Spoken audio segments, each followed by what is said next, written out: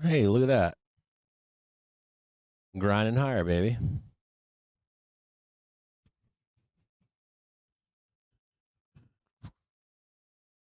Are we back?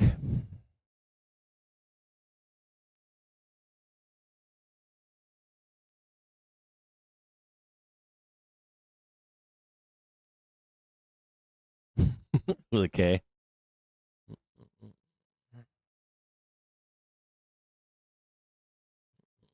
Looks like this time we're back. Let's check YouTube and see what it's doing. Hey, we're back again on YouTube. Yay. And look at that. We're going up.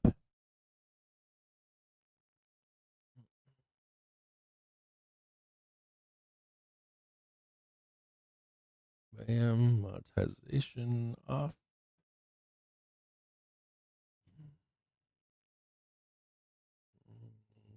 Members only. Save. Turn this thing back on. Looks like we're back on again. Yeehaw, another day of making money.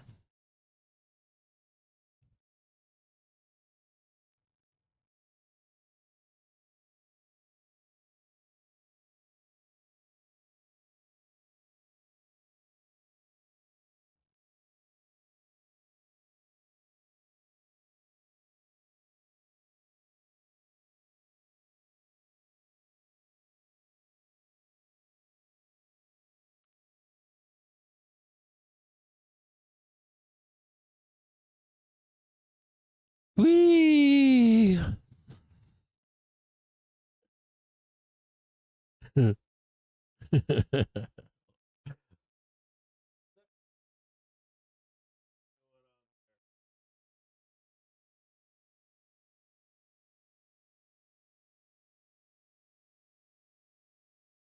Whee!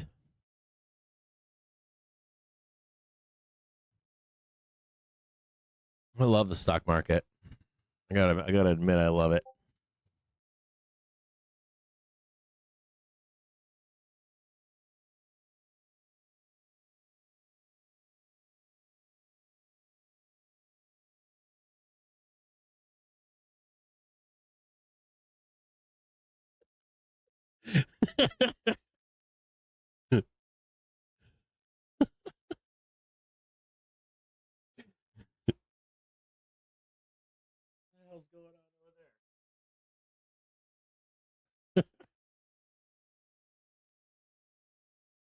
Whew! The free money show's back, baby.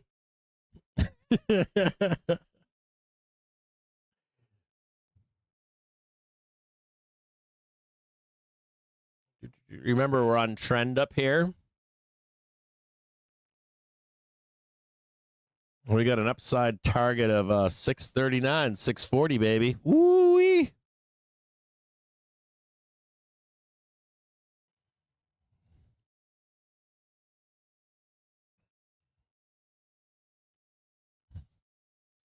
Do-do-do, do-do-do. We're so back.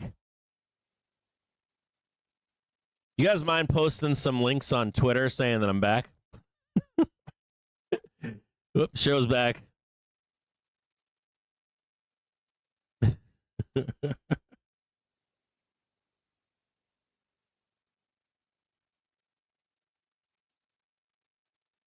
Looks like we did it pretty well, right?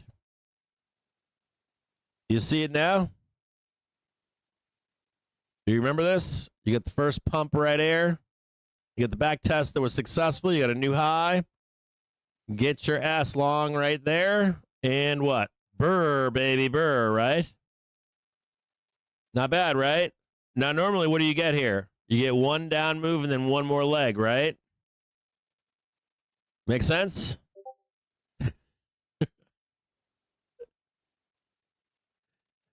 Oh,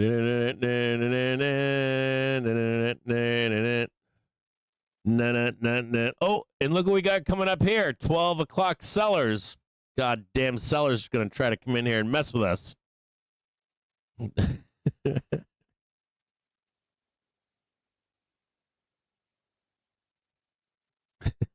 This might actually take us till 12, so just be aware of that. We never did the roll down either, so just be watching this. Watch this sneaky Pete stuff over here.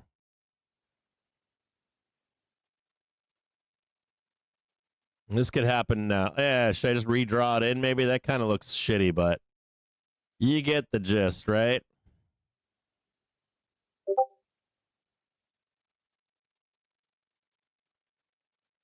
Mm-mm.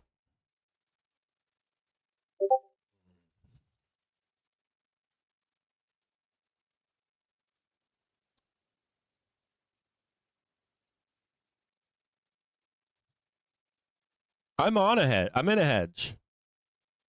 I've been in a hedge. I'm in a hedge. I have a hedge. That's not a trade. That's a hedge. It's pretty much free money. In my view, it's free money. I'm in a hedge. I own a hedge right now. A fairly significant one. But am I sitting here waiting for it to print? Fuck no. It feels good to have a hedge. I love being hedged. I actually love it.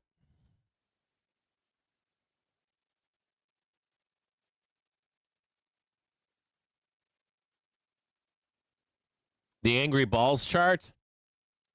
Well, it's a book map. I used to have the full book map suite. I used to like trade book map when it first came out for a long time. It was really expensive. The full suite with all the shit, all the bells and whistles was costing me like $700 a month. And I felt like there was still hidden orders on the books on book map. People argue and say that's not true, but it helps. It's just another visual key for you. It does help, but it's like a third order instead of like a third order Greek or some shit like that. It's like a third order tool for me. It's just like one more thing to check. But I used to pay like I think I was paying $700 or $800 a month for everything, and I was like, this isn't worth it. So I don't do the full book map everything these days. How are you guys doing?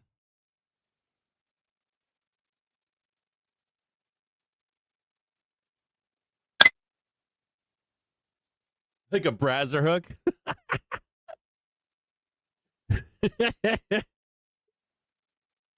Take some off up here. There's more targets higher. There's another target right here, 637.20. You're gonna be looking for a 5-minute check back at some point here soon. If you want to get another dip, we're getting a little bit long in the tooth here. You know, some FOMO up here, and you can get one more. Normally, what you get is you get a pullback. You get one more pump, and then you'll get a corrective move. And then we'll start a sequence over again. If the corrective move is small and holds. Congrats, we're making money again today. Go tell all your friends. Be like, dude, that guy fucking makes me money like 10 times a day. Then he goes on a losing streak of... Then I don't follow him when he's fucking throwing his money away because he's gambling.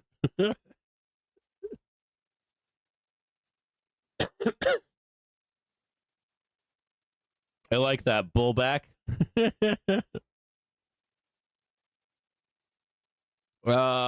So I try to like I used to know a lot about Elliot Wave. I keep it real. I keep Elliot Wave really simple.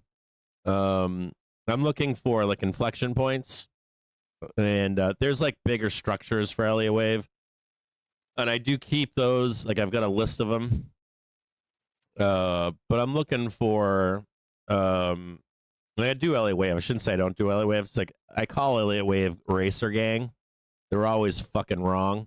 You get like Fibonacci retracements, all that kind of shit. I keep it pretty fucking simple. Like I really do. Like, think Fed bids for 4-week bills total 268.8. We keep it really simple, like, you know, if we're going up, right? Well, let's keep it simple, right? So we got like trend up, right? We got trend down, right? Consolidation or distribution, we do not know, right? This is diddle in the middle. Don't ever fuck with that. You're always looking for the breakout, back test, and then a new high. You see how it looks like this looks like a triangle, right? But at any rate, from there it's like 1, 2, right? 3, 4, 5, something like that, right? Another distribution accumulation or accumulation distribution zone, right? Same thing. Repeat. They normally go in sequences and stuff that you count, but they're oftentimes wrong. But the basic gist is this. The basic gist is you're looking for a directional move, right? Trend move. You're basically looking for if we're coming down, right? Or I'm right there. You mark that as your bottom. You're not in that trade. You're not just fucking gunslinging it. There are some ways for you to find out if that's the bottom, but initially you make the thought, I think this is bottom, right? For all these reasons you have. Or I'll just better here.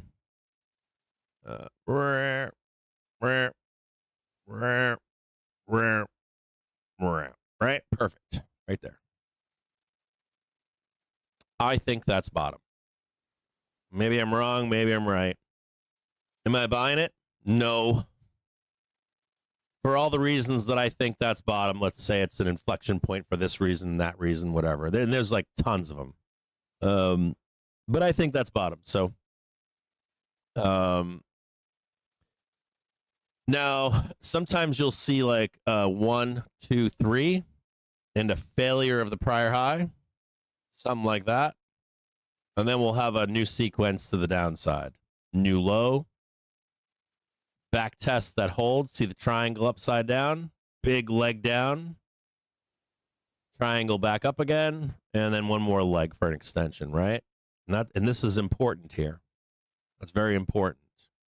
So if I'm trying to mark a bottom, what I'm looking for is the first move higher, right? That breaks this prior higher or lower, or breaks this prior bottom high. I would prefer to see this come back and hold right here. Now, that doesn't mean it can't bounce down briefly and come back up. That's those liquidation breaks, take all your stops, all that kind of stuff, right? So you get the prior high here, the bottom right here. You got this holding now, right? And if this holds here and starts coming back up, I'll get long right here. And then I'm looking for a big power move. Now, I'm not going to talk to you about measuring them. I'll keep it really simple for you, okay? Really simple. Here's what you think is bottom. You got to remember this prior right here. You got to remember this triangle right here, right? This is usually the longest part of the trade, the middle, the belly, right? You want to still be watching these prior highs back here, all these prior inflection points, whatever went on back here. Like, so you're marking those off, right? Marking that off over there. Marking whatever that is over there, right? So inflection point, right? And then when this one is done right here, you normally get one more, right? You just want to make sure that you're on this, whatever this tick thing is right here, whatever, if it was over here or something like that. There's your other triangle. As long as that holds right there, you'll normally get one more pump up. But you want to watch that before getting back in. Maybe you get that back in here. And sometimes this will be like this, and then that's like part of another move right there.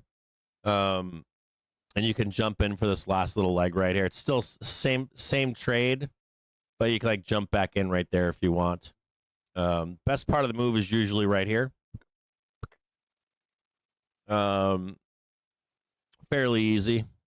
It doesn't always work out. You start with your stops here, move your stops up, move your stops up.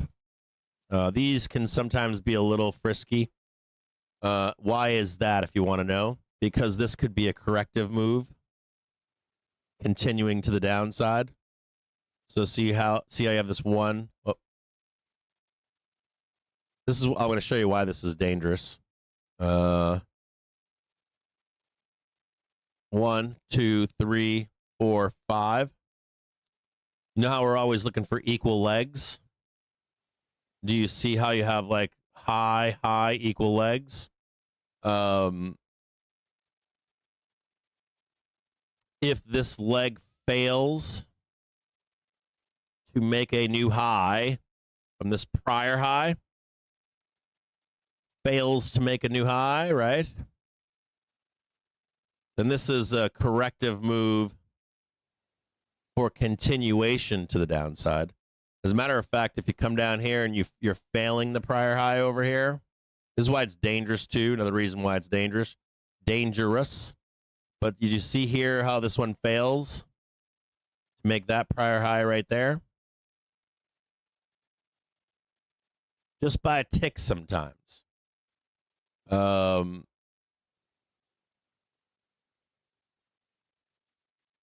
That's the prior high, pretend right there, right? If you fail it even by a tick, then this is fake. So that means that this is one move. 1, 2, and 3. And this is a corrective move to the upside. We have corrective moves up and down. Now, if you fail that, right, where do you expect to wind up? Way down here. It's going to fail, right? Bloodbath. Down there. If you get the new high, and this is why this is oftentimes why I stay out of this stuff. Seeking another the last bit of it, I stay out of it. Because all I'm looking for is, did I get the new high? If you got the new high, you're going to get a corrective. Then you're like, hey, I know that this is not corrective. Another baseline for September is a hold in rates. It'll only come back down to your asymmetrical triangle. Usually 1, 2, 3. And then right here, this is your cup and handle, right? And then we're going to do what? You got the new high. You triggered their stops. So what are we going to do? ECB we're going to fucking rip their faces off, aren't we? Reduction in interest rates face an uphill battle. We're going to go up, down, triangle, and then we're going to take every stop they have, right? September after 8 cuts. Does that make sense? 2024, the people said. If you keep it that simple, I'm going to tell you guys, like, there's so many fucking, like... That the onus is on... Voice news disconnected. You know, there's... like, if you go to, if you go to somebody like a... if you go to, like, an option seller... they have their whole mindset on how the market does its thing, right? And then so they're on one side. So you're like a spectrum, right? On one side, you've got like an option seller. What do? I've been buying SPY for the past 20 years, right? Every major low twice a year, I buy them and I sell options. If you go to the whole other side of that, you go to like a day trader. And a day trader's like, I don't give a fuck where the market's going. Day traders don't care. They're like, this fucking market can go to 0, go to 1,000,000. I don't care. They're only coming in for these things right here. And they'll trade this shit all day long, every day. They'll do this on different time frames too. You can do this exact trade right there on, if you're a swing trader, if you're a long-term trader, if you're a 1-minute trader, 10-second trader. There are traders that live just inside of this. Traders that just trade that. There are traders that just trade this. There are traders that just sell that right there. Seriously. They're on like 10-second charts. Matter of fact, today I read an article last night saying that I read an article last night that was talking about AI and how its impact on the stock market. But I found it ironic that they did not talk about. I found it ironic that they did not talk about what's really going on.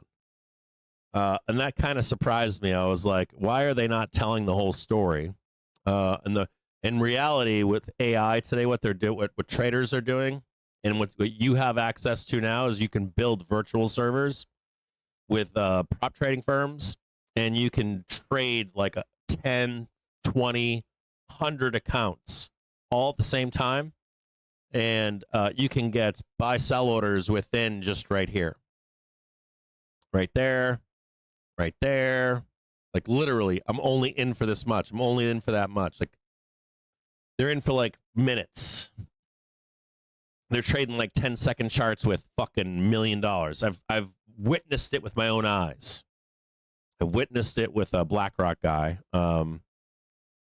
So when you see all these like millions of zero dates and shit like that, they do it with futures, they do it with prop firms, they do it with zero dates. But even within these things, if you check the volume that's inside of these fucking things, like if you check the volumes that are coming in here on these candles, they're insane. And they're just trading just these patterns that I'm showing you all day long, every day. If the condition is right, it instigates the trade. If the condition is wrong, even if it turns around and goes up, they won't trade it. Using AI and high frequency trading. So let's say they have like systematic traders, and then hold on here. What's the other one called? Hey, hold on here.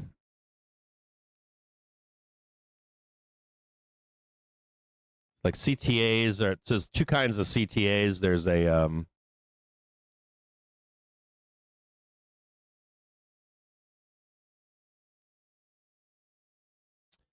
what's the other one called again?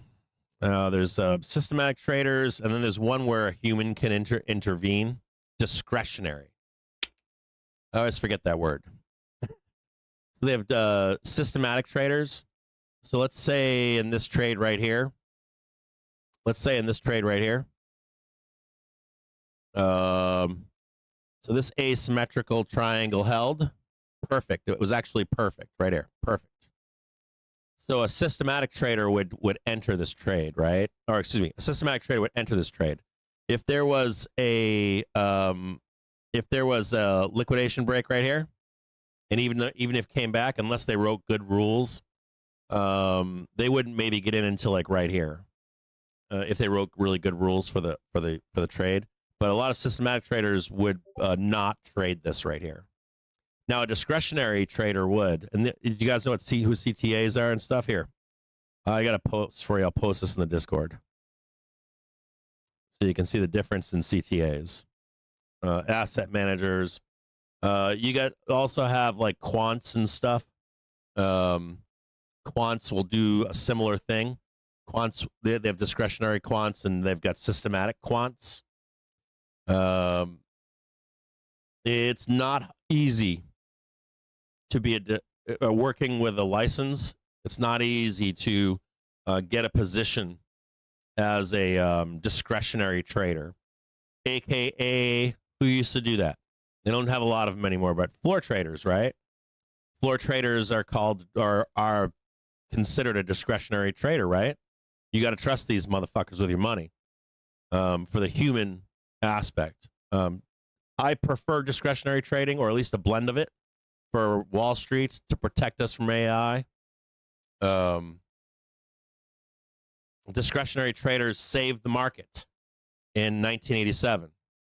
When else did they save the market? Discretionary quants saved us when? Was that 2007? Right?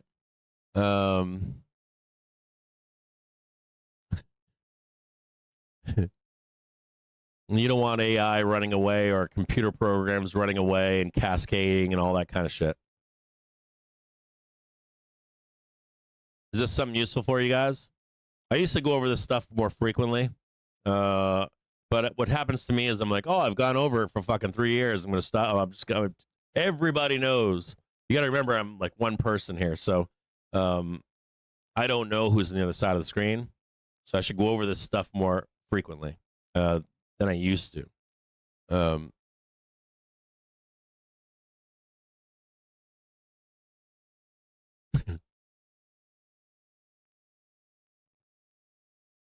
They save us frequently, discretionary traders, but you don't get a lot of trust. Like, it's like, do you remember the guy that was fucking trading DGAS, the family office guy, the junkie? And he was like, he was taking his managed money and fucking letting it ride on DGAS or some shit like that. You guys ever see that guy's apology video? He was hilarious. He was like cracked out with he was basically like running DGAS and shit like that.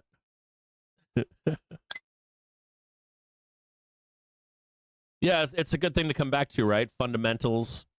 That's what I notice about traders is they don't have basic rules. Or we get away from those basic rules, or we go down the rabbit hole of shit. One of the people that I really respect is Vol Signals. He did a great piece in the show. He deconstructed the complexity of Greeks and how Greeks matter to the market. And then at the end of the show, he was like, but let me show you how to throw a monkey wrench in the whole program. And it was fascinating because you can go down the rabbit hole in anything. So being in the stock market as a retail trader attracts a lot of smart people in other aspects of their life. Doesn't matter if you went to college or not. Doesn't matter if you're a doctor or not. Normally, what it does, it attracts highly intelligent people and that think they're better and they've succeeded in life and other things. But that can be a hint, or that can be a problem too, because you're so goddamn smart that you can't be wrong, and the market is here to prove you wrong, right? One of the most difficult things you can do in life, trade the stock market, believe it or not. It's almost, I would say a lot of success, I would say some of the most successful traders I've seen have either been able to dumb things down, or they've had experience in life fighting fires, either emergency room doctors or maybe a short order cook, a server maybe in a fast food, I mean a fast food, but like a diner or something. Nurse, ER nurses, anyone that can do triage of some kind, do really well. And if you can humble yourself to, or if you can learn everything and then humble yourself to make things trading in life simple, they're normally the most successful traders that I've seen. The more you are able to dumb something down, and you're always constantly looking for edges. And also if you have a firm understanding of probability and statistics, and the manipulation of probability and statistics, and if you can discipline yourself to do these things that work for you over and whatever it is, over and over and over and over until they break, and then adjust when you need to, when the market changes. Like if you're like, hey, I see flows coming in every day at 12 p.m. and then all of a sudden they shift to 12:30. You can move your strategy to adjust to that.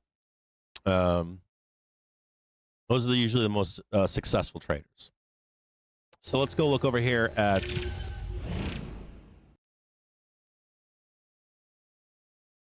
what do we have here?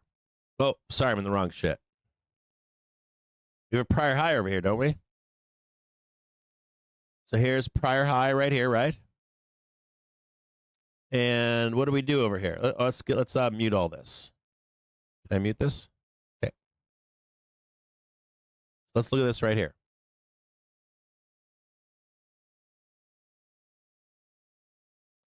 So let's go back here and look. We got this one right here, right? Prior high. We're going to expect the initial failure off this, but as long as the 1 and 5 minute trigger hold, which they did, right? Woohoo! That gives us our next leg up to a new high.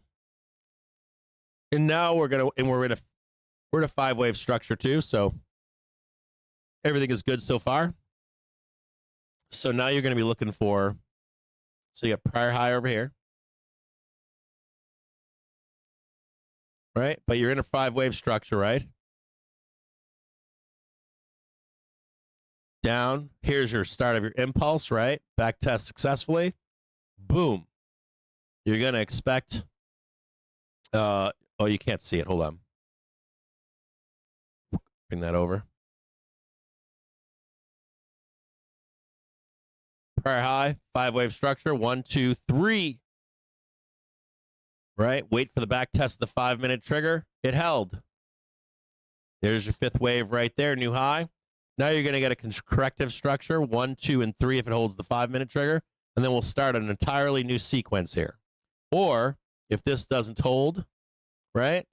This would be 1, 2, and 3, wouldn't it? So, and this new one right here, we're going to watch.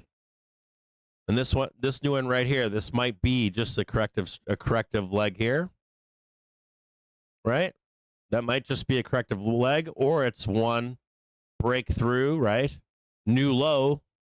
Now we've already tell you guys here, new low, that's bad, right? Wham, straight to the downside. If this holds, though, and makes the new high, we're off again and doing it again, right? So let's watch this closely here. And there's the sellers down here, right? They know if this is done. A seller right now at this moment knows, or anyone that's smart enough or time and market enough knows that if this breaks down below the 5-minute trigger with a new low and the buyers are weak in here, that the run is over. If that's the case, where are we going? Where are we going if we're over here? We already know, don't we? We know where the last buyers were, don't we? We talked about it earlier this morning, right? At 9:30, they were down here, right? We know that they were down here this morning. Where are they at? Probably right here, right? And what's coming up right now? Hourly trigger, right? Wham, new low. All of a sudden it goes bam, bam, bam, right?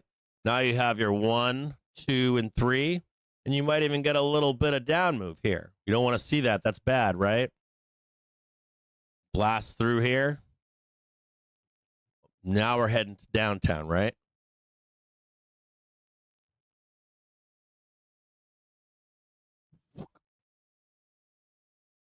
There's trend. Let's check 30-minute basis really quick for Velo.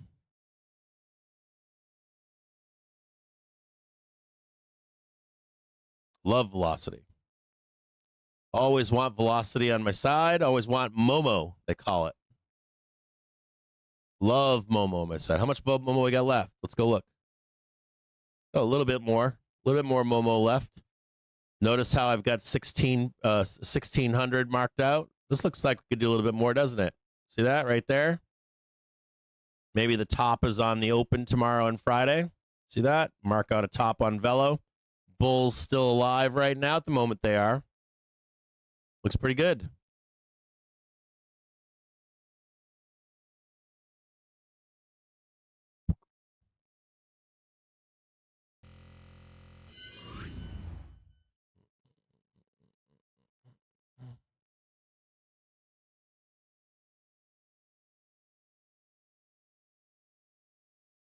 So what are we looking for here? Is this 1, 2, and 3 or not?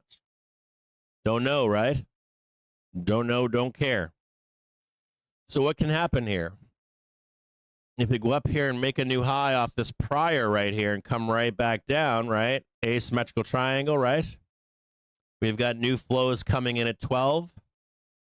If this holds and starts to make a new high at 12 p.m., what does that tell us? Buyers are still with us at 12 to 1:30 in the afternoon, right? And we'll keep going higher. If we break down through here at 12 p.m., right? So we start creeping down here. We get the low. And then the buyers don't show up with They can't get past all this stuff, right? And it's 12 o'clock. What are we looking for here? We're going to then switch to sell side, or you come off of trying to buy something.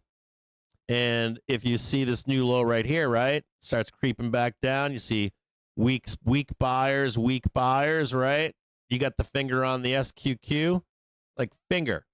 Slam the button. Bam, downside. You know what I'm saying? Or it would be more like this and then like that. Sell, sell, sell, sell, sell, sell.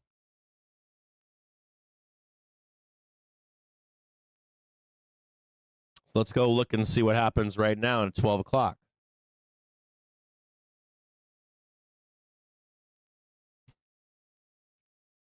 Would you be a seller here? Would you call that top? No. That's not how you win. This is the inverse of the bottom. So if you're this guy down here and you're marking that out, right? And all of a sudden they start selling on your ass. What are you? You're a fucking loser. You're going to be a fucking loser. You're going to be a fucking winner all the time. You want proof. You only want to take the choicest of trades. Okay? Only the choicest, only the best printers, only the best. Then you get greedy. And then you forget shit. Then you start doing hindsight trade. And then you're like, bro, I marked all those bad boys. I know every fucking bottom and I know every fucking top. And you forget that you used rules to get there. So then you start picking tops and picking bottoms. And before you know it, you're getting eaten alive. Stay within your rules. Here's something else you can watch here, too. If we're in a sideways consolidation or distribution, right? Well, you've got, if we're below the 1 minute trigger, we're short. Above the 1 minute trigger, we're long. But even more so in here, right? You can also use some predictive tools like the triggers. If you begin to see, so you know where the velo is, right? Where's velocity? You also are looking for, let's say velocity is deteriorating. And you see this red one starting to move like this, and you start to see the white one, the 1 minute trigger, move like this, right? And you start to see some price action, right? Like weakness down here, right? Oh, there's the low, right? And then you see the weakness from the buyer up here. Oh my God, buyer stopped.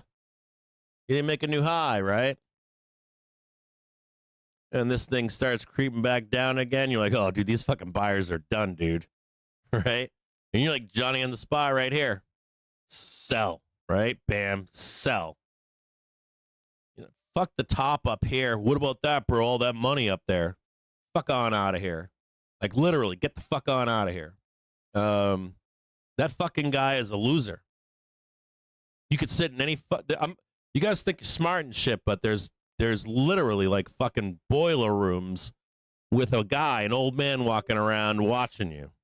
If you're a pro or something, you know, if you're like, you get a license, if you're a licensed guy working in a room, like they back in the day, they used to walk up and down an aisle. They'd have you in a cubicle. And then walk up that fucking aisle and watch what you're doing, making sure that you're following rules, not just Wild West and that bullshit, you know, fucking gunslinging and shit. You know, there are some ways you can tell a top, but like major resistance, stuff like that. But for the best traders out there, that's not how you fucking trade. It's not how you make your money. I'm telling you, it's not how you make your money.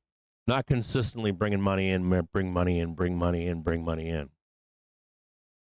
You do that the correct way, you can go get your license and probably try out somewhere and trade for a living professionally with other people's money.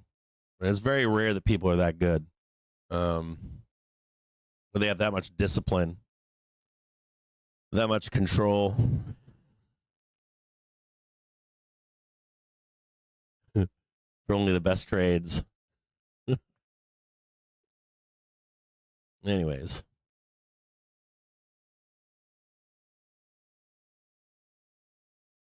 Did he really just die?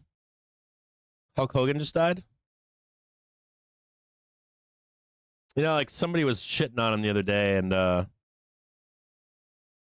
in my local sub, on Reddit, my Detroit subreddits. There was a Hulk Hogan impersonator that kids loved, and he just died. And someone was like, "Fuck Hulk Hogan," and I was like, "Wait a minute here." I was like, "I don't care if you don't like his politics or like his politics or not." I was like, "A 9-year-old doesn't care about politics. 9-year-old sees Hulk Hogan, and it's a real life superhero, right? Or a real life villain." I hope he didn't die.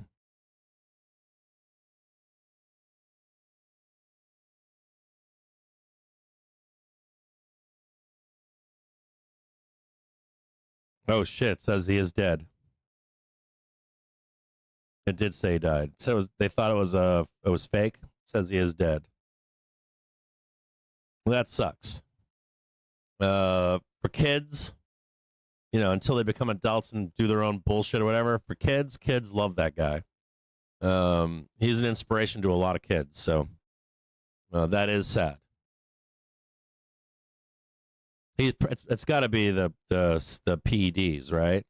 I got to tell you, I actually met him once. I kid you not. I met him when I was 16 or 17 years old. I was out late with my friend's mother and father got a divorce. This was my grade school friend. He would spend summers living with his dad in Florida in St. Pete. And I was spending the summer with my uncle on Anna Maria Island. And I drove across, is it called the Skyway Bridge? I was in a Honda Prelude going 1,000,000 miles an hour. One of those, like, the sexy Honda Prelude. I was in that car racing. Came to a stoplight at like midnight, and Hulk Hogan was in a Mercedes coupe. And we looked over, he wanted to race or something, or we wanted to race him. And then we're like, is that Hulk Hogan? And we were like, that is. And so we like started doing the Hulkamania shit, or like the Hulkster stuff. He got out of his car at the stoplight and talked to us. And he was the kindest man, a gentleman, and never needed to get out of his car. He could have been like, fuck you kids or whatever. And then we raced him. That's a true story.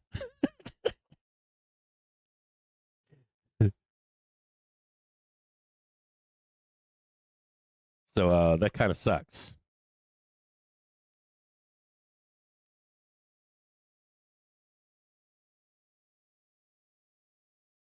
Yeah, we lost Malcolm Jamal Warner, right? We lost Hulk Hogan, and we lost Ozzy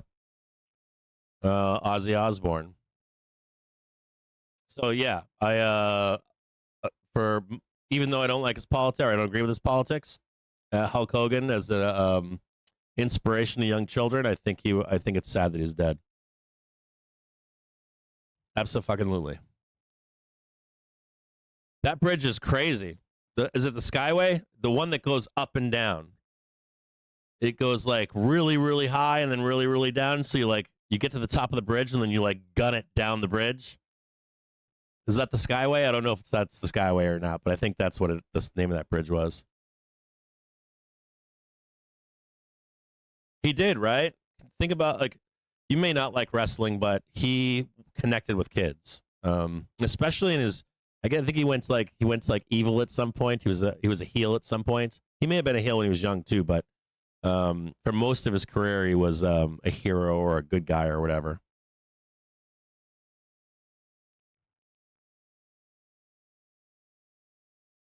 Okay, it is the Skyway, Sunshine Skyway Bridge. That shit was crazy. I was a kid too. Like I remember being on that bridge. It's a weird bridge. If you haul ass on that bridge, it's scary. When you crest it too, your stomach drops out on you if you go fast enough.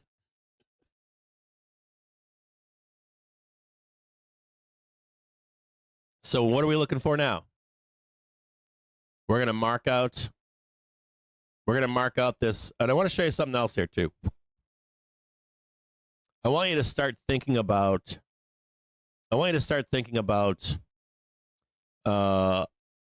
what you're trying to mark out. Now, this one is a little bit. No, this one's right. So I want you to look at this right here. Do you see this? Do you see this red candle right here? Remember this, okay? Do you see wherever that red candle is right there, the first wick? You want to go to the second wick. See that one right there? You go to the second wick right here. And you don't need any of this other stuff. You can just do the wick. That wick right there. That wick right there matters. You want to watch this very closely here. Like extremely closely. Robots and stuff and software will sometimes, see how close I'm getting that? Like right on it, right? You'll sometimes see like just barely miss it. And then it's depths of hell. And then sometimes you'll see it go to a penny. And then collapse, and you'll be like, oh my God, it's going to fall. It isn't going to fall. And it's going to back test, then rip faces off. You'll see guys like Jedi Marcus. He's one of my favorites. I fucking love Jedi Marcus. That guy is to the tick, a real true, not that bullshit fucking furu shit and Fintuit. He watches the exact ticks, opens, closes, middle of the day. He watches them on ES, and I like ES and SPX. I like SPY too. I watch all three of them, but you're looking for these ticks to see. And I like watching all the major indexes to see if we're going to recover or not. Sometimes the indexes will tell you a story that you can't see in another index. But you want to be watching this stuff like real close here and see if you're getting that tick or not. This is an auto program that hits the tick or not, but you want to be like watching it. Like you'll see me watching ticks all the time, and the reason I'm watching them is to find out who's lying. You know, where's the truth at? Because these programs are finite. These programs are pre-programmed. They're pre-programmed with rules. And if you see that like 1 penny, someone will be like, "Oh, that's super bearish." You're like, "Nah, dude, they got that fucking penny. We're going up," you know, or we missed that penny. We're going down to the depths of hell.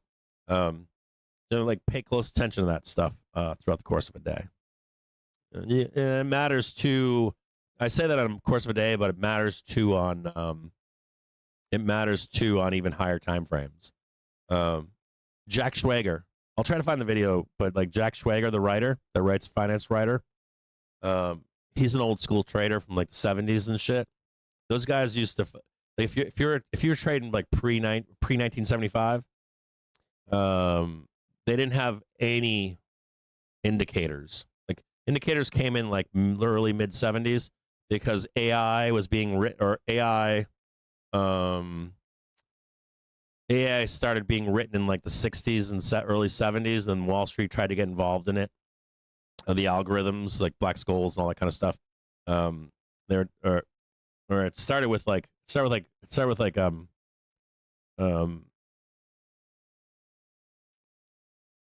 educational institutions trying to communicate between people that were deaf or people that were blind,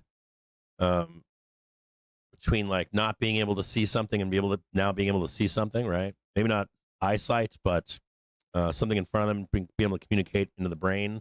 And then that was taken by Wall Street and turned into algorithms, or used as algorithms for indicators and stuff.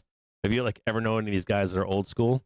They can do this shit on a daily candlestick chart and just tell you that was a bear trap, that was a bull trap, that was a bull bear trap, that was a bull bear trap. They can literally tell you without anything else. They don't need to see anything. And that's counting candlesticks. Candlesticks works. Wicks works. Ticks work. Depending on the time frame you're trading.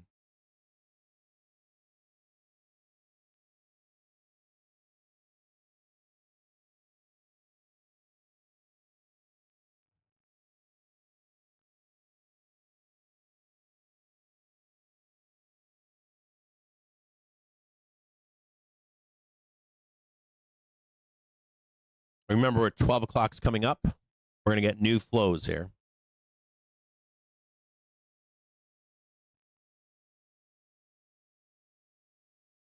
I want to see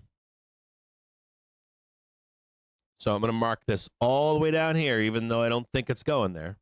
I'm going to mark it all the way down here because you can go all the way down here in this half hour, right?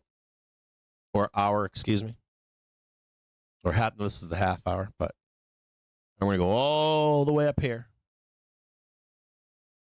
Right? All the way up here. I want to see that new high. Just that. That's it. That's all I want to see.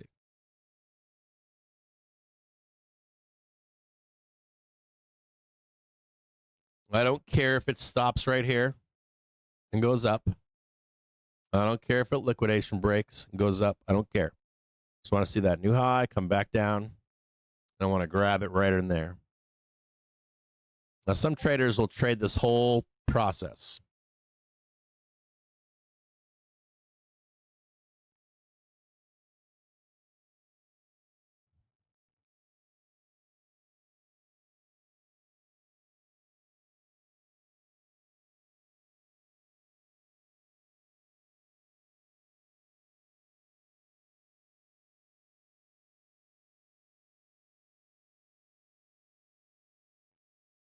I got to check something here, guys. Hold on.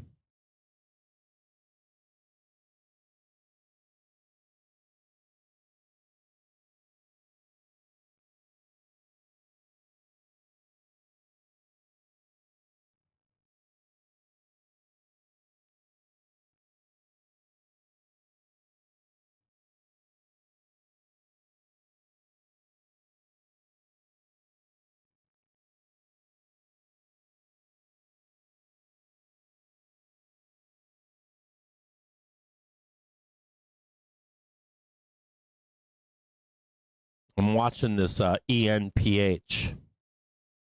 This is ENPH right here. I want to see if they get a run on Friday. ENPH trying to turn up. It's not quite there yet, ready to rock. So I'm watching a bunch of other shit stonks in the background, shit co's.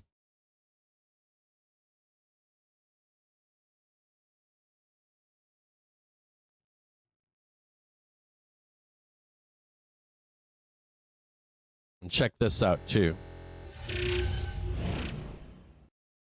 So here's SPX Gamma. Remember when I showed you this this white tick right here?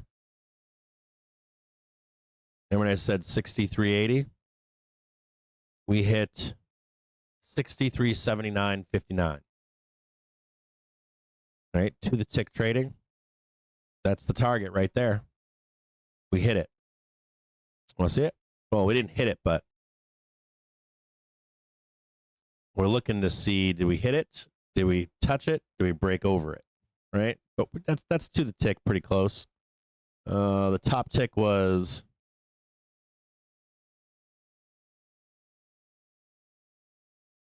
6379.55. I'd call that to the tick, wouldn't you? That was my target.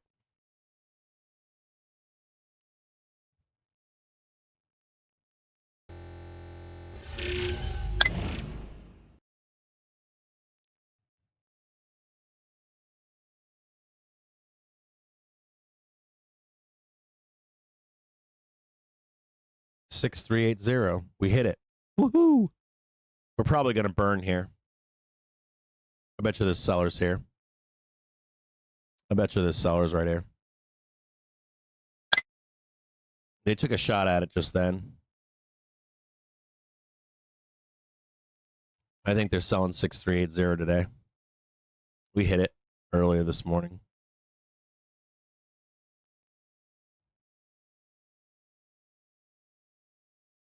They're making the stab at it right now. I have to get some puts here. Not quite yet, though.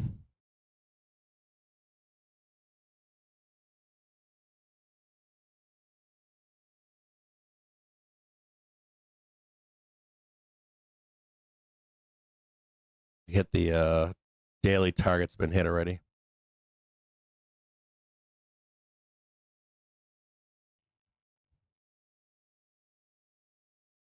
Remember the gray? Remember these guys right here?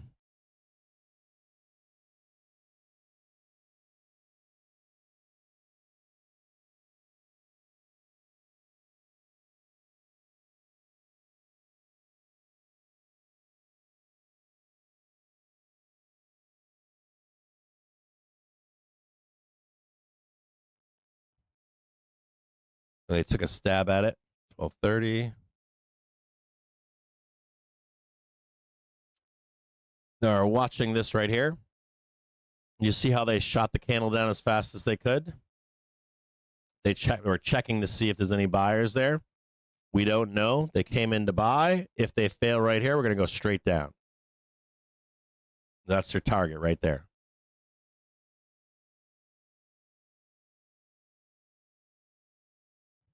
Get some puts lined up here.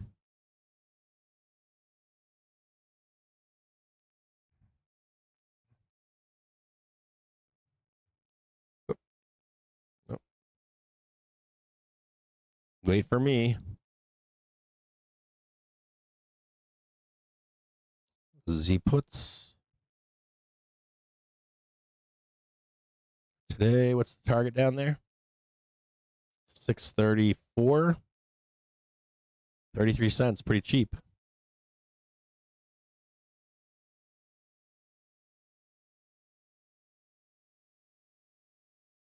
Not there yet.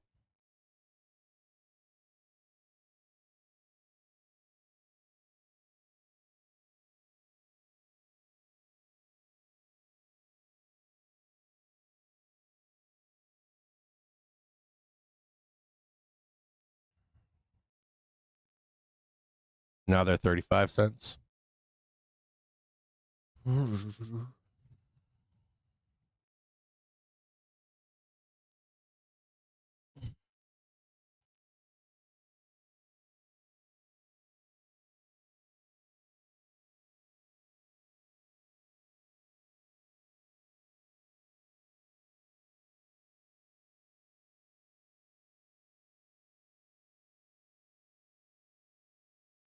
Remember, we're waiting for the failure. Here's your low. Slam the buy button. Market order. Or you can do futures.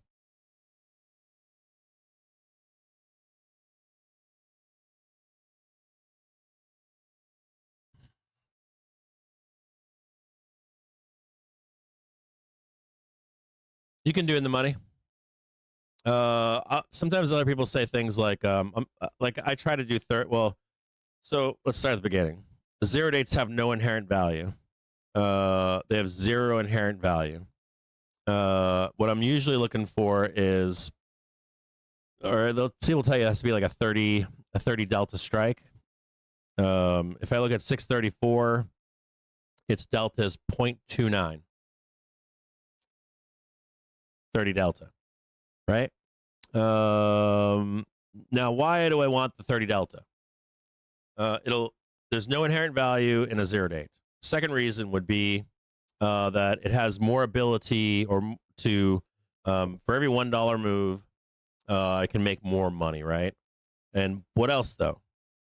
What's not taken into account? IV. IV is not taken into account, is it? So, like, a trader will tell you, like, well, if we go from here to here, bro, if we go from here to here, option XYZ or 1, 2, 3 is going to be worth 10 cents. That's going to be worth 20 cents, let's say, right? They never tell you about IV, though. And they never tell you about FOMO. So if I think we're possibly going here, and I want this no intrinsic value option, and I know that you are too scared to get puts, when we drop down here, there's going to be a whole bunch of people like you that want to buy an in the money put. Which put is that? 634. So there's now interest stacked on top of your Greeks for the briefest moment. Let me visually show you what I'm talking about. And this is what no one ever likes to talk. Especially like your smart people, they don't ever want to tell you the other side of this. So that's a good question. But you got to be fast. You got to be like, I'm on this option, and I'm going to sell it to suckers. Suckers. And remember, there's no intrinsic value, right? So I'm going to get back up here, and if we make a new low, I'm going to go to another OTM option, and I'm going to enter that one. And if they roll their puts, I'm going to sell an overly priced put to them. You ever buy a put or a call, and they're like, ooh, it's 50 cents. And like 3 minutes later, it's 30 cents, 10 cents. You're like, God damn it, I got a DCA. Let me visualize this for you.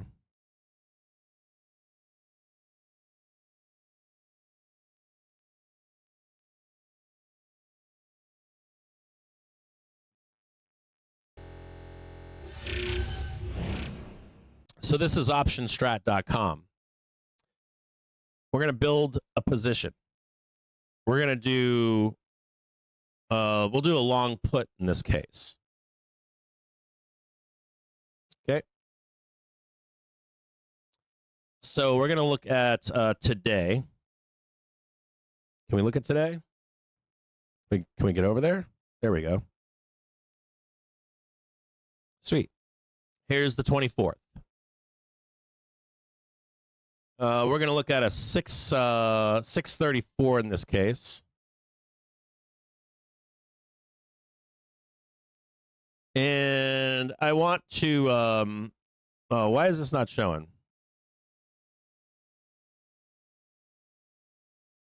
Why is this not showing here? Oh, yeah, there we go. This is showing. Well, let me mute some of this stuff here. Hold on here. Mute the chat box. Nope, I didn't have to mute that. Damn it. I didn't mean to mute that chat box. Mute my camera. Mute my frame. Now, let me show you something here. Gather around. Can I make this bigger? There you go. Ready?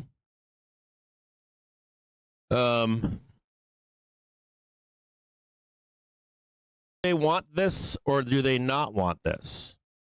Watch how those numbers shift. Do you see how that green rises now? Do you see the green rising? Everybody wants puts. Right? So you're living in here. So if you have no IV, right? Watch that, 175, right? 180, 190, 200. And this rises and falls. Rises and falls. IV on a no intrinsic value option, 0 dates go like this all day long. Whoop, whoop, whoop, whoop, whoop, whoop, whoop. Like that. You see how that moves back and forth? If you live in here, if you live right in here, there is what? What is that called? What is that called? Arbitrage. So I'm not getting the arbitrage in a close, but in a 0 day with no intrinsic value. And I already know that a whole bunch of people are too scared to take that trade right there. I know that as we begin to roll down here, right? And let's say we blood and shank it, right? Wham! And then you see the chat go, oh, I'm so bared up, bro. We're going to 0. So I'm like, here's some puts. They're $1. Yeah, bro. No, I don't care, dude. And then like 5 minutes later, they're like 50 cents. Maybe not $1, but you're getting the visual or you're getting the idea, right? So like $1. Then they're 50 cents. And now they're like, oh shit, I got a DCA, and oh shit, I got to make $1.50 and $2 now. Then they grind you sideways, and they bring it back up. Oh my God, now I'm getting my stops on me. Oh my God, Jesus Christ. I'm sitting up here going, oh, they're fucking 20 cents now. Time's passing, theta's burning, right? They were 50 cents here. Now they're 20 cents. And this sucker's like down here just buying it. Bam, downside. Oh my God, I got to get them again, bro. Oh, bro, they were 50. I bought them for $1. They were 50. If I had DCA'd, I would have made another 30 cents. You know what I'm saying? Check 1, 2. Check 1, 2. Check 1, 2. Can you hear me on YouTube? Can you hear me on YouTube or no? Can someone on YouTube chat say something in the chat on YouTube?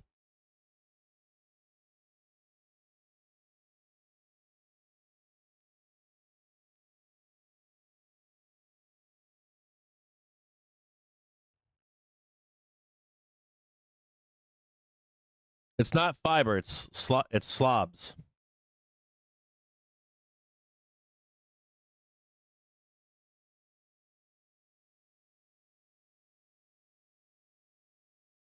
YouTube is good. Yeah, it's slobs.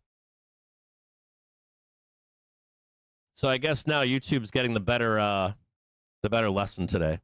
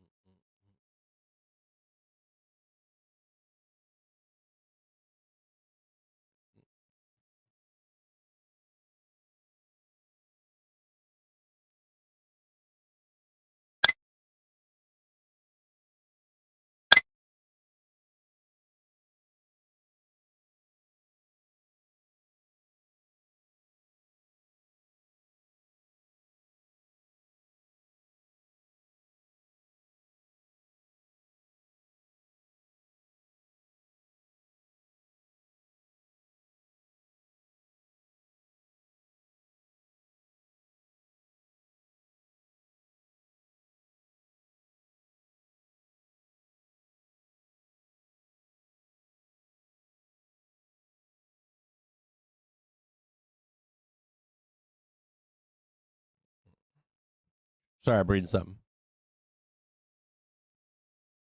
Yeah, there we go, right there.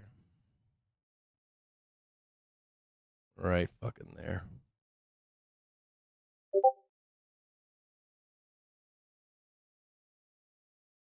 All right, maybe we don't stream today. It's a slobs thing. It's gotta be Streamlabs. I checked my fiber, everything was good. Computer is fine. And then I was trying to start the show earlier, and Streamlabs was fucking like restarting itself a bunch, having errors and stuff. That's probably server side because of the multi-stream.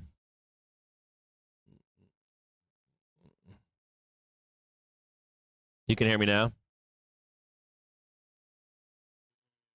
Did the rest of you understand the whole arbitrage thing about zero dates? And when I showed you the arbitrage, did you guys see that? How the IV goes up and down? So when someone tells you that you can calculate what a zero date with no intrinsic value is, or any other option, they'll be like, bro, it's worth $1. It's going to be worth $3, bro. That's not true. Not only is it not true, you want to think, is there somebody going to be there to buy it from you? Sometimes there's no one there to buy it from you. Sometimes there is.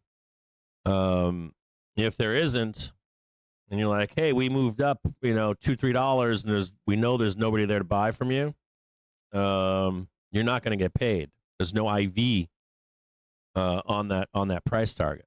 So that's that arbitrage on IV on an option.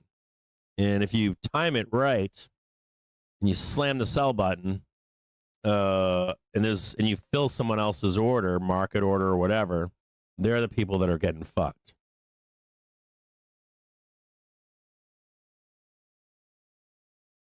Let's look at puts really quick. Let's look at some puts. So VIX is pretty low right now. Let's talk about let's talk about cheap puts right now. So when puts are really cheap, I like time. I also want to think about a few things. I want to think about some things here. So I was asked this morning, I didn't have time to respond. I was asked this morning, do you think 600 is bottom? And it's not a complete question. I didn't have the time to answer it because it's not a complete question. It's not. It needs more information. That question is 600 bottom. No, not with certainty. It isn't. Not where price is right now. It's not. The answer is no. If you were trading today 680, I would say yes. And is it a permanent bottom? Probably not. There's a high probability that's not. For where we are right now at 630, puts are really cheap, and time on puts is really cheap. But I have to think about the future. So if my thesis is that we're going to trade 6,500, let's look at that. Let's do some simple math. We have examples. In the last 6 bull runs, we have examples of a 20% drawdown between now and end of year, depending on where price is. Okay? That's true. It's a true statement. So let's look at some stuff. Let's look at never stop. What is this? Get rid of this. Get rid of that. We'll do SPY.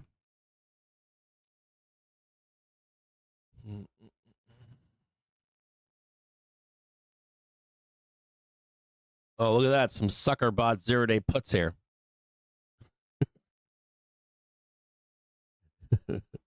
Some sucker bought some puts down here. So let's look at a couple things. So this is SPOOs, right? Let's go to a day.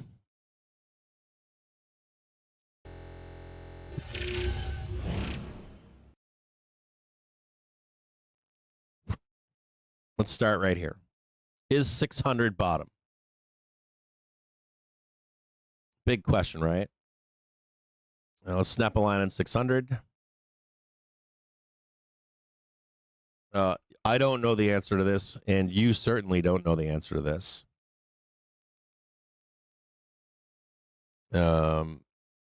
Nobody knows the answer. There's a gap here. If 600 is bottom, let's say 600, we'll make the statement that 600 is bottom, okay? 600 is bottom. Why would I not take all of your stops and then bring it back up? Why would I not do that?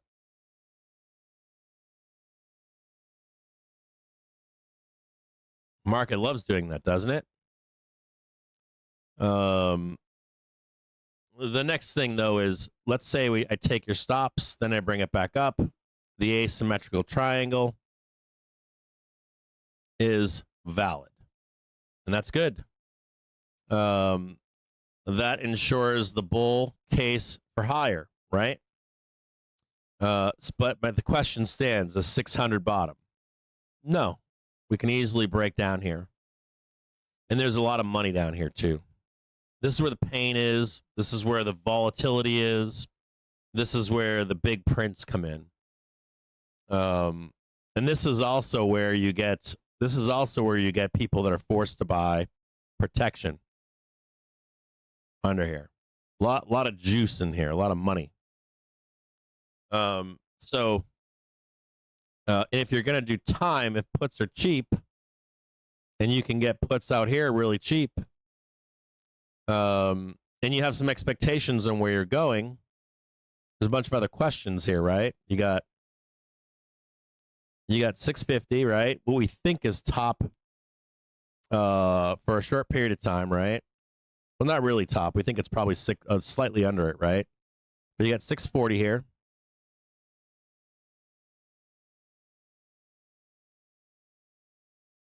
You got 650 here, right? You've got potential for seasonal doom or whatever somewhere in here, right? Because season of volatility starts here. And seasonal weakness can last into normally we'll do November, but I think it's earlier, right? So you've got seasonal weakness here, starts sometime mid-February, right? You got some kind of window, could last into March, right? And then you're looking for that second buy, right? Print in February, right? Something like this, right? 1, 2, 3, 4, 5. If we're in a bull market or whatever. Let's see if we can get some more information here. We've got this prior high, right? We got this one right here. See it? Yeah, we think is bottom. You got the first bounce right here. And then that move right there, right? This is bullish. That's bullish. That's good, right? Asymmetrical triangle held. Right? Bam, right there. Big move, right? What would you count that, right? 1. Right? 1. 2, right? 1, 2, 3. Pull back, and then 5, right? 5 up there, right? So let's draw this out.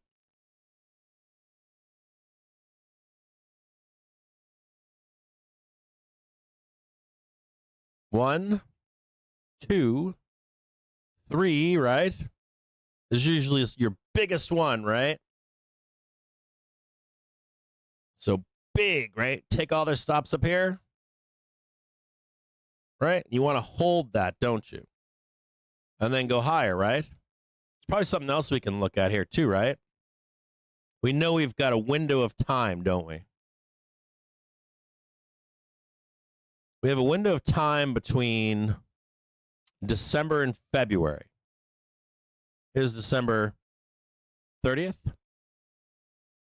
There's, let's call this mid-February, right?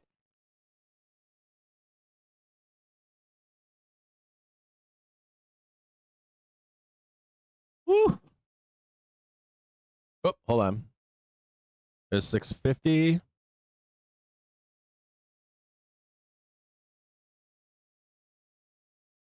That work? Hold on. Back up there. We don't need to measure anything. We don't need to do any goofiness. Oh, wait a minute. We got something better. Why don't we just follow the trend of the market? Hey, there we go. We're shaping up, right? We got February over here in red.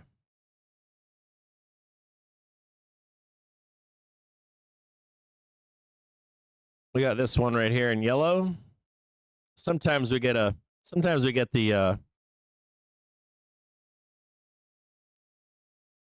we'll mark a low right here.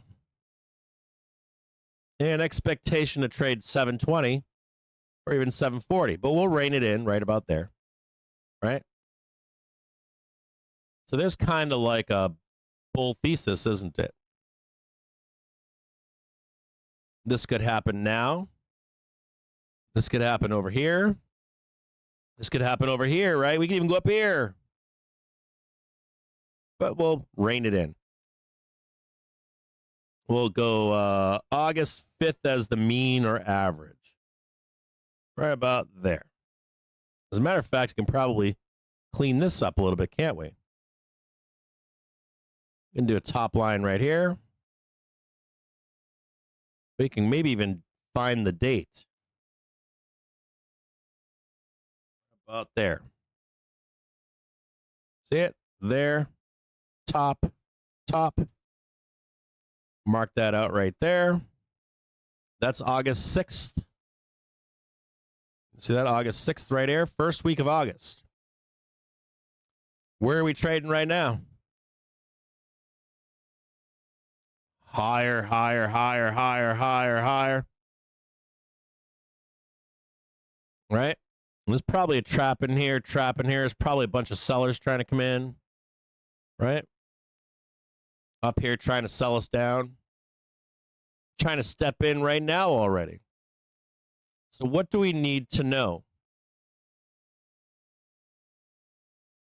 What do we need to know? Puts are cheap. Can I also say that if I went all the way down here, oh, there's a gap down here.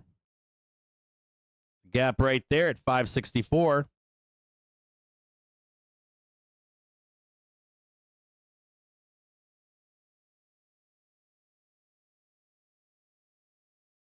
We might not hit that till later. There's another gap right here.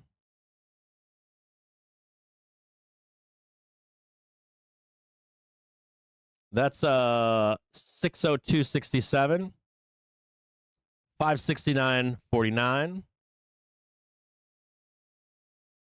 And we'd probably be looking for something like this, right? To hit down here later, right? Oh, hold on.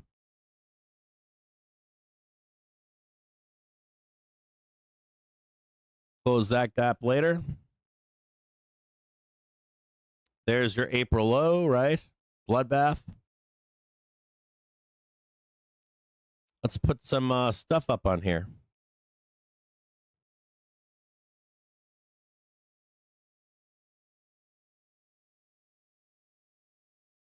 Sweet. We're in business. What can we see here?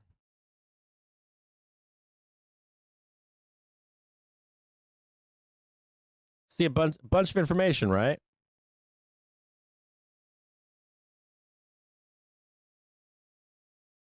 We see that big old monthly coming up right there, right? We're up. You can see this weekly coming up right here, right? And you can also tell yourself, as long as we hold the daily trigger, the way is higher.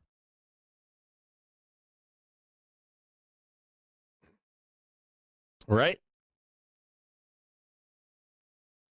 We could also take away that, excuse me, we could also tell if the monthly is on a high on velocity, right? Or it's on a low, or it's on a high, or whatever. We already know that this monthly, once it gets up here, is going to be long in the tooth, isn't it? So we could even say this might be, what? A major correction next year, right? If you look on SPY, monthly velocity, we're likely going to have a fucking huge correction here next year, right? But it could be early. May even be right now. May even lose this right here, right? A lot of information for buying a put spread, right? So now let's go back and try to construct a put spread. We're scaling out a little bit. We're going to expect a couple things. All I need to do, I don't care if we roll here. I don't care if we roll here. I don't care if we roll here. So my target's 600. Then you can begin to construct another one. You don't have to buy it yet or open it. You can look for a little extra money down there. 590, right? Maybe right there. That's a 595. Or even just the new low. Bam, back up again. So your initial target 600, lots of money to be made here at 590. And what if we started jackknifing down? In 2018, we lost 20%. What is what is this move from up here? Now we're not due for a major correction, but we do have some tariff shit. So let's look from up here to here. That's 7%. That's 12%. That's 10%. Right here, 10% correction. If we get 15% tariffs, they're telling us go all the way down there. So if I was to start putting a put spread on, I would start to say to myself, well, maybe I'm going to look for something convex right around there. Or maybe it's this whole thing. 640, 650, all the way down to 590. Nice round number, right? Zeros. Come on there. 600, or I can do 590, or I can do this, or I can just do a convexity trade. I can do it just right here.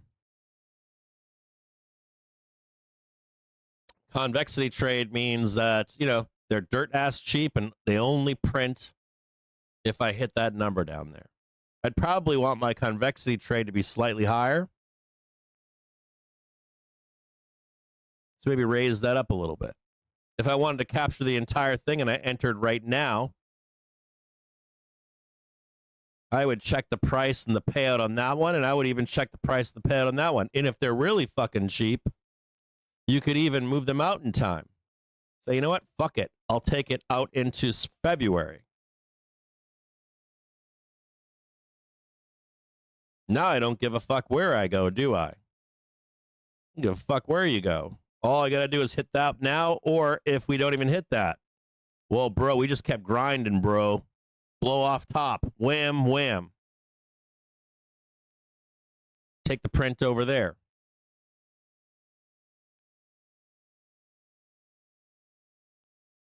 How can you look at these trades? Do you want to keep this for yourself? Do you want to snap that for yourself?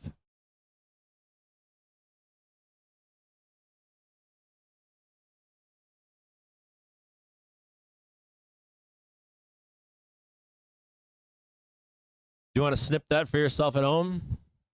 I'll give you 2 minutes. Pull out your snipper.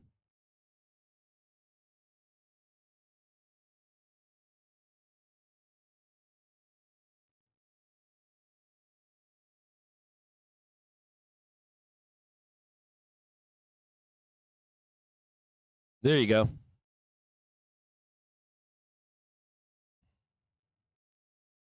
You also know that this is going to be a 5 move, right? This is going to be something like this, right? Wham, wham, wham. And then you're going to need this one to be higher, right? Then you'll finally hit your 650. 1, right? 2, 3, 4, and 5, right? See how your daily trigger comes back over and holds it? Weekly trigger comes up.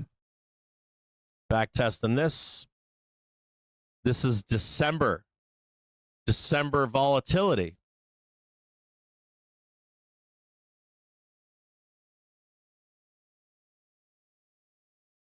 Cool. So we have some information here now.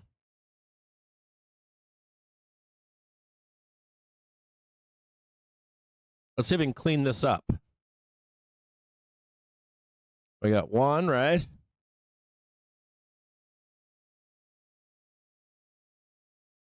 2, 3, 4, right? Hold on here.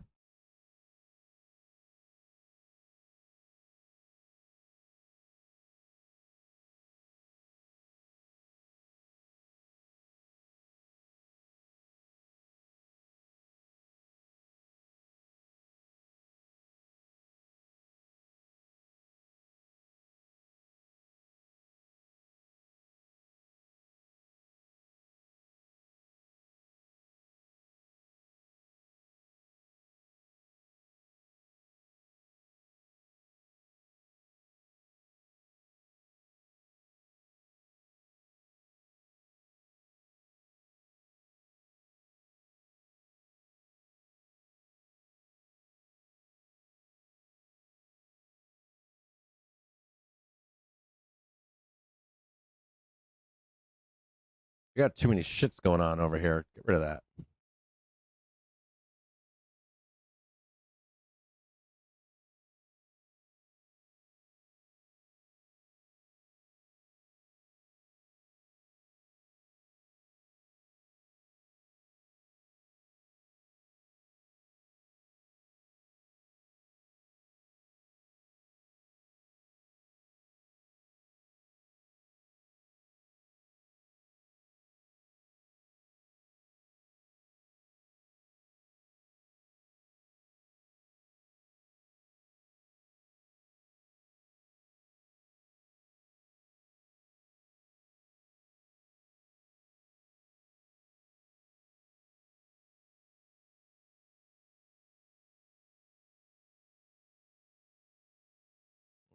I gotta get fucking long here.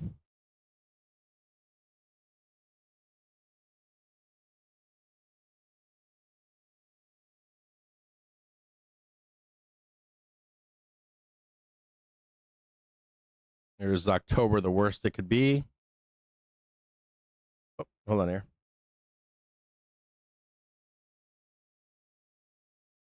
In my view, it's the 15th. So fucking wonky trying to do this so quick.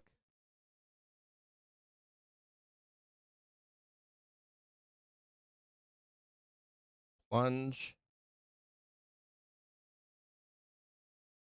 Goes a little bit lower. Consolidate, right? Get the new high.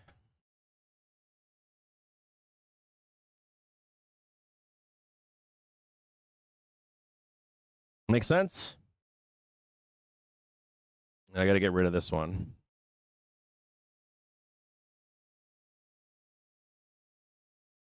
Jackknife down, up, and then there is your big one right there.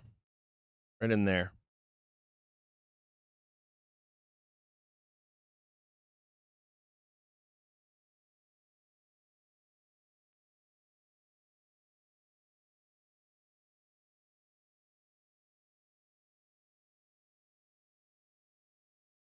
And this is going to be bigger.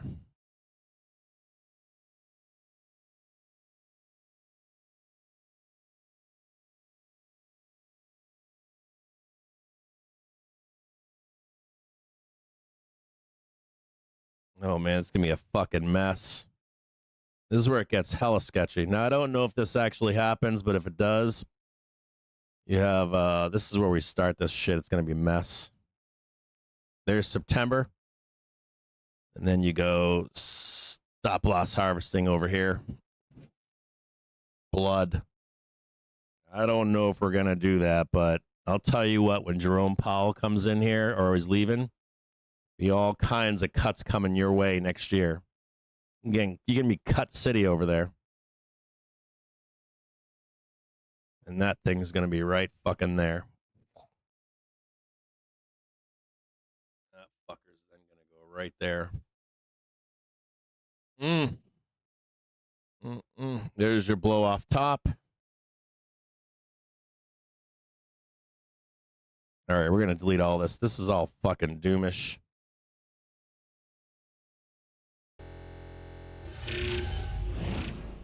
Fucking trying to get the fucking bears all fucking beating each other off and stuff. And the chat going, whoa, our first chance to do the double correction is coming soon. And don't worry, I'll close them and then we'll do it again in the springtime. Fucking bears. There's your line up.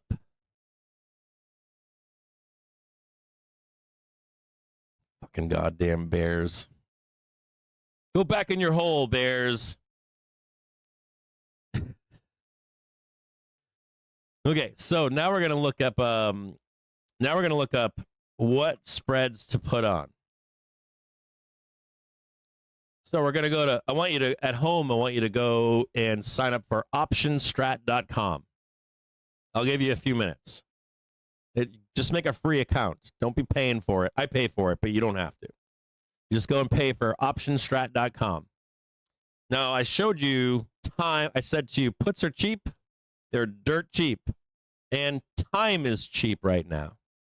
Now, does this mean that you should place all, like you should load your shit in there, like tons of money, and go lock yourself in a basement? No. Hedges are only for people that with skin in the market. So, if you're bearish, what if we never get down there and trade 600?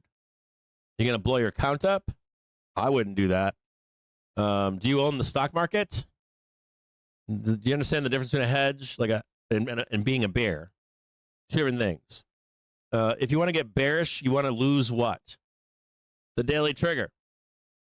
Just how I showed you. You want to lose the daily trigger and trade between the daily and the weekly. You lose the weekly trigger, you want to trade between the weekly down into the monthly trigger. If you're just trying to hedge your underlying or something like that, or if you want to put some shit tickets out there, if you own the stock market, if you don't own the stock market, you don't have to hedge. There's no fucking point in it. You don't need to. If the market begins to roll underneath the hourly trigger, we'll trade it down together. If you're just a bull, you don't have to trade the market as we approach 640 and 650. You just wait for the big dip in the fall to get long. If you're trying to actually hedge an underlying position, though, you can start to look at optionstrat.com. And you're looking for side of the barn.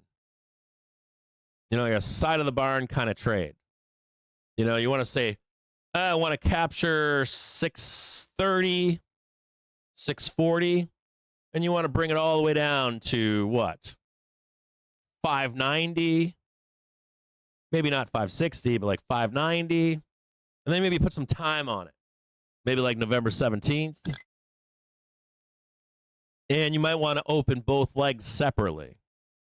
Now, there are going to be detractors from this out here. There are a bunch of detractors to that plan. But this is simplicity. If you open the long and the short side separately, you can literally close the long side on the top. You know, we trade 650. Close the long side, leave the short side on, and that short side's going to print like fucking crazy. And you made the money on the long side already. So that even though that trade may not print huge, you can then add to it with more puts or more sold calls.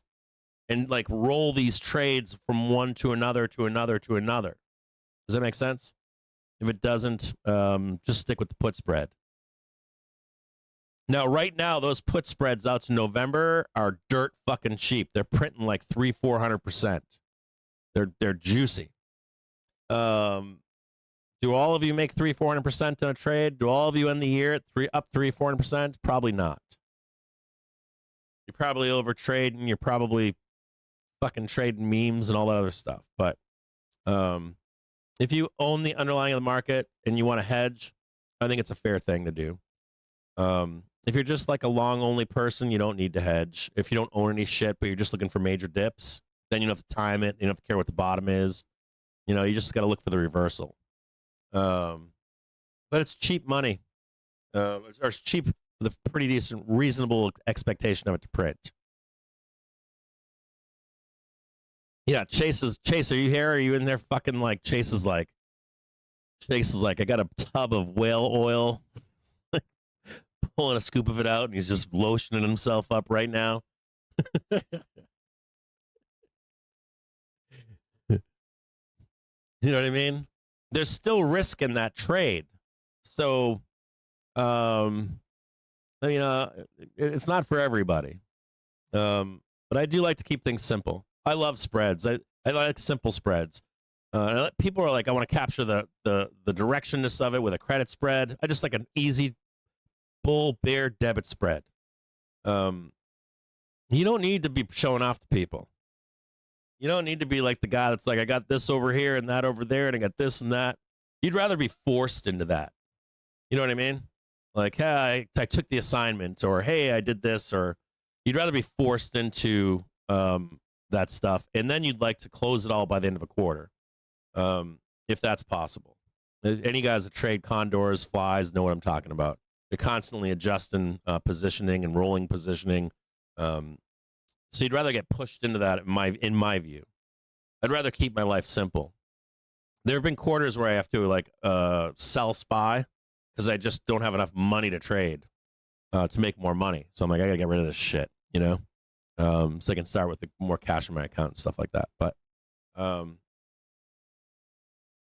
if you're feeling really bearish,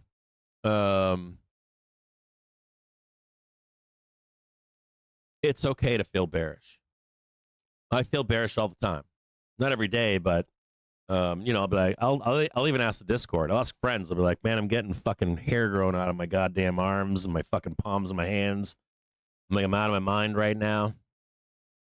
You know what I mean? And this leads into like, how many trades do you need in a year to build an account? Probably 2. Probably need one in the spring and you need one in the fall. And you're looking for like a spring print in summertime. You don't care if it's, you don't give a fuck if it's June 29th. You don't give a fuck if it's October 5th. And if you're a bear, you know that you're going to get a spring low and you're going to get a fall low. You're going to get 1 or 2, right? Now, there are other trades that can be better. And I'll give you some other examples where it doesn't happen. I want to say one last thing to you that's very important. This is key. And this is, don't ever fucking forget this. Keep this like fucking tattoo this on your arm.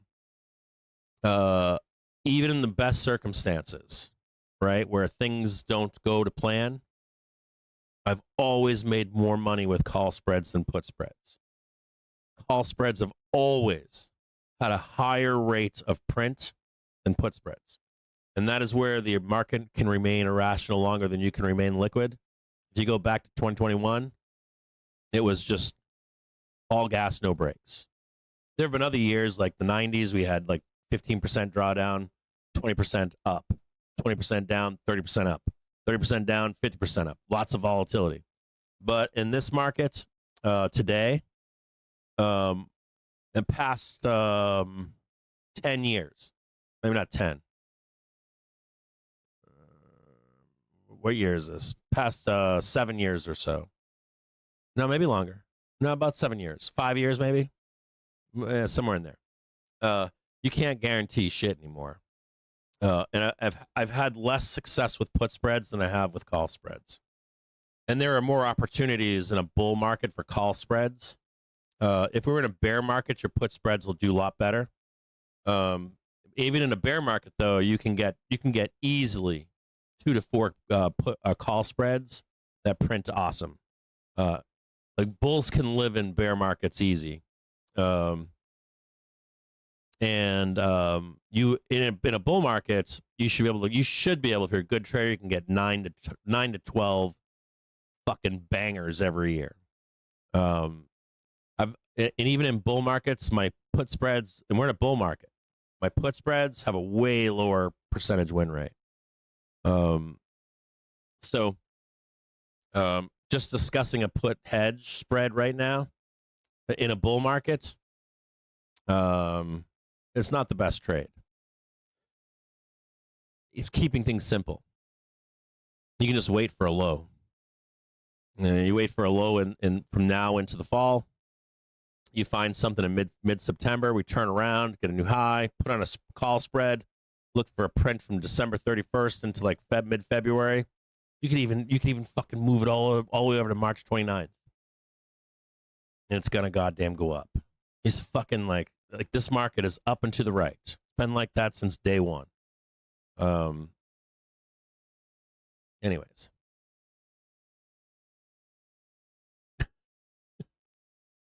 Well, what they're trying to do is time it. And timing tops sucks. There's no fun timing tops. They come off like they timed it perfectly, but they've called those fucking things every goddamn week. You know, they'll fucking disappear, come back, disappear, come back, call it again. Dude, I know a guy that's changed his. I didn't know this, but I met a guy who knew a guy, and he's like, "Oh, I know that guy. He had different handles." So he was like calling tops, and then he would like change when the top didn't. You want to hear some crazy shit? I knew a guy that told me he's like this guy had this handle, and he was just looking to call the top of the market, like the major top, so that he could get cred on FinTwit. I kid you not. And he got a bunch of FinTwit cred, and I was like, God damn! It's like they'll even come back and be a new entity. That's how far people will go for that shit. To be calling tops and bottoms and shit. Like they'll literally like start a whole new persona. They'll be like, dude, that guy called it. That motherfucker called it like 10 different names on FinTwit until he got it right. And then all of a sudden the whole fucking internet thought he was the baddest motherfucker out there. Don't do that shit. You're gonna lose your money for street cred? Fuck street cred. You gotta fucking pay for the fucking hot bitches, man. You know what I'm saying? You want a hot boyfriend or a hot girlfriend? You know how you get that? Money. That's how you get that. Not what no woman out there gives a flying fuck about what your how many followers you have on FinTwit or whatever. They don't care. They care about money. Well, they care that you're nice to them too, but you know, like the fact that you can do something for somebody else is nice. You know, you take care of somebody, that means a lot. Security for somebody. If you ask any woman, if you're a man out there, right? If you're a man, would tell you something. You offer security to a woman. It's not just money. It's like you're not going to beat her up. You're not going to fucking force sex on her. You're not going to tell her what to do. And she feels safe. You know, women look at men, they're like predators. You're not a predator to a woman. You could be kind of fucking ugly, man. You'll get a hot woman, nice woman too, take care of you. So fuck street cred, calling tops. It doesn't mean shit. Be a good guy. Go with the market when it's going up. Stand off when it's going down in a major trend. Make money. Telling you. You'll be happily married for a long time. So do whatever. And that's the other thing. You can ask her and they'll do whatever you want. Whatever it is. It doesn't matter. Women are awesome, man. You know, if you provide security and safety for them, they're you know, like not all women, but in most society, they're like we're reared to do certain things. You know. Anyways, you get what I'm saying.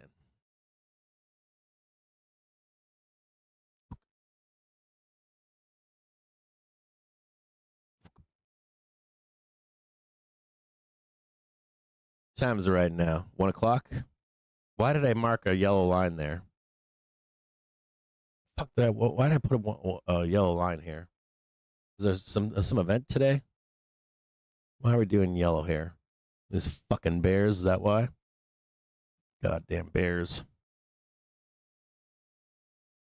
All right, I gotta take a quick break. I know I lost the show earlier. So the Twitch people got a boot camp this morning. And then I guess I lost the audio on YouTube. And now Winky's yelling at me. He's like, you got to build slobs, bro, or OBS. All right, fine, I'll build OBS. I'm calling you, Winky. You're going to help me build it.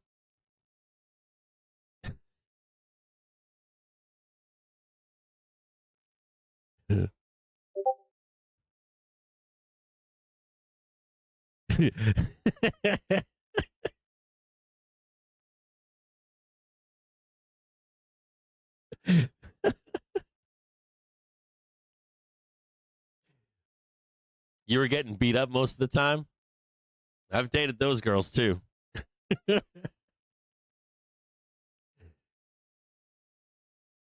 I've dated hot girls too. Hot girls are the hot crazy scale.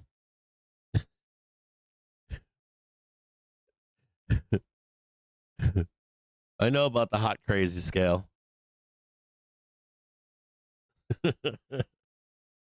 The hot crazy scale is that's a real thing. I used to like hot girls. I used to date a lot of or a couple hot girls. I dated a couple hot girls when I was young. Hot girls crazy. You nothing you can do about hot girls. Well, sometimes people like crazy. I liked crazy when I was younger. I can fix her.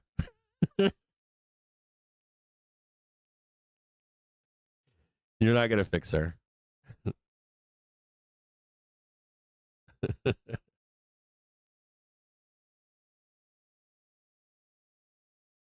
do we got going on here? Calls now or call side? Hold on. Don't get fucking crazy long without me here. Hold on. Fucking Bears can't put it down. You fucking Bears suck, man. Can't put together a fucking pullback.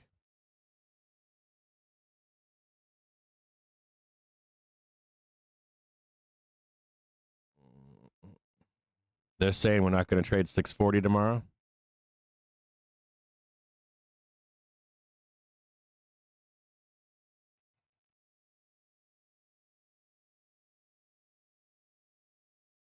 Let's look at a target for the upside. 636.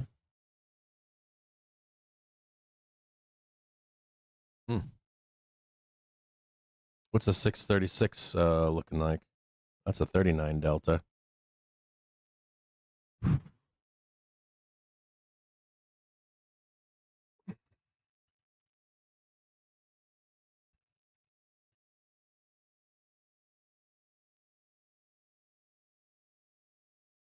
me just check a few things here. I want to go long here, but I want to make sure I'm not going to fuck this up. It's all right. It's like what? It's kind of long. We're long in the tooth right now in the day. I'm not ready to buy some calls here just yet. These guys here, are they done? Where's 12 o'clock? Yeah, so see these guys right here? Look at this together really quick. I was just about to open some calls.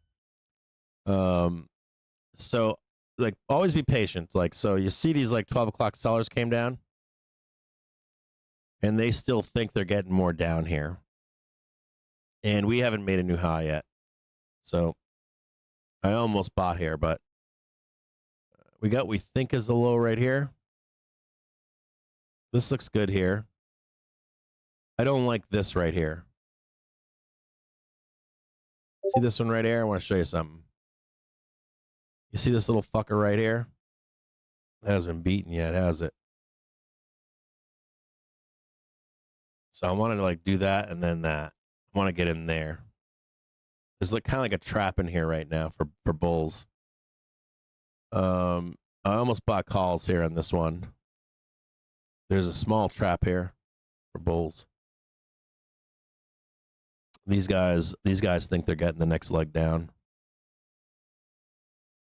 I don't think they are, but let me just check this really quick. These little fuckers are trying to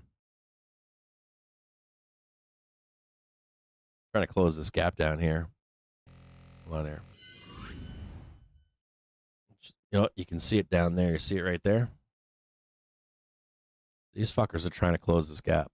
These guys are looking for one more. I don't know if they get it just yet, but because of the time of day, I don't like the trade.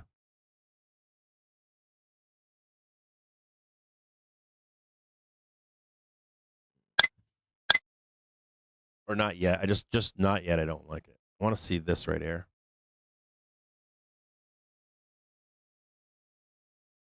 There. I want to see price above 635.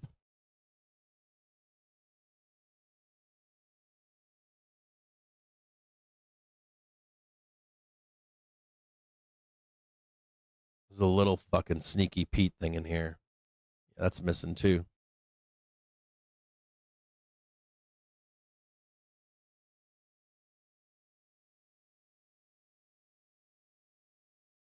A little sneaky Pete.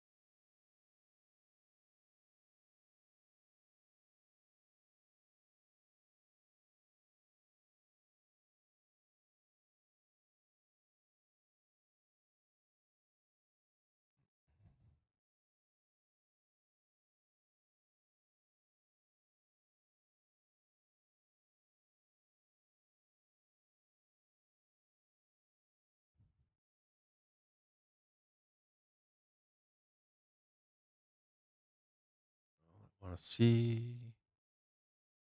that right there. All I want to see that right there.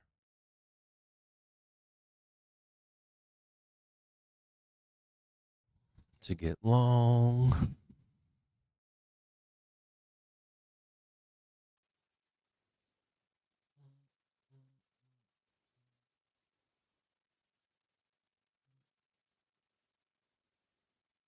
All I want to see. All I want to see. I want to trade 638 by tomorrow.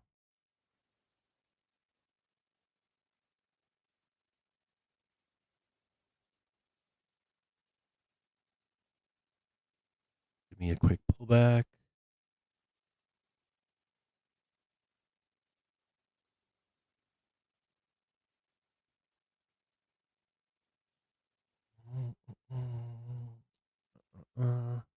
Let's start ripping faces off. We don't got much time left.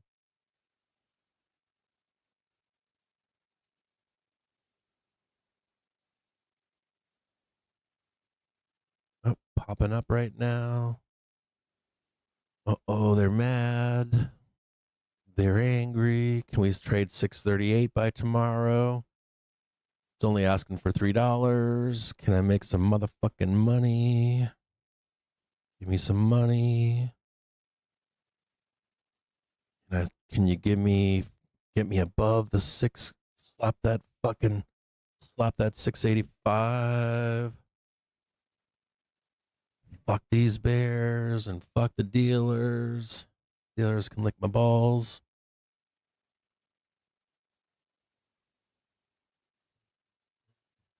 Check this here. Right there. Let's go check that.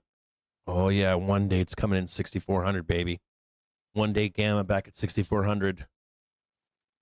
One day gamma at 6,400. Yes. Give me the fucking rip. 6,400, baby. Give me the rip. Make me some money. That would be what? 638C for tomorrow, printed by the end of the day or by 10 a.m. tomorrow. Sell 638s to suckers by morning. Yeah, I like that. Yeah, bro, it's totally going up, man. I got 638s to sell you.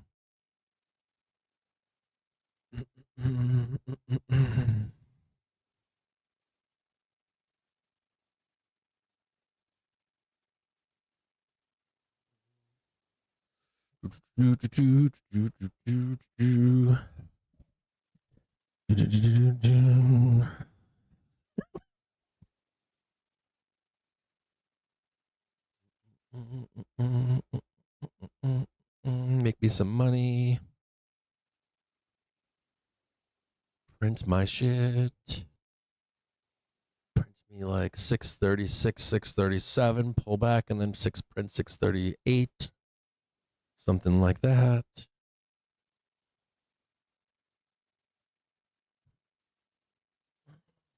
Bears?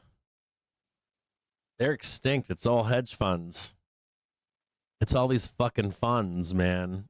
Every fucking major high, they're just like, tick, short. They're just waiting for the big one. Oh yeah, print me some fucking money. Print me some money. Print me some money. What are we looking for over here? Oh yeah, equal highs, right? Let's look for the equal highs over here. Where's the equal highs? Get rid of that one right there. Where's that second tick? It's somewhere right here. It's over there, right there. That's only yellow now. Bears are being told the way is higher. It's going to make them rage. We're going up. Let's see how you guys do without me telling you where we're going.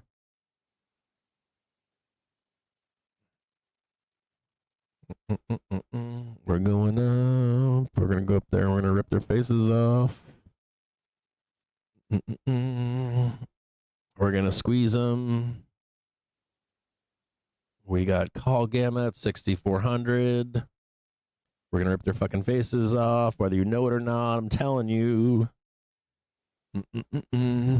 What is this? World Series 1984?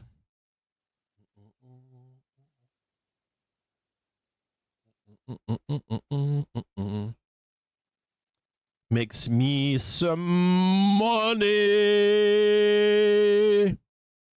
Make me some money. Give me free money on a Thursday.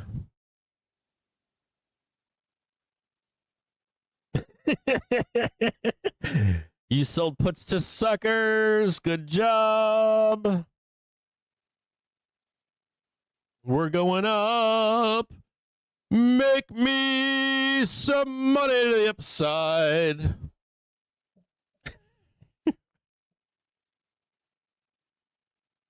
Yeah, Streamlabs OBS sucks.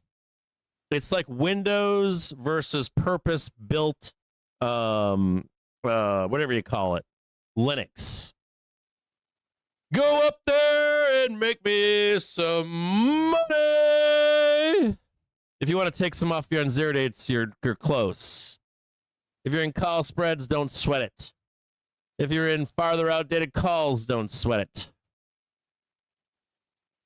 If you're in and out, give me some free fucking money.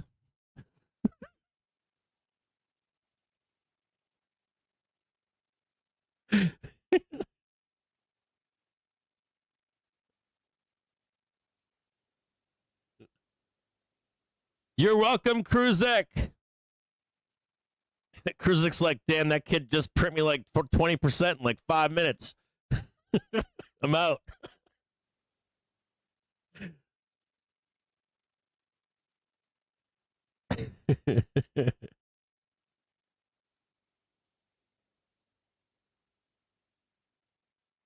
Well, when I say time and money, I mean a lot of things. I mean two or three things of time and money. So, like, you're allotted time to do certain things. You know, you have deadlines, right? You've got events and you've got data and you've got some asshole talking, right? So so you get time, right? And price. Think about time and price, right? What does price do? What does price do? You can do an XY axis, right? Time and price, right? Time moves on, right? And then you get price that goes up and down in time, right? And within that XY axis of time and price, you also have what? Data, news, events. You only have so much time to get so much shit done, don't you? Right? You like wake up in the morning, you're like, I gotta scrub my balls and I gotta shave and I gotta make some coffee and I gotta take my kids to school and I gotta dress. Oh my God, my kid. She's only 4 years old. She's got a sock on her head and she's got underwear around her ankles and she can't find her shoe. Not enough time in the day, right? To get what you want to get done. So like, okay, I'm going to teach you how to do this. Okay, I'm going to take your sock off and, not enough time in the day, right? So you have time and you have price. So you try to get as much time as you can and for the price that you want. You also have targets that are fake. Oh. Oh. Oh. Oh. Oh.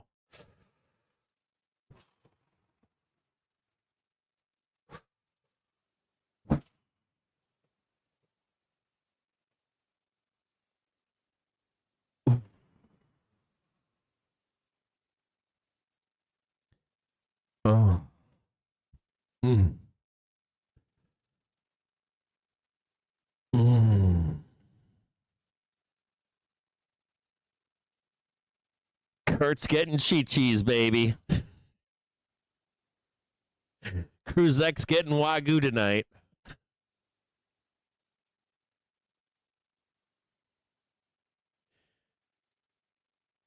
Ooh.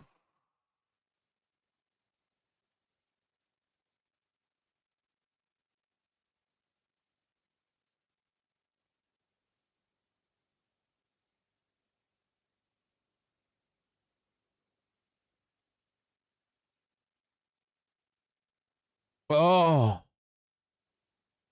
Oh. Oh. If we're not going down, where are we going? What about these prior highs up here? We're not going down. Which way are we going? If we're not breaking down, where are we going? We're going to get past the prior high over here, aren't we? Where are we going? Where are we going? Where's the prior high on SPX? 6380.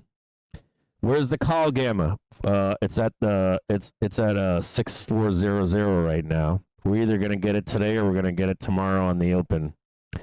What's 6400 in SPX? It's probably like 638 on SPOOs.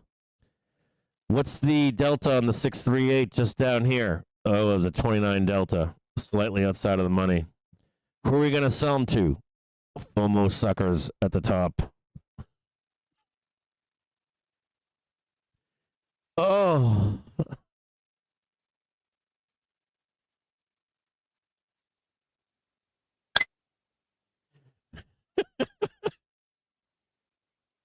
Oh, yeah.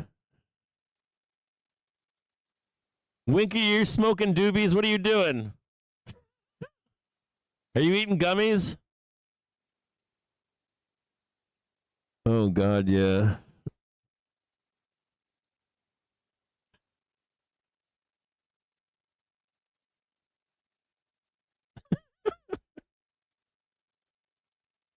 Oh, yeah. That's a good equal high there, isn't it? And we got the new high. So what do you get when you get equal highs? And I just told this to you earlier. Take 130. You get the last high, the new high. We're not, the way's not down. You get the new high, pulls back, and then it goes where? Right? We got another chance here, don't we? Look at that bull cross. Look at that sexy bull cross. We get bear crosses and we get bull crosses. We got a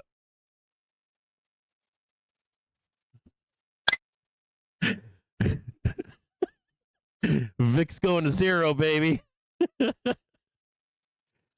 didn't hear that Trump outlawed the VIX? VIX said that Trump yesterday said that the VIX was renovating the VIX reserve building, and that he wanted to assert authority over the VIX and volatility. So he wants to. He doesn't like the taxing of the VIX on regular folk that invest their money in the stock market. He wants you to reinvest it in the stock market. You're being taxed by the VIX reserve.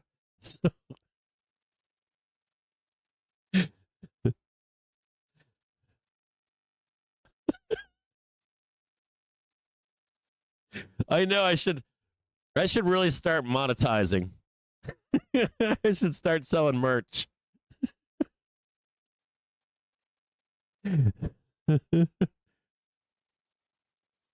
Does anybody want to do merch for me out there? I'll split it with you 50-50. I'll cut you in.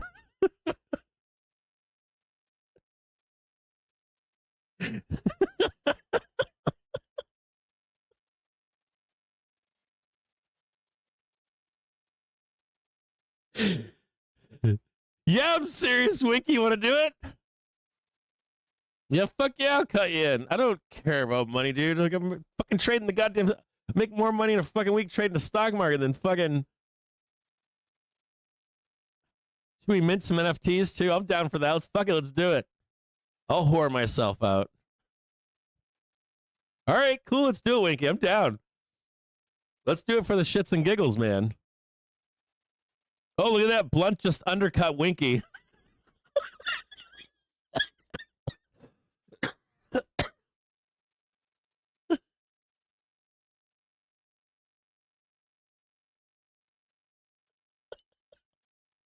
Wonky.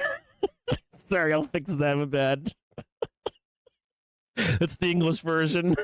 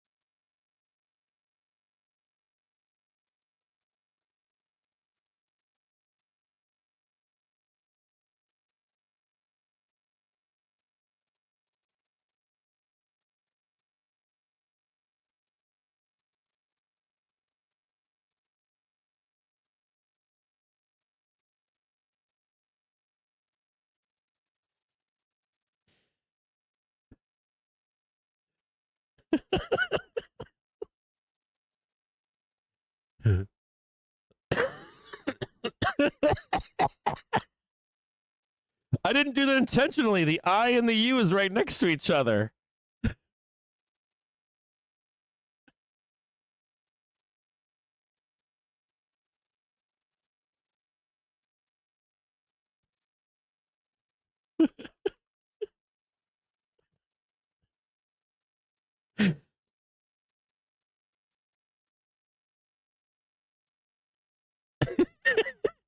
It's English.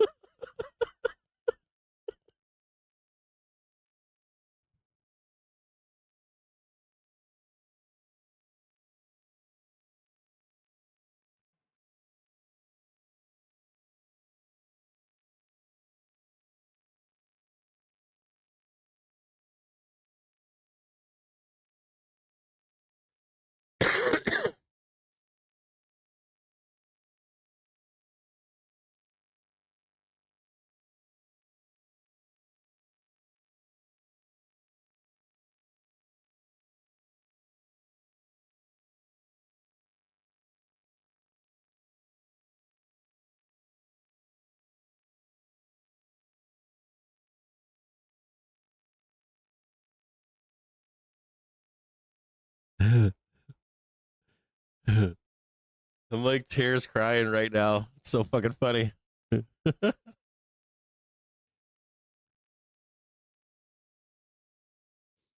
Oh god, good intraday banter. I like good intraday banter.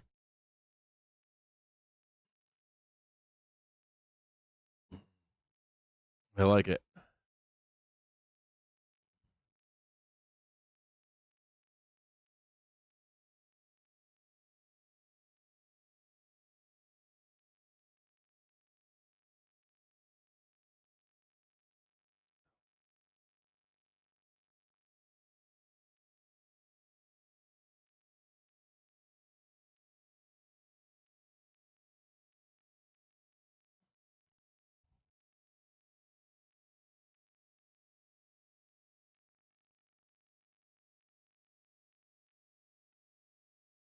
No, hey Winky, stop that shit, man. I love you, brother. You're highly regarded here, man. Get the fuck on out of here. Parked on R1 yet again. Remember, time or price, right? We don't have a lot of time, do we? We got the close and we got the open tomorrow, don't we? Where do we need to get price to keep the bulls alive? Above 6,400.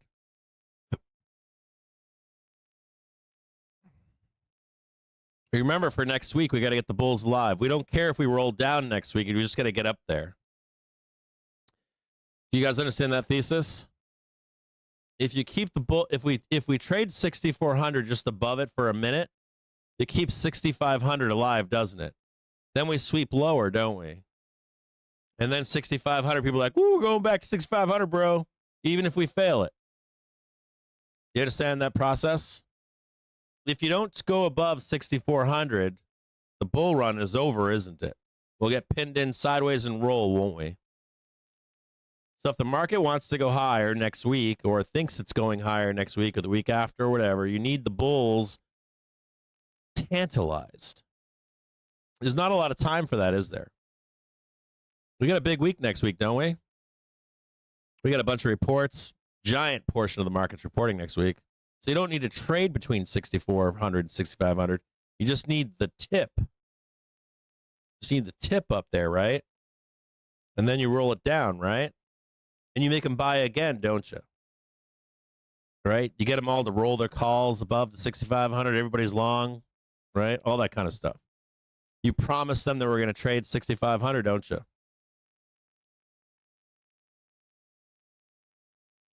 So if you want to keep the bull run alive for another week, or if the bull run is going to stay alive for another week, right? Where do we need to go this week for the end of the week? We need to at least tip our wick above that 6,400. We don't have a lot of time, do we? It could be Monday. So you could do a call spread for 6,400 expiring Monday. And if you get to close it today, all the better. If you get to close it on Friday at 80 time, all the better. Get to close it on Monday on the open. Even better, right? Sell Monday open high, trade it down on Tuesday, Wednesday, pick it back, or Monday, Tuesday, then pick it back up again. So if you're a degenerate trader who sucks at timing, we're trading 635 right now. Do a $3 call spread expiring Monday. Pretty reasonable. Wait for a pullback maybe. Come on down here. Call spread higher. And there's a little red thing down here. And what do we have for volatility coming up today on Thursday? We've got some after the close reports, don't we? You could even set this trade up right now and not even open it. You could say to yourself, hey, look, this is what we're going to do. We've got earnings after the bell today, right? What do we got for earnings after the bell today?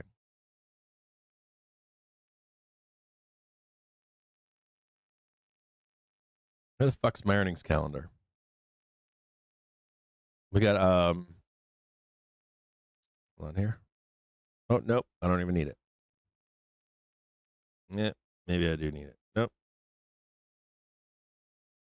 You've got Intel. Where's my fucking thing? I want to go through them all. I don't know where the hell. There it is, right there.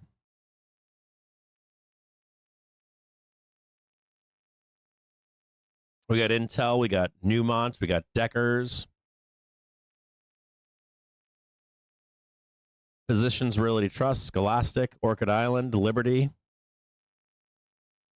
We got Edwards, we got Boyd, Coursera, we've got Centene, HCA, AutoNation, Charter Communications. We have a lot of information, healthcare coming up. As a matter of fact, information healthcare Infotech ran all day long yesterday.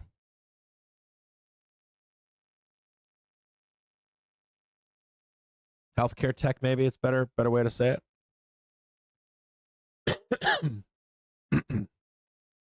Let's look at Intel. How about let me go potty? I'm going to go quick potty. Jesus, get rid of that shit over there. Let me go potty really quick. Doggone it. If you're watching this show, look down there. You see that fucking thing right there? See that big old red bar down there? Right there.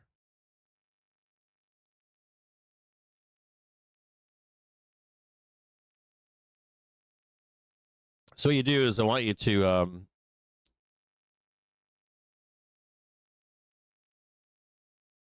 think about where we need to be to keep the bull trade alive. If you see no rolling of calls higher anymore, if you see a failure to go to the next level, any of that kind of stuff, we don't have a lot of time left, do we? The market will start trading sideways and roll over. We're not there yet. So we're not quite there yet.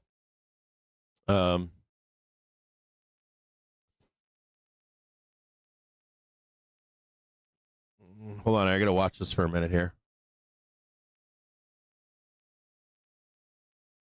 SPX just made a new high, and they're fighting to go to the next level now. Next target's 63.85. Next target. There's a giant gap to 6,400 too.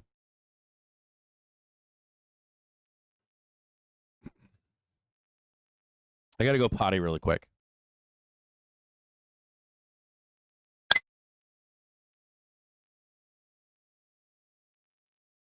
Are you still here, brother? Dude, you can just say, fuck it. It's already 1:30 in the afternoon, man. There might be one sweep lower like during today's earnings. But you can just keep adding, dude. You can DCA it if it goes lower to that red bar. Put some time on them. Make them for like next Friday or something, next Wednesday. Close them up between now and Monday. You can actually put a month on them if you wanted to, if you're just doing straight calls.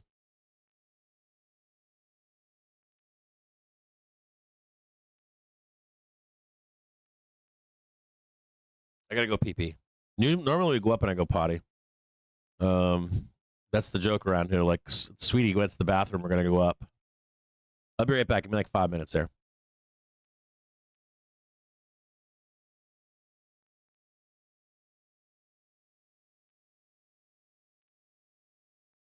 By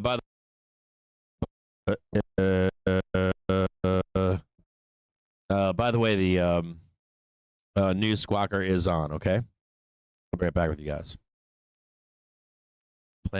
Playing with thingy.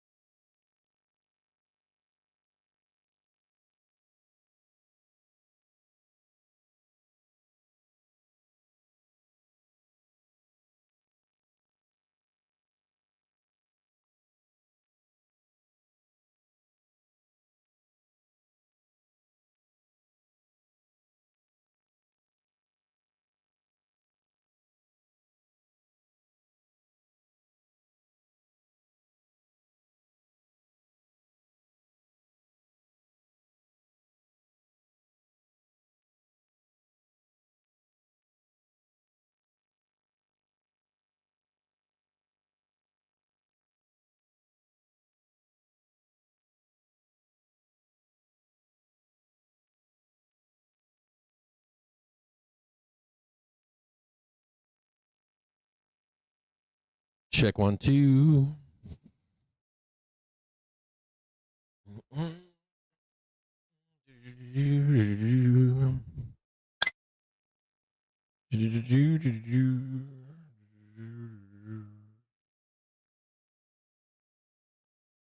Oh man, be right back.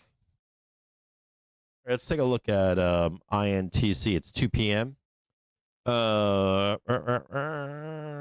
Well, I think we're getting primed up here for some earnings. What? I was wrong. Okay, so we got some earnings coming up. You see where the plunge protection team is down there. We're gonna look at INTC. This one's a fucking nightmare. INTC really sucks. Every experience I've had with INTC has been like, I gotta be honest, like, you can sit in that fucking piece of shit for like weeks or months. And then after the major expiry, it'll print for like a day. It's horrible. Let me just show you a couple things here. So, INTC is brutal. You know, you'll just be like sitting there and it'll be like grind, wham. When you gotta like really get in on it. Looks like I also, dude, where's my camera, bros? Where's the chat? It's brutal. And it's been brutal for some time. If we go to a, I'm getting hammered here with like, I'm getting like Circle of Death. It used to be a killer. It used to like crank, you know? And it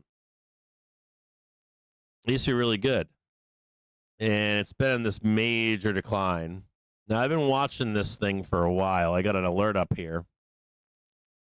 There is one more problem here. Well, not a problem, but in these double corrections, you normally get like a 4 count down here. It's been in a double correction now, right? This is called the double correction right here. And the thing that bugs the fuck out of me is that I'm looking for like one more plunge to go higher. It's pretty low right now. It's very frustrating. When it eventually runs, it's got a lot of gaps to fill up here. Not only that, it's in a bear market. It's been in a bear market. This looks like an accumulation zone. You've got, you can mark out, there goes SPY. Low, low, very low, but then a series of highs. But this could easily, like, come down here and then higher. It's the kind of stock it is. It's terrible. It may be eligible for 0 dates tomorrow, 0-day calls. They do have calls expiring tomorrow. This is a shit ticker. This thing will, like, there's a gap down below here at $19. You know, you got a big old gap down here. And this thing will fuck you. It's the kind of stank that'll really, really, really fuck you up. Makes me want to cry when I trade this thing. I swore it off a bunch. This is the kind of stock here that'll, like, literally, like, I'm not kidding. It'll blast straight down, come right back up. You'll be holding your member, and it'll go here, and it'll print, and all of your shit will be worthless. So it's a tough one to trade. I can't recommend this one, mostly because of how shitty of a company they are. Truthfully, now there's some argument out there This you want a stock that hurts your, if you think AMD is bad, this one beats it all day long. All day long. Now there is some good news here. Or not some, but see if we can look at this. They have an expiry tomorrow. So let's look at tomorrow. No, the 25th. Can't see that there. Figures. Low side expectation 21.25. High side 24.24. Now they're saying that this thing shouldn't trade any lower. This thing shouldn't trade any lower than right about here, and that's the high side trade. It's like right here. There's not even a big expectation of a big trade here, and it's sold today. If you look at this on a 1 minute basis, I mean, let me just count the ways this fucking ticker sucks. How horrible this thing is. Can you imagine being long here at 9:30 this morning and they literally fucking sent you packing? That's how brutal the stock is. It's fucking terrible. Now, the good news is that it's over here on its daily trigger. Trend is slightly lower at 22.17. If you get a 6%, I think it's a 6.5% move down. Oh, wrong one.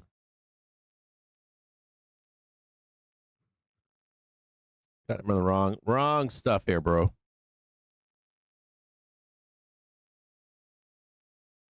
That's 3%. Oh.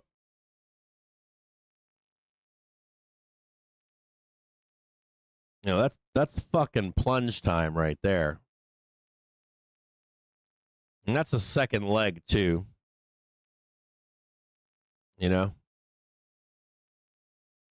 Jackhammer, jackhammer, jackhammer, then run. And you're not let in. It would be worth looking at it in the morning. If you can get like a squeeze up and then a bloodbath on guide and then maybe long it, possibly, but you know what they'll like to do is like run this bullshit and then rip it on Monday or something next week. I can't really recommend this stank. Now, there's some argument that they have to make a deal with this other company.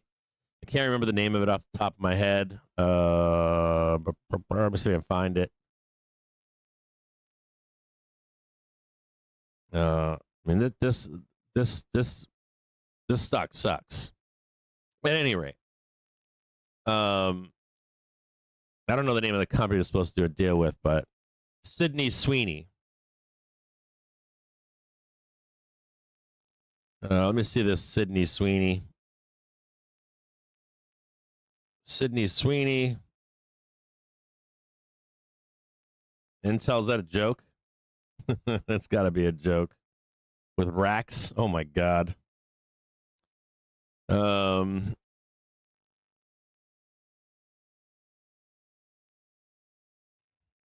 This is the AI shit.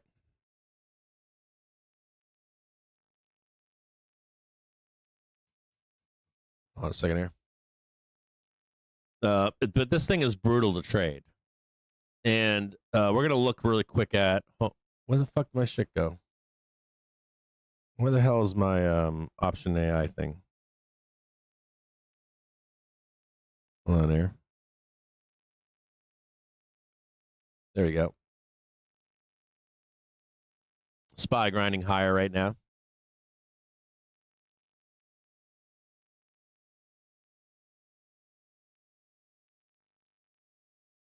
They do. Just take a peek at this here.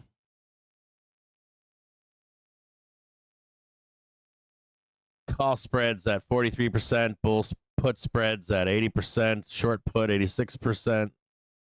What we want to be looking at here is their history. Get going, SPY. Keep on moving. I'm going to move that down there for a minute. There is, hold on here. There is, so we're looking at here their August stuff. If they're in a downtrend, they continue down. In July of 2023, they actually fucking mooned. July 27th, 2023. Let's look at that one.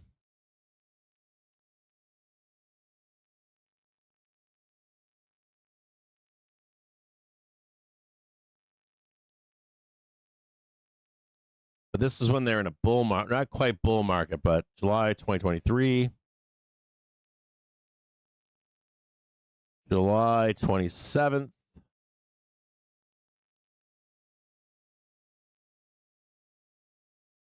Let's just take a look. Their report here was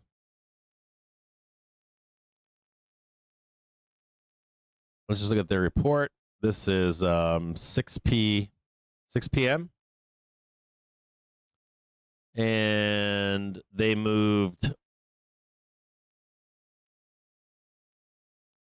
10%. And the morning or Friday at 9 a.m.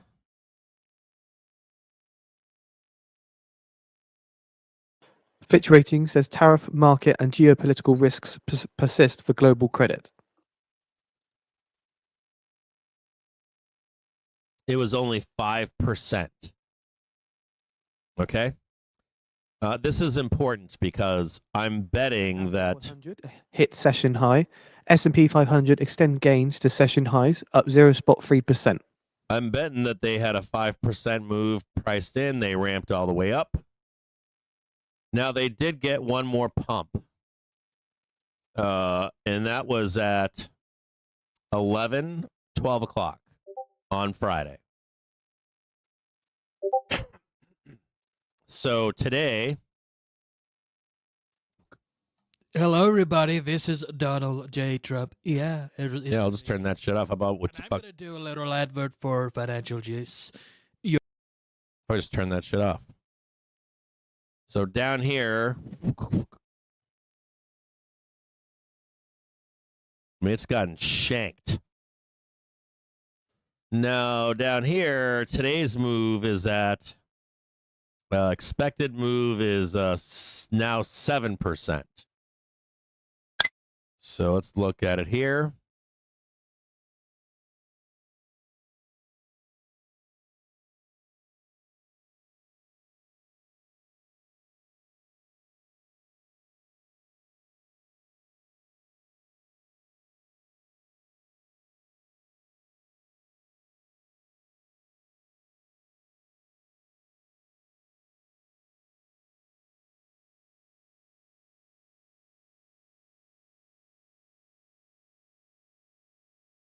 And you've got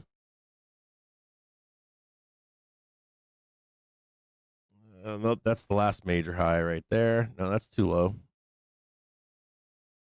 There's trend right there.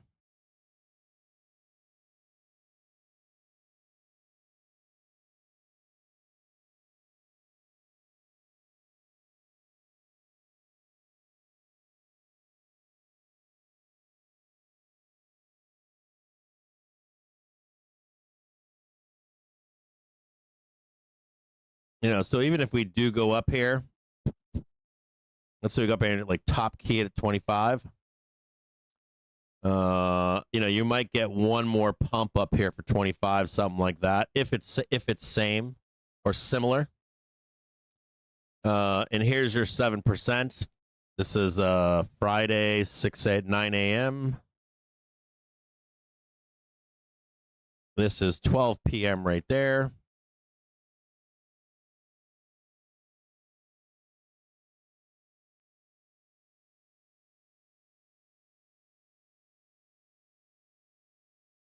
And then trade the other 7%.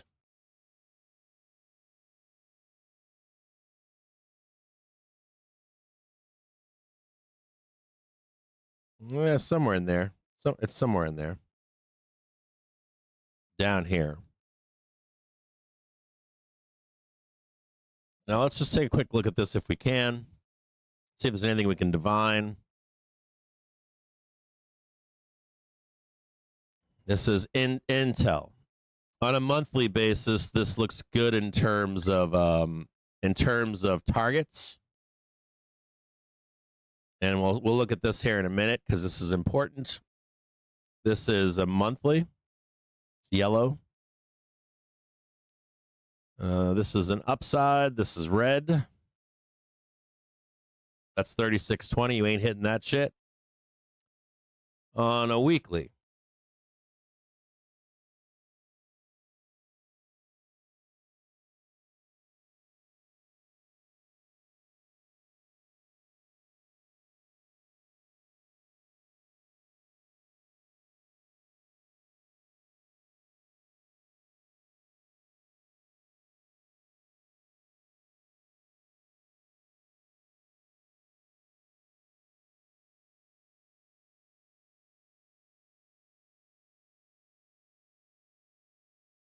And this is kind of it right here. This really is kind of it.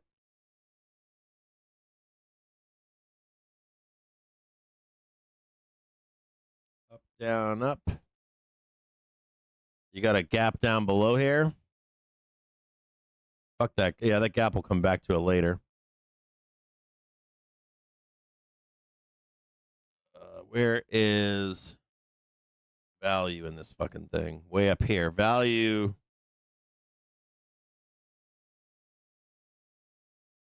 We're deep in value right now. Deep in value.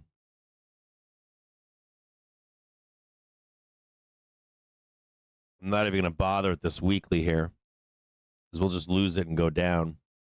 The bad report, it's going down. Did get bought up at $20. Nice little buying here in 20. Big round number. On a daily basis, look at it here.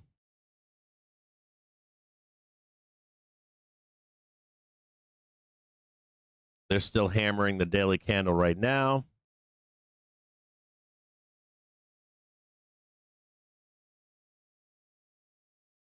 Daily low. There's one more right here. They're going to want to hit that at some point. 4 hour. Let's see what we got.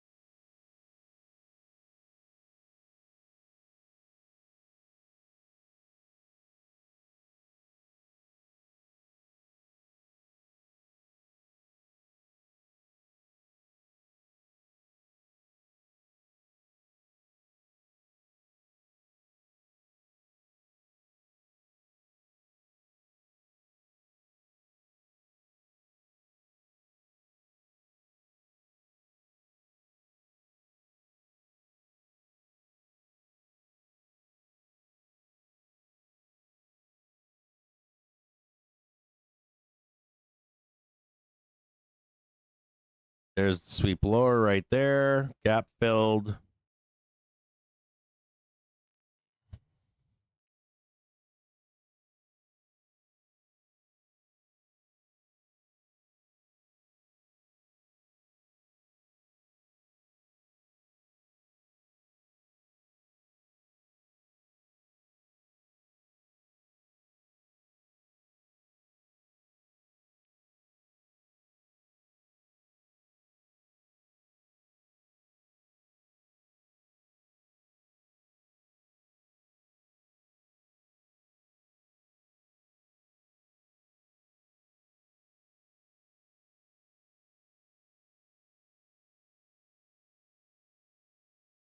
You know, and there's another one down here. This is 2025. I'm going to go with this one here for next week.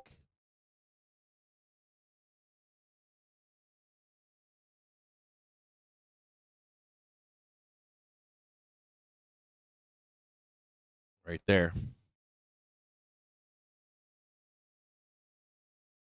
So there's a potential to swing low, close the gap into their bell here. If you can scoop these up at the close, that'd be like 1, 2, 3.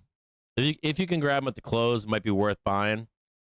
Now the problem here,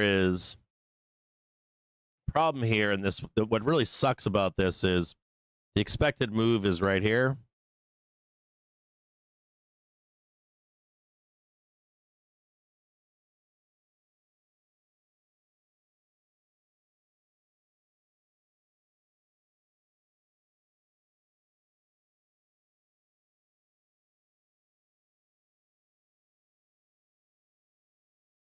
So even if you come into like 9:30 in the morning, there's 9 a.m. If I was a dealer,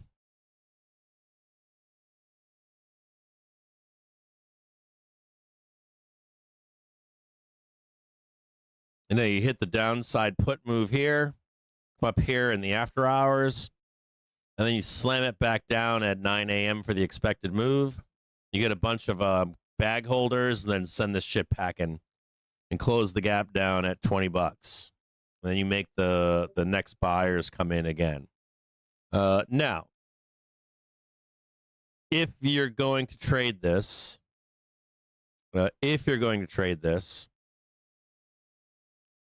you really need something.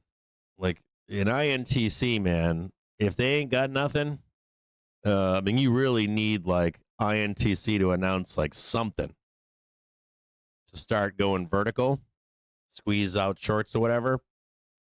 And their chain looks like shit.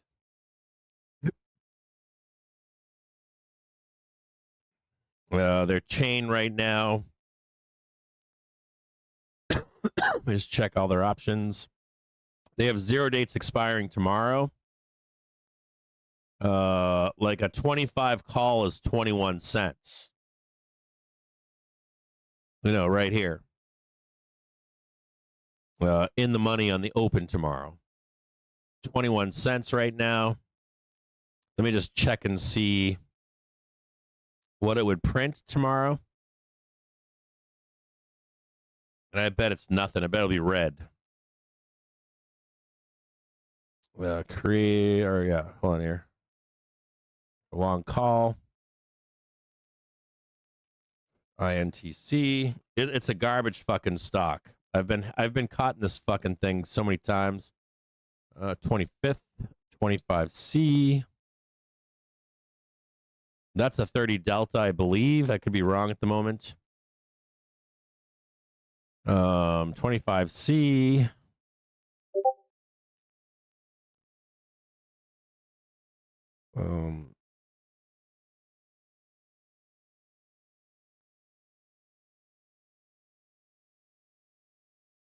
If you hit 25 at 9:30, if you hit 25 at 9:30, it'll print 29 cents. So it'll give you a 30%, and that's with a pretty decent implied volatility. If you don't have good implied volatility, like you're like 18% or some shit like that, they're going to eat you alive. You really need we need higher. You really need you need a print above $25 basically. Let me just check this here, which is insane. I mean, you really need a monster fucking print. So I've got them going up. I'm looking at it right now. I've got them going up tomorrow. The only way this makes any sense is if it goes down into their bell, right? And you can get some calls way in the money. No OTM calls, no 25Cs, none of that stuff. I mean, this stock needs to fucking moon. Up 20, 30%. I'm looking at it right now. What's 20% move here? That's 20. So let me see what it prints at $27. If you printed it at $27, you'd make $1 or or 180, which is pretty good. $1.80 on a 20 cents. It'd be a fucking it would moon, but you really need like buy the close, wham wham, close the gap up here at 25 or 26. It's not you really need like a monster fucking move out of this ticker. And this ticker doesn't really do it for me. If you wanted to own this stock, I think it's not too bad to own on this close. If you can buy it at $20, $20, 22 or whatever. It's like the dog of all of it.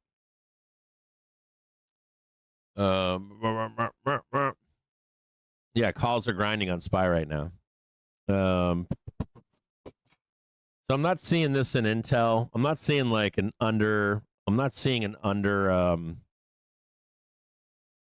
think it's priced in. Let me just check a couple more things here. See if anything looks like it's underpriced right now.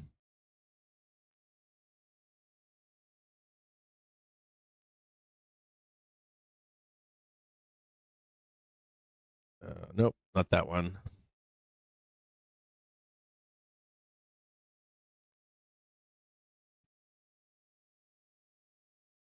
We'll check NEM.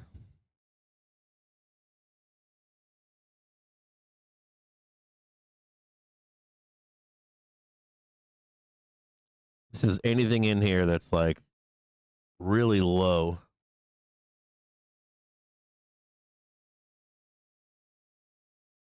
Mm-hmm.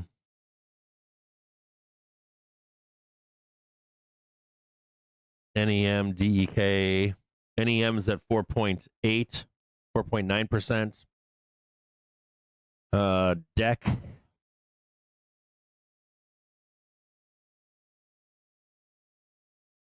.5% on DEC. Let me just check DEC really quick. What's the short interest on INTC?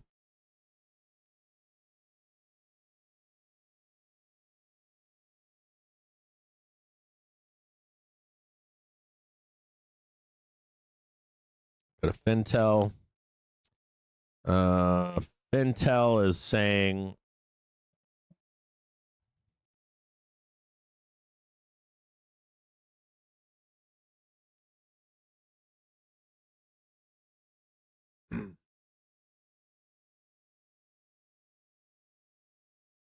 only short interest is a percentage of float is only 2.95. Let me just check a few things here. Let me just check my list over here. See if they're on it. And these guys haven't joined in on anything. These guys have been no part of any party. Let me just see if they're on any of my lists here.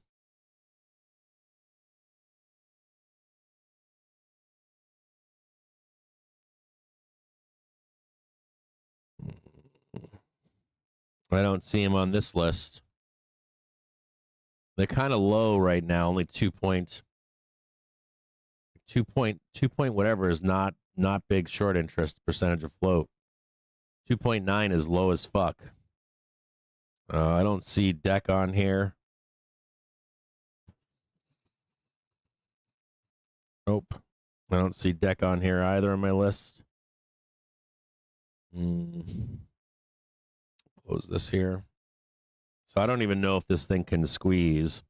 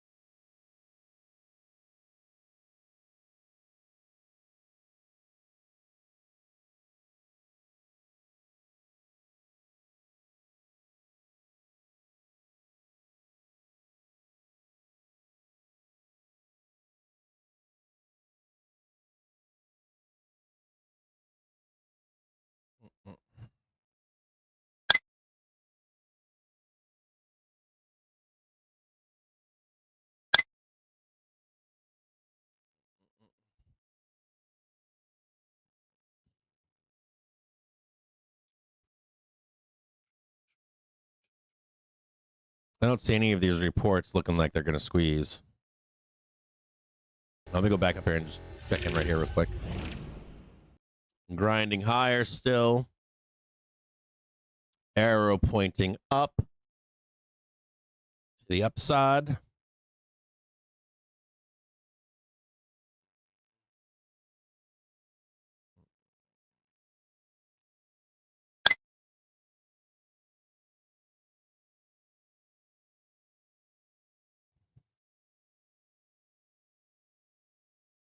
Is David here? What am I missing here? I'm missing some chat in the Discord.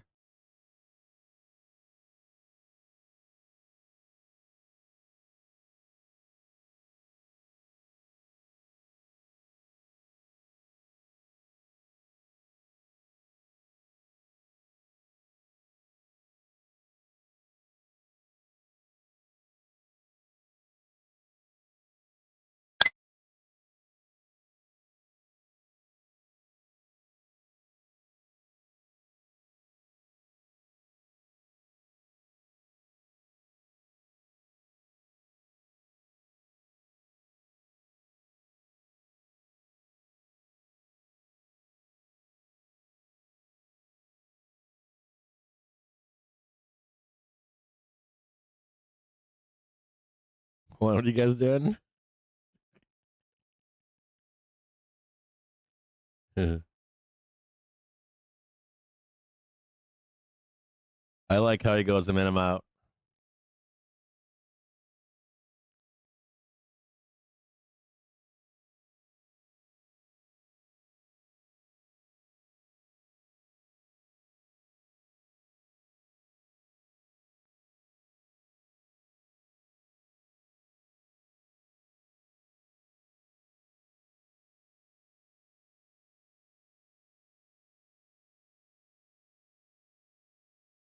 Well, that was hilarious. I read that conversation. It was a great conversation. Wild hair, wild beard.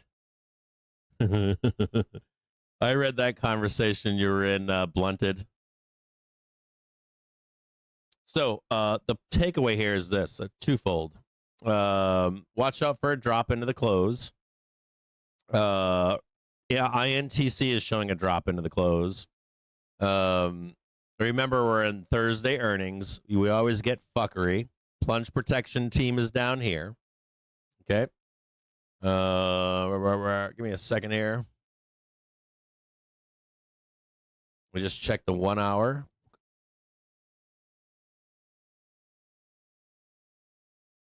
On Spoos again. Oh, it's dropped now. It's down here now.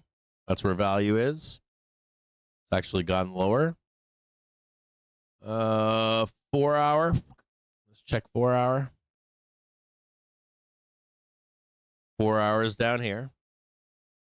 We know that already, though. We're going to go back to a minute.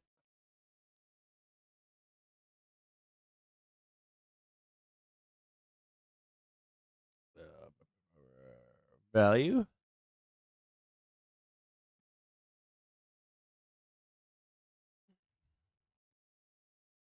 We know this is all, this is the whole thing right here. Can't lose this.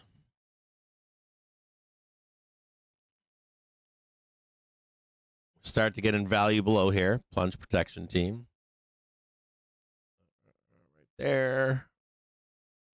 48. 1500.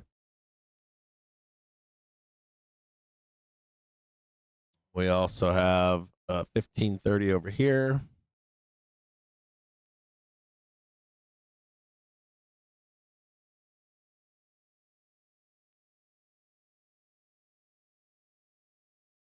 Value below.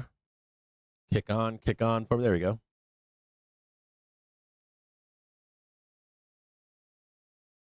Post that up for you.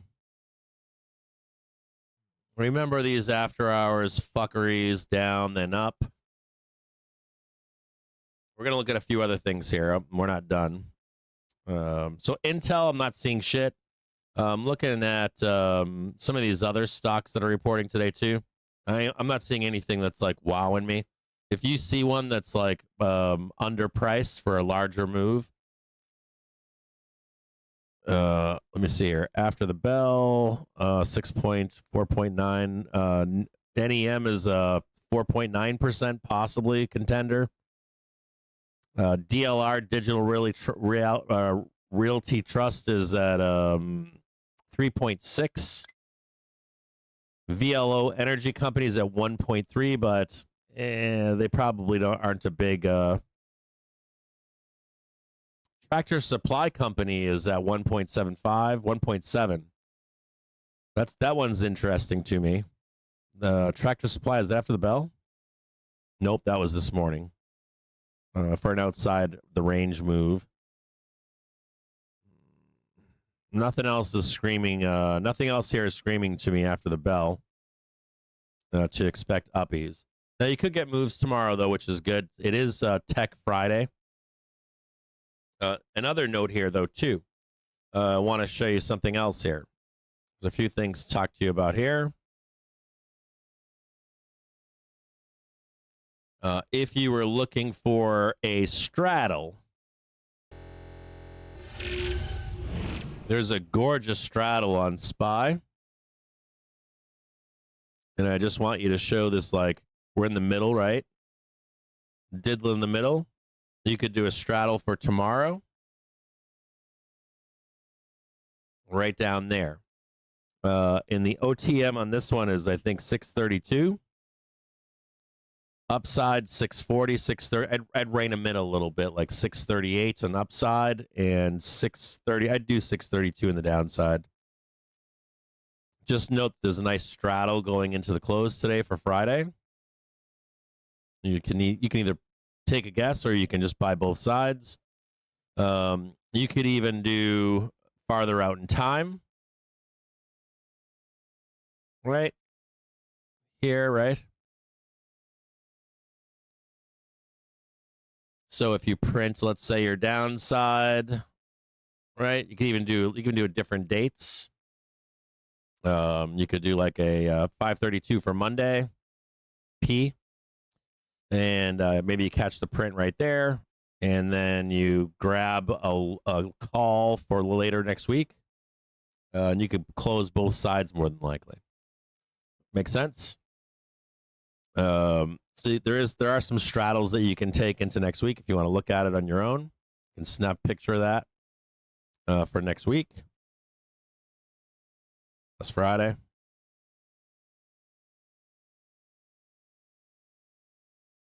That's Monday.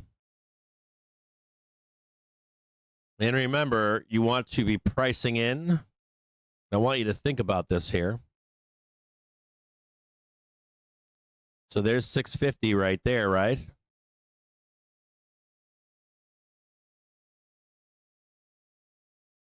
Yeah, you go up there and tap that, right? Or even you tap this. Excuse me. Tap that, and then we're, coming back up here for the attack next week. So you get the print, catch the print, and then you get long on a straddle. Make sense?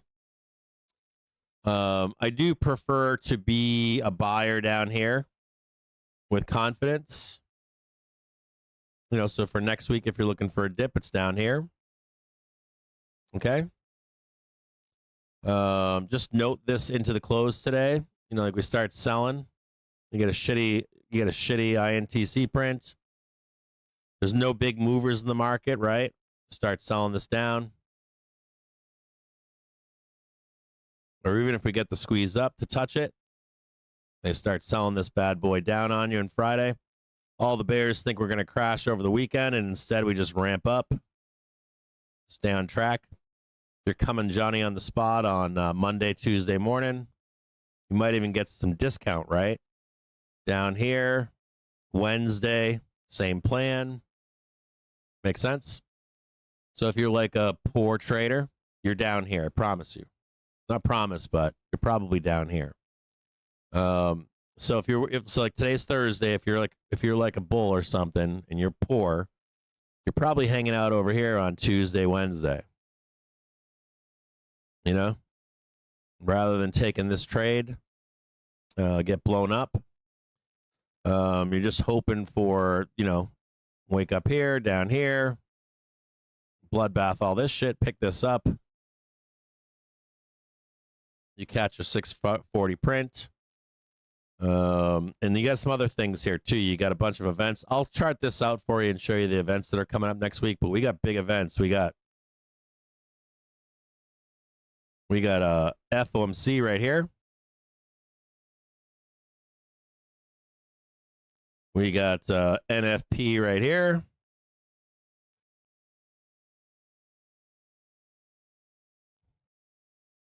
Monday, Tuesday, Wednesday, Thursday, Friday. Then you swoop up here. Matter of fact, you could even swoop down there, get a bloodbath, and we like rip some fucking faces off. It's that 650. So just have a little bit of like. If you're a bull with a small account, save your money for over here. If you miss the trade, and we go up, come back down, swoop up into FOMC, right? You can be a seller up here, or be a seller up here too. So, and what does this mean? It means that if you're a bull or a bear, a small account, you're hanging out up here. You get NFP over here too. Volatility is coming in. So small accounts, you're kind of hanging out down here, and you're kind of up here as a seller. So just note, we're in the middle of the pack right now. It's a very dangerous place to be. This is where they take all your money. I harped on this morning, that we're in this place that I don't like. It's okay to day trade this stuff here. It's okay to day trade this stuff, but the better place to be as a bull or bear is down here or outside the range. You guys understand what I'm saying? Please tell me you do. Now I think we have to touch this 640 or get near it. Not that one, 628 or 638. I think we gotta like get close, because that'll touch SPX and then down and up. But if you're trading 1% of your account or something like that, or 0.05% of your account, it's no big deal. But if you're looking for the big trade, it's down lower. So I just want to make you aware of that. If you're looking for like the big trade, make you a millionaire, it's down here. It's down there. Okay? You guys get this? You guys understand this? Are you following me?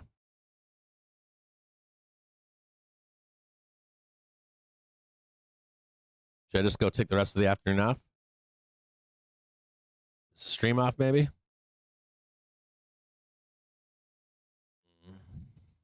Anyways. Just a warning to you.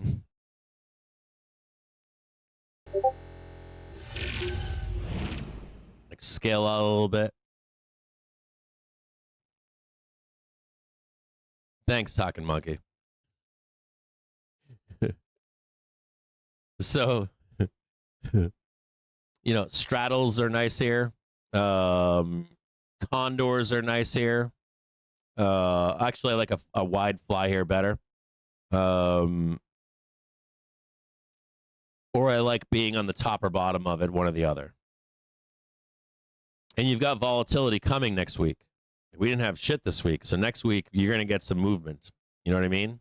And it doesn't matter if it's good or bad. You can be agnostic. The chart that I just showed you, you can be agnostic on outcomes. You're just looking for movement.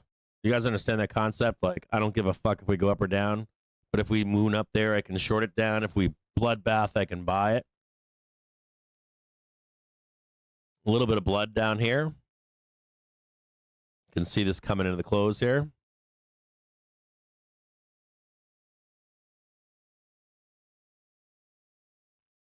I might want to grab some calls here.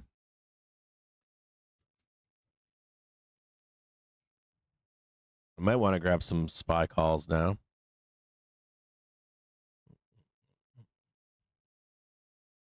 Oh, no, dude, come back.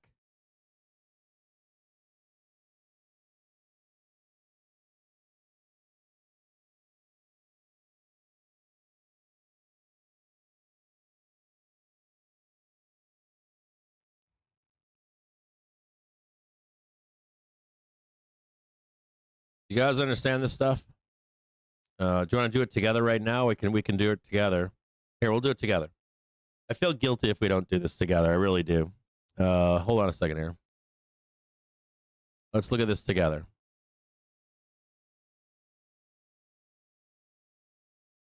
We'll make this easy here.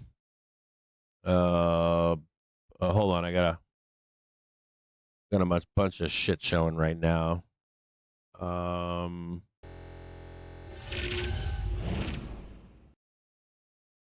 Bring this over here. This is just straight charting. This is like nothing. It's like old school shit right here. So, what am I looking for here?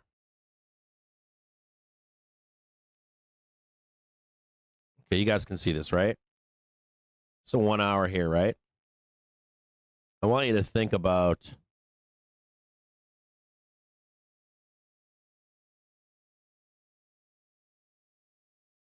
bulls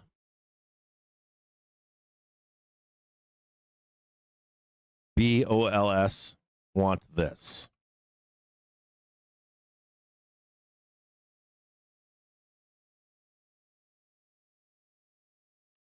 We'll call it the dangling sausage.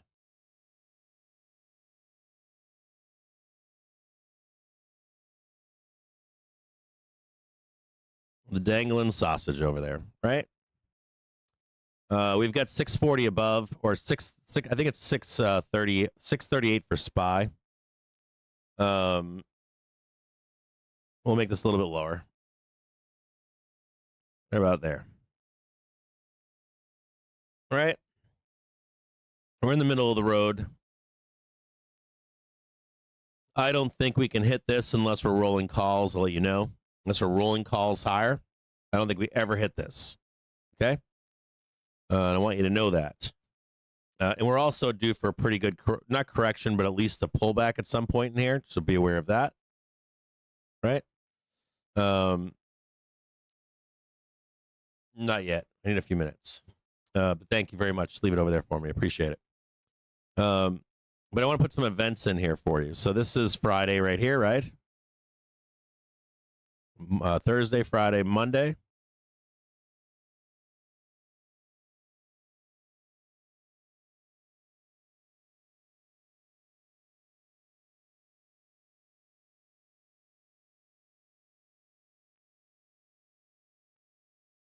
This is sketchy. Ready? Wait a minute here. Hold on a second here. What countries? I just want clear all of them. Just want United States. That's it. Save. Okay. On Friday at 8:30, we get durable goods.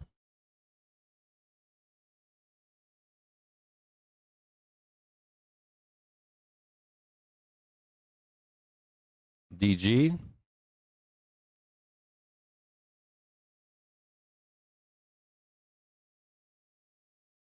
On Tuesday, we get jolts. I don't personally think, I personally don't think that Thursday, Friday. I'm not really concerned right now about unemployment. I'm very concerned about employment. It's been ugly. This right here, I'm going to make this red. I don't need to make that red. I'm just going to write bears. And then on... we got jolts on that date. Then on Wednesday, we get GDP, 8:30 a.m.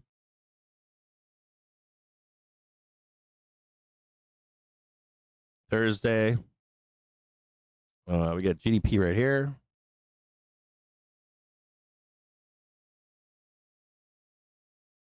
I know. What? No. GDP.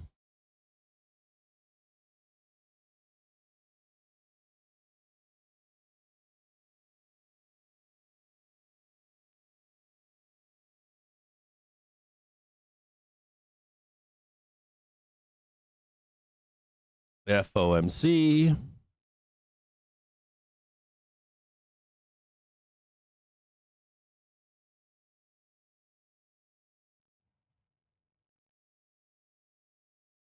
And then we get Thursday, we get PCE. This has been horrible, by the way. PCE has been measuring services.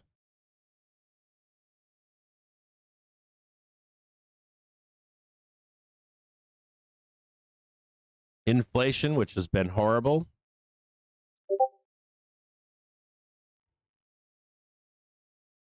On Friday, we get NFP and unemployment.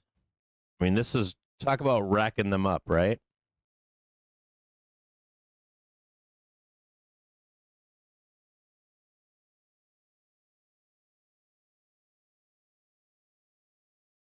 NFP.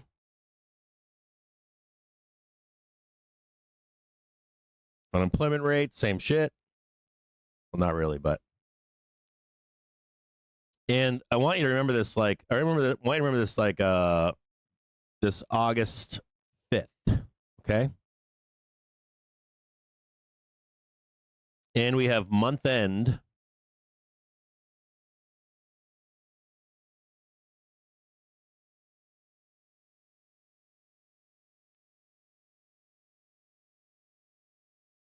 Right there. And then we have, theoretically, we have new month flows. You guys ever hear the term of, have you guys ever heard of the term of leaving bag holders?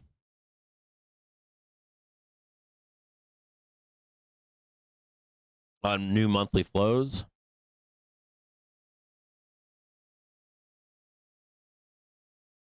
Now, personally, if you want to ask me what I think happens, I think you ramp this up either tonight or tomorrow, hit that 638. That's what I think you're going to do. We're going to, slap that 638, 6400 in SPX. Just touch it. That's what I think you're going to do. To at least leave the idea that we can trade 640 to 650, and you have big earnings next week, like massive earnings. But I also want to talk to you about something else here. It's important. You need that 650 alive, 6,500 alive. But here's something else, though. If we begin to sell this down now into tomorrow, right? You get some durable goods should be good, right? But then, like you're just getting some liquidity. There's your high. There's your lower high. You get some bad jolts, right? They pin you in on FOMC. If FOMC is good, goes up, priced in, goes down, new low, right? New low, new low, new low. And you got earnings in here, 4 or 5% moves. That's all priced in, right? Up, down on these big earnings. You like risk off, like up and down, risk off for NFP. You get your new month flows. Maybe you hit just the 640. We don't care about the 650. Those all die. Or maybe we even just continue on up into September. So I want you to think about, do I care what the data is? No. Do I care if it's up or down? No. I don't care about any of that stuff. The only thing that I care about is what? Here's trend. Here's what bulls want. And you want to be living where?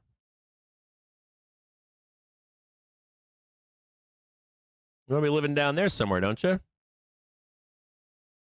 You understand what I'm saying? It's like even if you wanted to buy a dip for a retrace, or we started getting new lows, if we're heading down this way, and then it's like that, you still want to be that buyer over here. Still want to be that buyer down there. You want to be that buyer down there. And now you can kind of see what hedge funds are doing, right? Ramp up for a minute. Hedge funds like short. Come down here, ramp up, short. And they're looking for these fucking prints down here. You guys get what I'm saying? So just big picture time on a Thursday. Just big picture stuff. Why are hedge funds short? Where is the print that they're looking for? They're looking for any kind of outside the range print down here. And if this is the end of the bull run, you know, that don't matter, right? Start legging it down, legging it down, legging it down, bloodbath, come back up for September 15th. So just be aware of this. Have a little bit, like, even if you're just a day trader, just be aware of where we are right now is kind of janky. And you don't necessarily have to be sell side, but if it rips up here, you're sell or you're just buy side, you're just waiting until it comes down so you can buy it again. If you're sell side, you know where the tops are. Being in the middle here is kind of shitty. It's not good for bulls, not good for bears. And if you're outcome agnostic, you're hiding up here and you're hiding down here. It's kind of a garbage place to be. If you want to trade this, wide spreads, you know, and we're coming. It's not necessarily a window of weakness either. Like I'm saying, hey, we're gonna, and this doesn't mean we're gonna trade down here either. I'm just saying that if you're a savvy buyer, it's down here. If you're a savvy seller, it's up here. If you're in the middle, you're then looking for, and this is not the best time to be doing like a long dated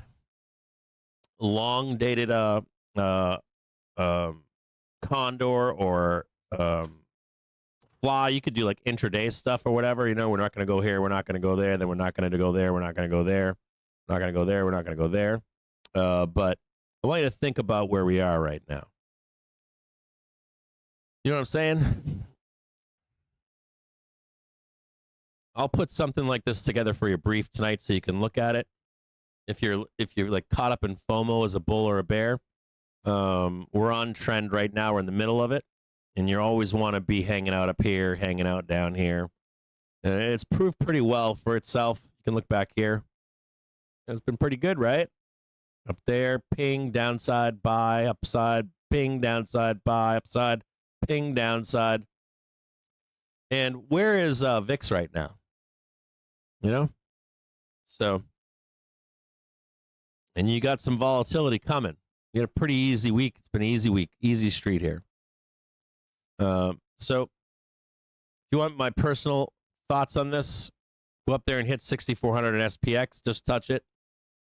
Sweep back down, and then possibly going up, or possibly, you know, rejecting this trend and going to the downside into September. You know what I'm saying?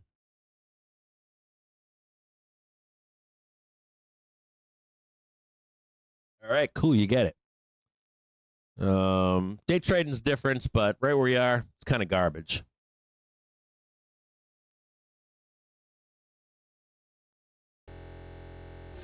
Main screen. You don't want to give your money back, do you?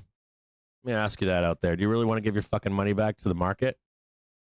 You get eaten up. I mean, you can day trade, but I mean, like, do you want to like be like, hey man, I'm full account, fucking, we're going to the moon? Fuck that noise. You buy every doom to do that. You know what I'm saying?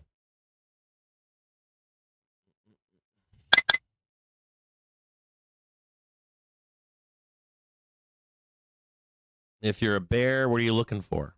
It's the exact opposite. You see some outside the fucking move, squeeze balls, tits off to the top of range. You go in there and you touch the top and sell it down. Have we lost trend yet, though? Nope. Bull run still alive? Yes.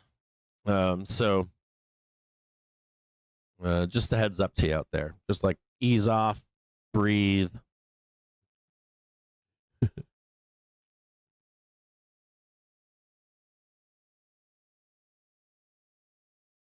You guys want to do some degen trades?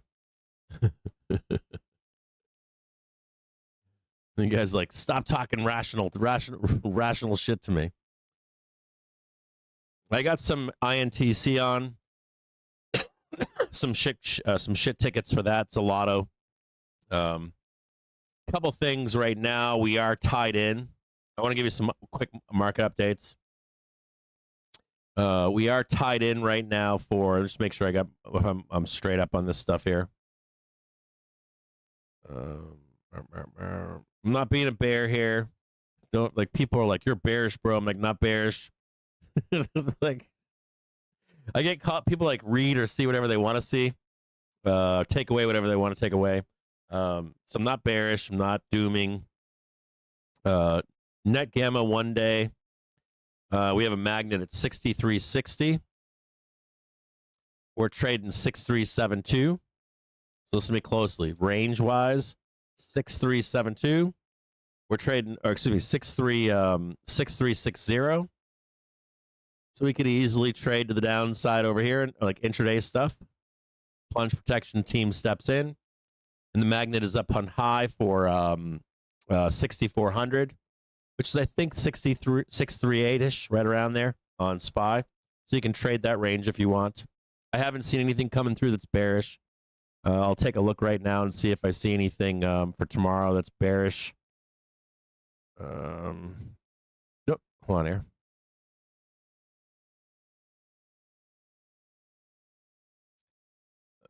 And volatility is cranking right now too. That's another thing to let you know. At the money volatility is cranking. It's kind of even Steven, but 6380 is prominent. 6380. On the downside, 6370. And then what else do I got for you guys? I'll give you a full report tonight. Hold on, Eric. Get rid of that.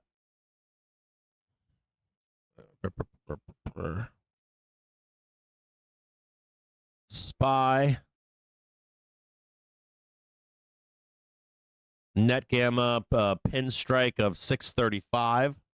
Right where we are.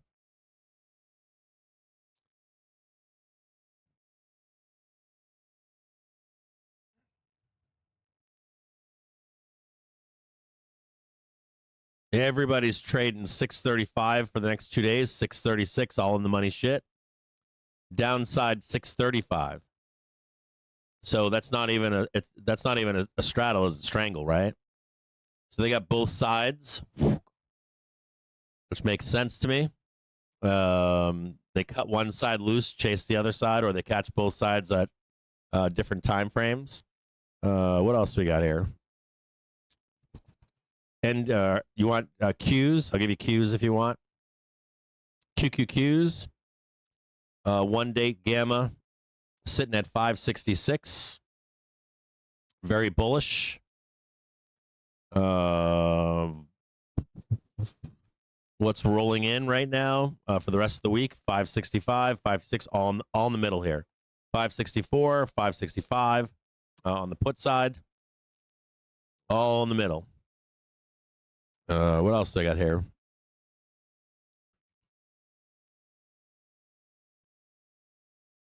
I got some news for you here. JPM another day, another record high with the U.S.-Japan deal announced and the U.S.-EU deal on deck. Feels like not even a soft earnings print. And that's the other thing I'm going to put in this chart. I'm going to write it right now. I'm going to put it on this chart. And that is the deadline is August 1st. Same time with flows coming in. Tariff deadlines, that could have some exuberance. You could look at that 2 different ways.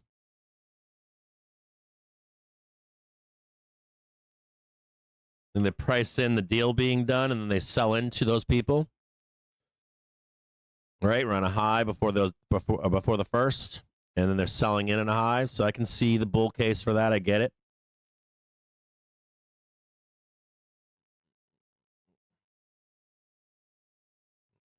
Hold on 1 second here.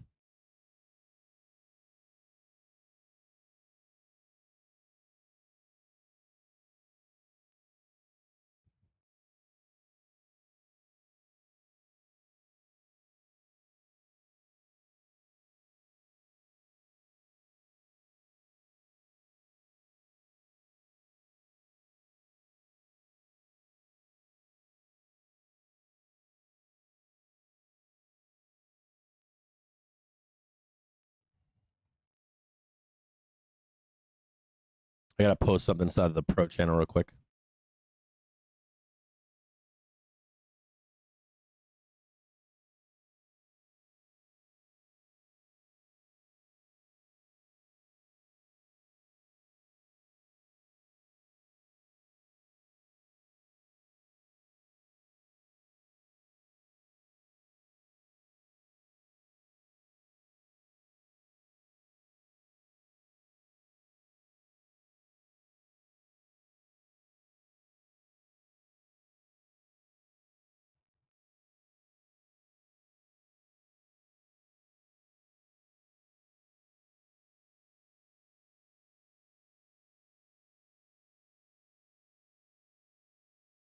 No, nothing's changed on.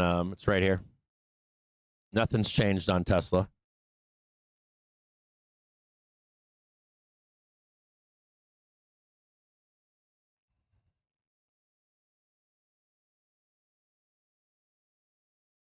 Nothing has changed on Tesla.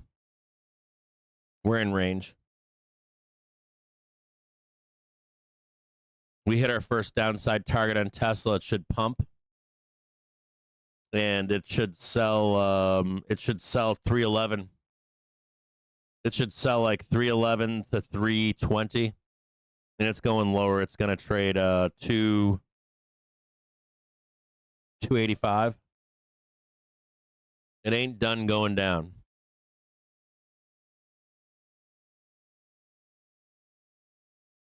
Nothing's changed on Tesla. They traded 230 or 338. I wanted them to trade 350. I was hoping yesterday that they had I was hoping they had some, not legs for calls, but I was hoping that they had some legs before between their reports, and by the time they had their guidance, to slam in at 350, and then you sell it down into eventually 285 or even lower to get long into the end of the year, February. I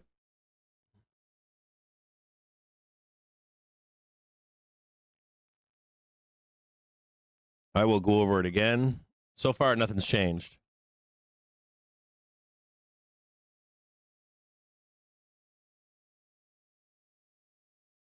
For Tesla, nothing in the outlook on Tesla's changed. It's still within range. It's still it's literally where the expectations were.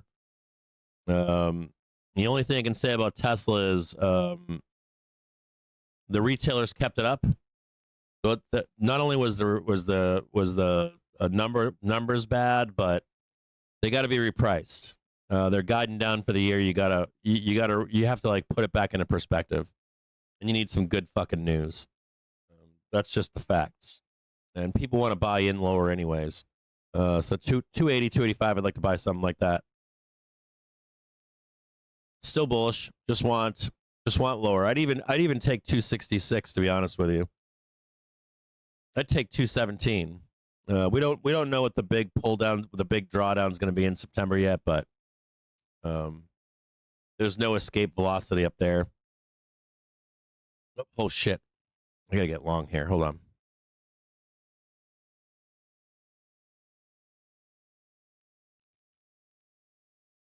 God damn it! Spy shit codes for tomorrow. Don't leave me behind here. Shit codes, lottos. Gonna add some lottos for tomorrow. Those are all dirt fucking cheap, right?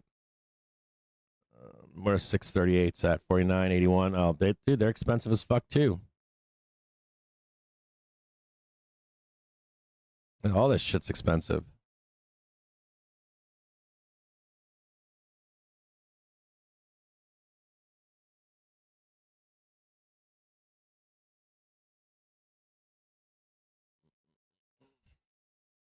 Give me one quick second here, guys.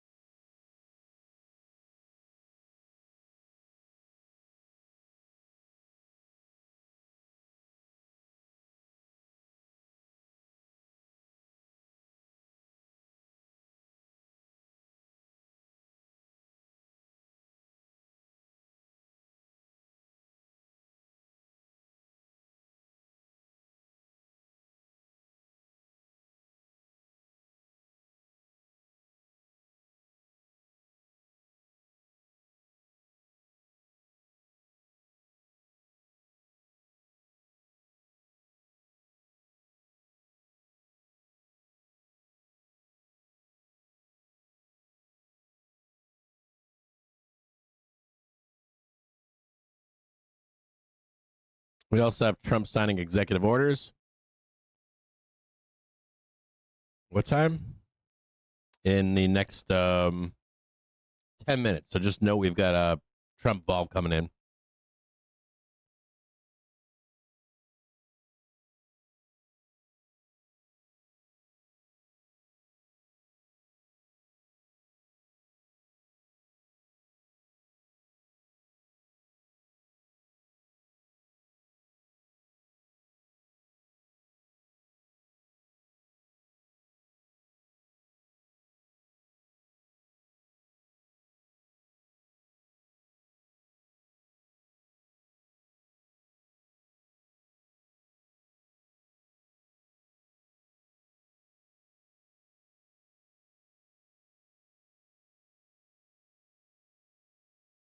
Doggone it, I replied to you in the pro channel.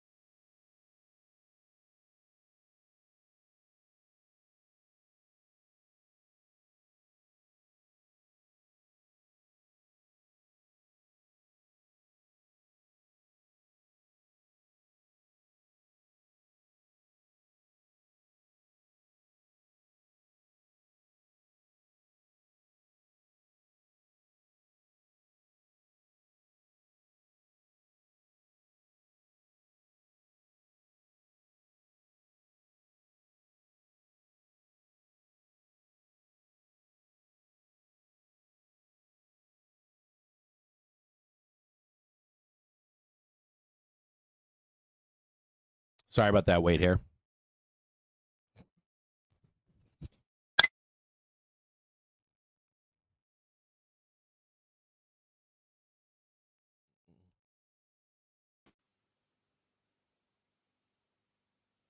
Well, look at that nice hourly candle in SPX. If you're watching SPX right now. So keep in mind at the bottom of the hour, it's around 8 minutes time now. Trump due to be signing executive orders Fat wick. on the homeless people situation. So again, this is at 3:30 p.m. Eastern time. Live videos on the feed. Look at that gorgeous wick on SPX. Anybody watching that hourly candle on SPX right now? It's gorgeous. So the House of Representatives Chinese Select Committee subpoenas JP Right here. Morgan and Bank of America CEOs for backing Chinese military giant, according to a statement. So the House of Representatives Chinese Select Committee says the executives must comply by August the 8th.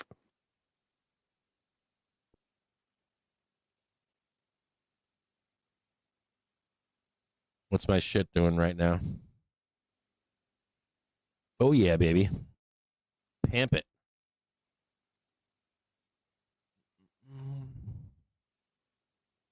Pamp it, pamp it, pamp it. This is the arrow right here, so you can see it.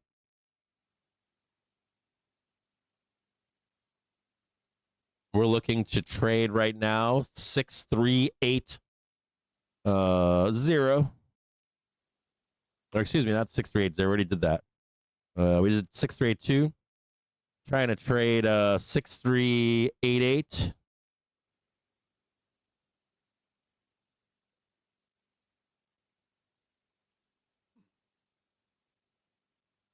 You wanted a target on SPY?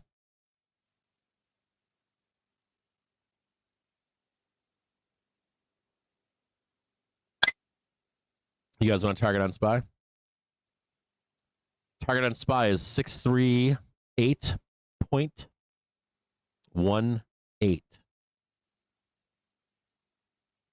I'll give it to you right now. You ready?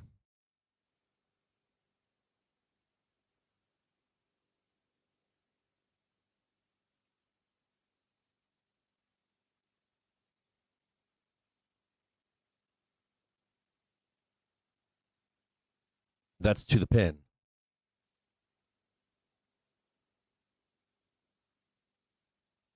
Right there. Between now and tomorrow by close.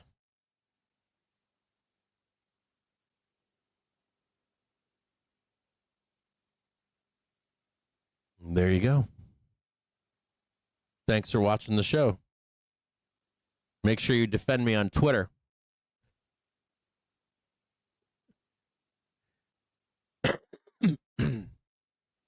Congratulations, Nino. Now that's 6. I'm going to give you 2 or 3 points there. Ready? That's 638.18 target between now and tomorrow is time, right? I would even give it to Monday if you wanted a call spread. There's some great credit spreads for Monday. They print almost 100%. Now that is predicated upon the market holding. Let me just check, make sure I got this right. That is predicated upon the market holding this green line right here. 634.27. Yeah, and to some extent 63280. See this green box right here? Between now and Monday, as long as this holds, the target is 638.18.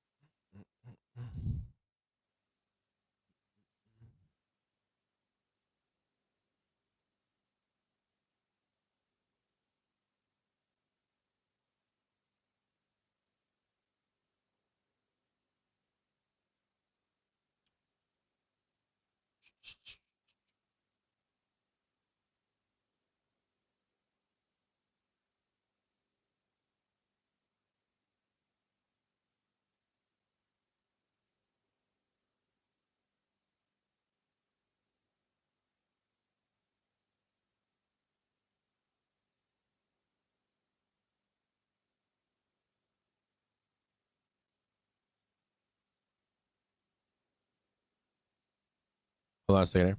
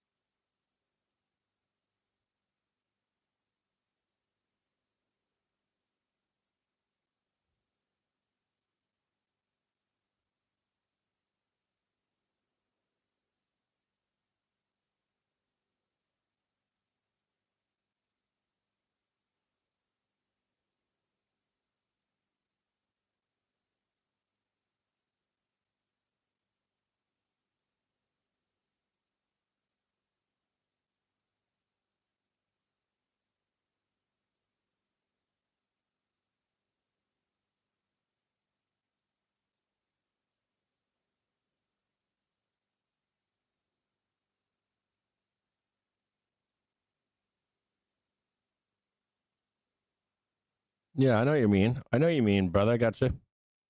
I already have it set up. Correction from the wires here. House of Representatives Chinese Select Committee subpoenas JP Morgan and Bank of America CEOs for backing cattle at sea. Now, when you open that spread, Giants. it's going to matter, bro. Not sure how You might be able to get a better price after the bell. They may not let you in, but you might if you get any trips down here. If you get any trips in here, the numbers will change, of course, right? But as long as this holds right here, doggone it, are you looking? We're pretty fucking close. It's a minute chart, not an hourly chart. We're goddamn close. So anywhere in here, you catch that that 538. That's 100% print between now and Monday close.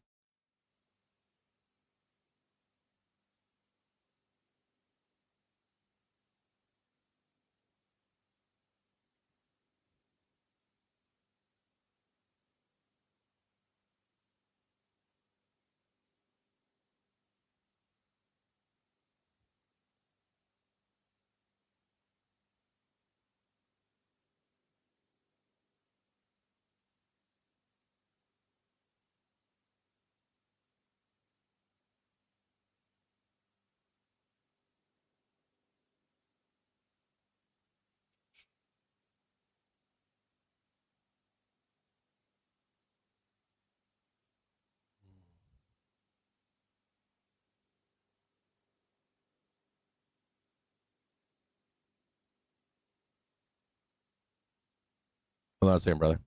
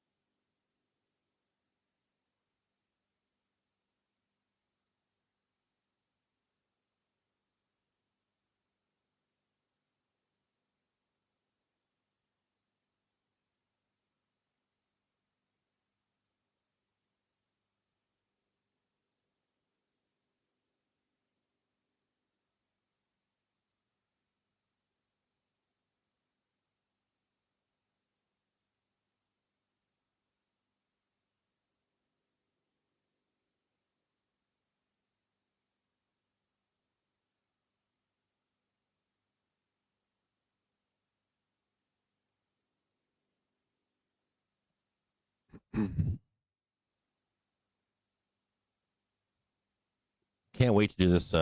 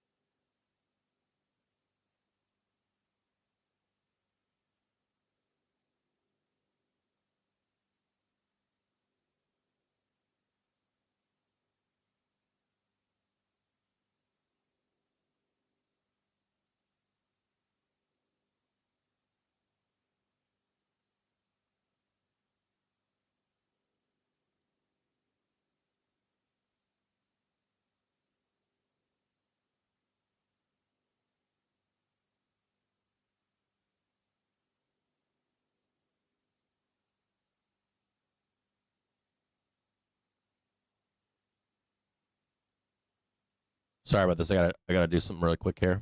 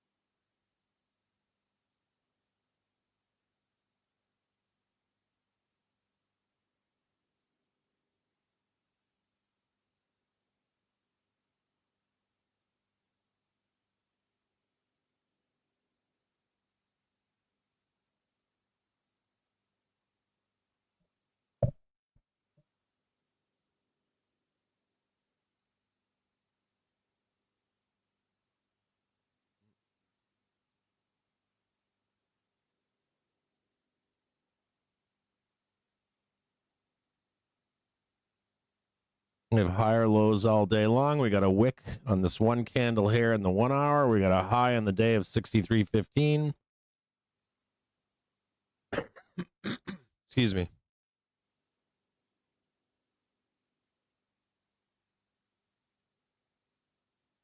If you're not willing to lose money, I'm going to predicate this one more time. If you're unwilling to lose money, you're a directional trader, your best trade is lower or higher. The last hour I spent on this show showing you that. Signing of executive orders has now been pushed back again, according to the AP News video. Pushed back to 4 p.m. Eastern Time now. Trump has been delayed again. 4 p.m. Eastern Time as well. He was previously scheduled to be visiting the Federal Reserve to inspect their renovations. Though, again, we're expecting this to... That's not good. ...pushed back because of this. He's at the Federal Reserve right now. So he's going to meet the the enemy.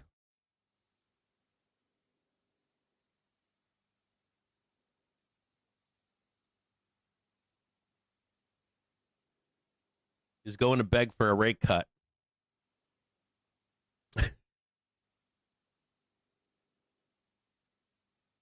Yeah, there's like this isn't the place, like, for most of you. This, like, unless you're willing to lose your money, it's kind of a horrible place to be. It's like a garbage spot in the market.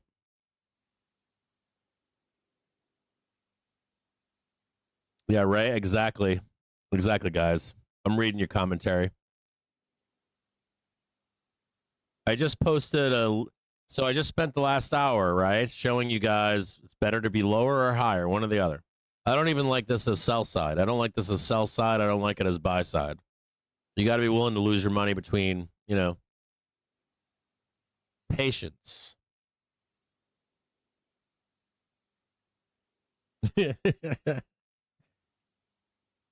There's a good argument for upside. There's a good argument for a pullback.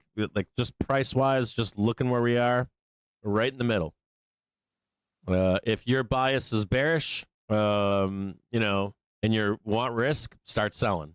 If your bias is bullish, and you like risk, start buying. Otherwise, there's no like, hey, we should do this or do that.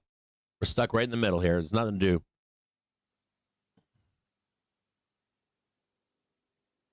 The only thing that I can tell you is if we come down here, you want to be buying this with stops underneath. If we lose this, turn seller. Only thing I can say to you here.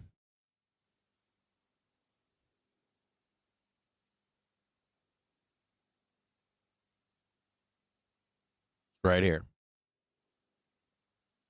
Must hold. Now, people will read what or people will take what I say and twist those words. I get it.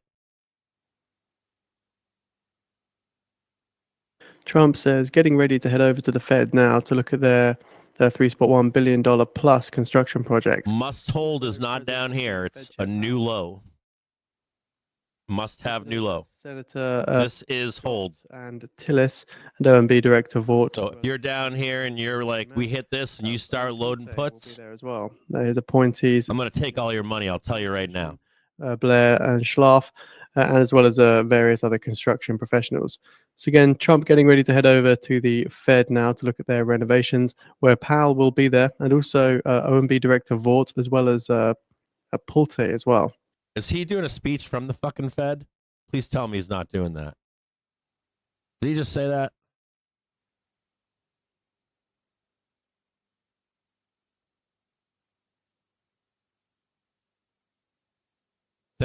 I'm so grateful he's not doing a presser at the Fed.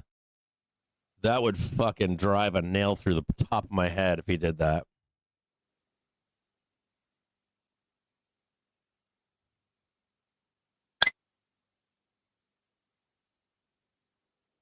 There. You want to watch this right here. We need to hold this. Watch the hourly candle. We don't want to give this candle up. You don't want to give this up right here, to be honest with you.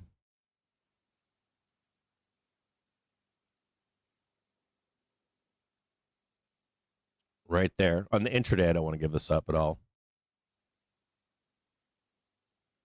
That green box right there? If we give that green box up, we're going to trade. We could trade pretty low. Pretty low.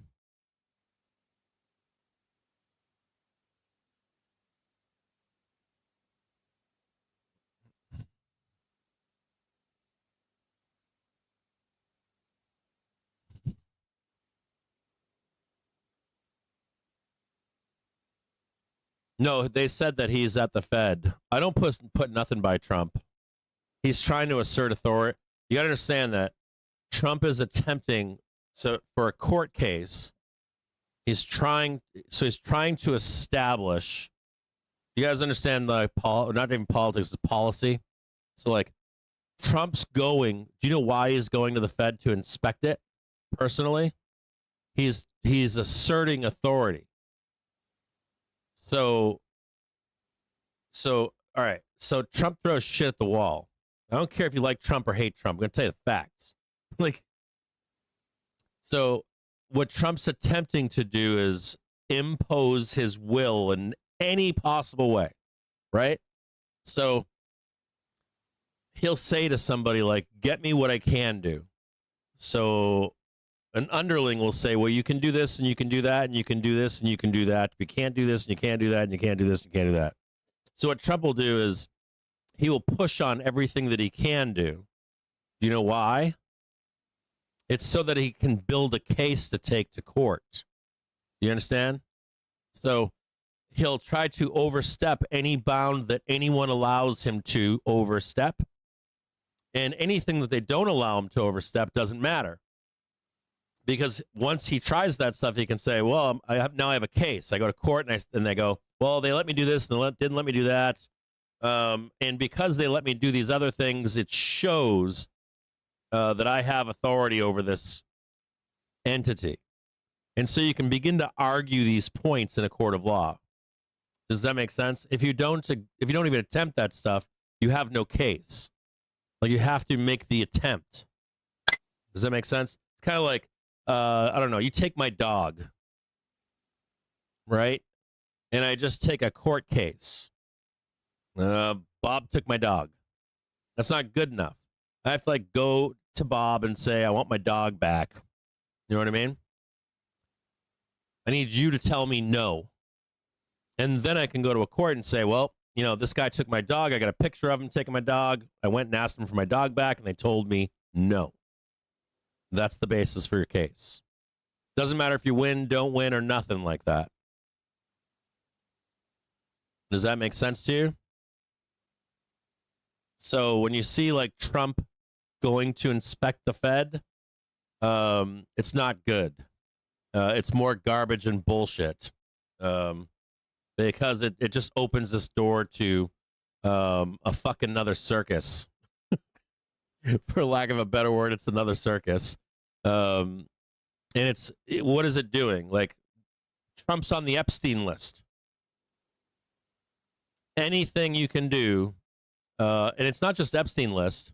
He knows that the economy is deteriorating, so he needs someone to blame. Like, this is all like show, bread, circus. It's all like, I have someone to blame now. I can assert authority and take over the Fed too at the same time. And it doesn't matter if it works or doesn't work. It helps. Like Trump doesn't lose in either outcome. He doesn't lose. Whether he is able to assert the authority or not, it doesn't matter. He does not lose. He doesn't. He wins. So the problem for us is that brings volatility to the market, doesn't it? Right? He doesn't lose. He wins. It takes focus off whatever his name is, Epstein. It helps him with helps him with, hey, look, where the economy's bad because of Jerome. You saw what I did, right? I tried. And then it also gives him power if he can win in court. He does not lose. I think they call it decorum, right? Unspoken rules, unspoken agreements, unspoken relationships. He violates them all. You get that? Whether you like it or not, you're for it, against it, whatever, it doesn't matter. But that's what it is. So if I wouldn't put it past him to like show up at the Fed and they have a press corps that follows him everywhere he goes. Like, I'm sitting outside the Fed right now, and I saw a lot of irregularities. That's all he has to say. Fucking market goes straight down. So you got to be aware. You got to be aware of that shit. You know, even if he's supposed to sign shit at the White House, he pulls some bullshit. Yeah, let me give the press 5 minutes or 15 minutes or whatever. You know, Or he does something where he says, I did the inspection, everything was great. I don't see anything here. Market would fucking go vertical, right? So you got to pay attention to that stuff. 1 minute now until we get the market's on close imbalance. Come on, baby.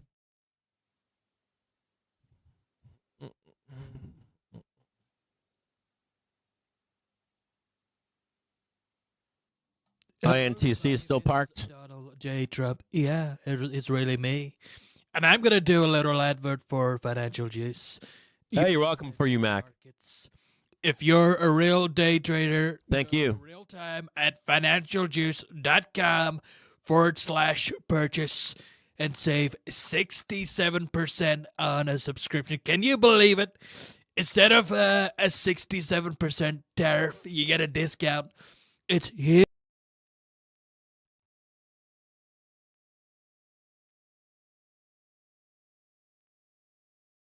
Like that, like I'll tell you, man. Like I got to give it to Trump. Like he's spiteful, he's angry. He wants like, if he's got felonies, he wants everybody else to have felonies. What else does he do? He does like, like don't focus on this, focus on that. Whenever it's good for him, he wants unlimited authority. He's an authoritarian. I don't know if you know that. That's what he is. He's not a conservative. He is a populist. You guys know that, right? What does a populist do? They get people emotionally charged up, positively and negatively, right? They work on your emotions, whether that's good or bad. You ever notice that the people that vote for him are sometimes split, divided, back together, all happy, all angry? It's very you guys should look at populist politics on. Just do a simple Wikipedia search. Party doesn't matter. Just look up populists or populist politics. You should do that. They got good books on it too, but you should be well informed. Not do your own research bullshit. Look up what populist politics are.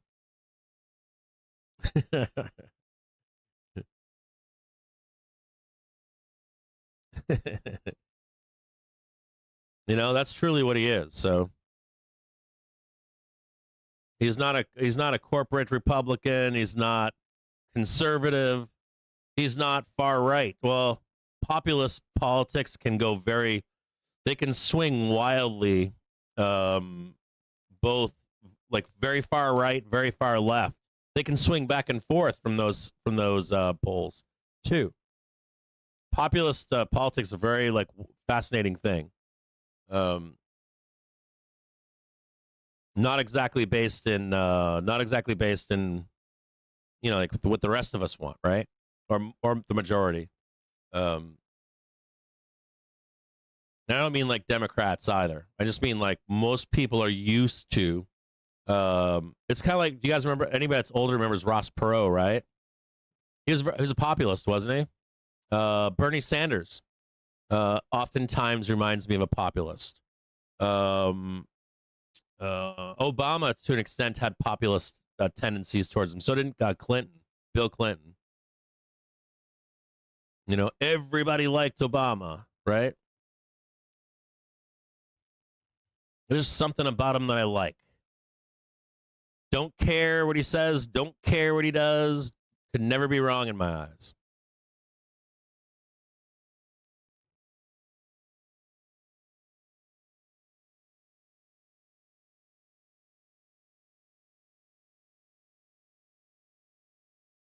Well, I think there's different kinds of conservatives. I think there's different shades of everything. And then, of course, politics wants to pigeonhole you and things, right? You got to be this. If you, whatever the bread of the day is, we're for this today. We're not for that tomorrow. That ranges in all political classes. I was listening to Cuomo on CNBC this morning, and it's just it was comical.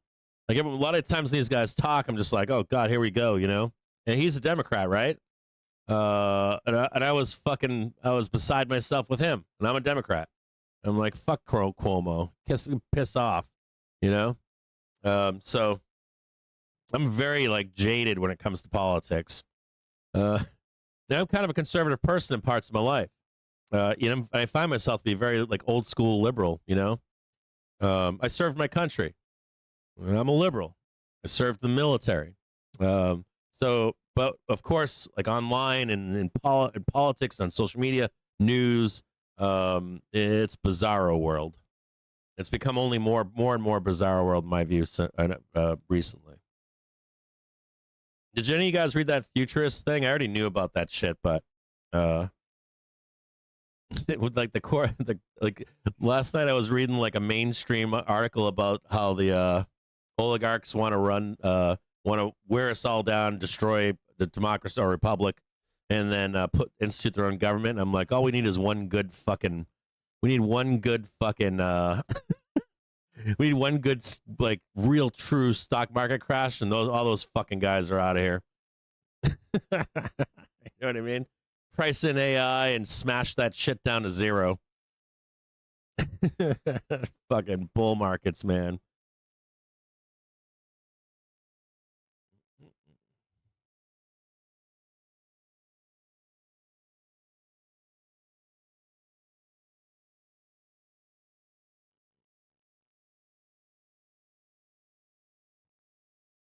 Like techno oligarch party, I guess.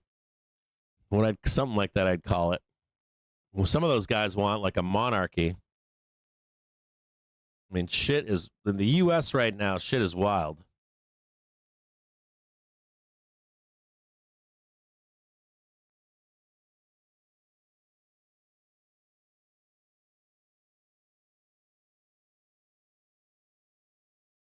Yeah, that I gotta contact them and say something to them.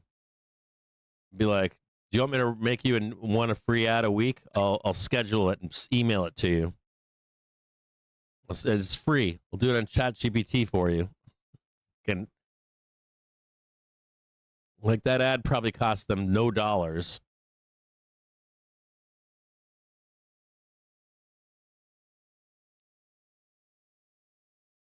I don't think it matters who that ad is either. I think just the ad itself is like, there we go. Someone said it was a feature. So the ad goes away for you. It pisses you off so much that the ad goes away. Come on, baby.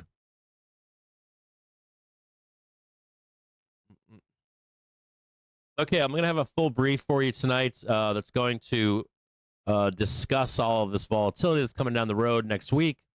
It'll prepare you for Friday, prepare you for next week. And I'm begging you now. I'm gonna say it right now. I'm gonna say this again. Please go back and watch the show today. Between like 2 and 3 p.m., I think it was, roughly 2-3 p.m. And I want you to come back on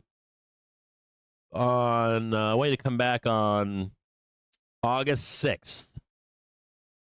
And if you're in the red on August 6th, I want you to go back and watch what I did. Because I'm going to bet, I'm going to fucking bet that if you're losing money, look at me closely. If you are in the fucking red on August 6th, you either didn't pay attention, only watched and listened to what I told you, what you wanted to hear, or you went against what I told you. Stay on the edge. Stay on the edge in the up or the down. And I know that half of you are going to get fucked. Guaranteed. Half of you will be right, half of you will be wrong. And it will be pure gambling. And it'll be based in nothing. You want to be higher or lower?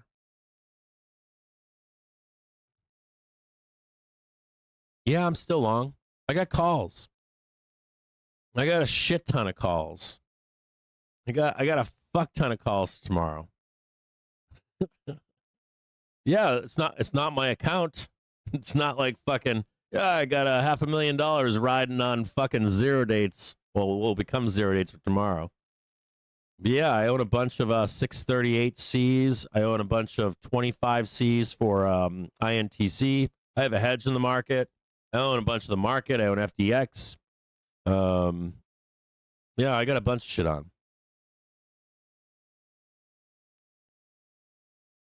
But like zero date stuff, I got lottos for tomorrow, and I got what do you call it? I got some lottos on INTC. I know I'm going to lose all my money in INTC. I have zero expectation to get paid on that. That shit's going to burn. Come on here. Can't believe I'm doing that trade right now. Put that right there.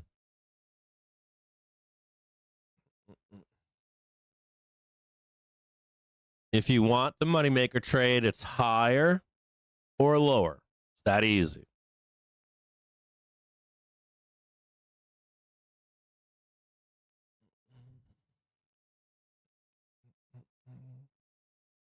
Yeah, add some more. Come on down. Come on down. Come on down. Come on down a little bit more.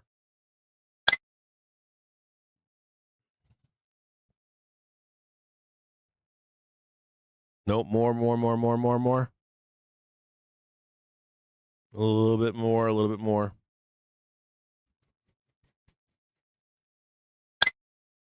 A little bit more. Give me a little bit more down.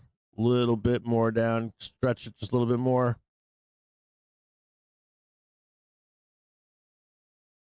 No, I need more. Need more. Need more.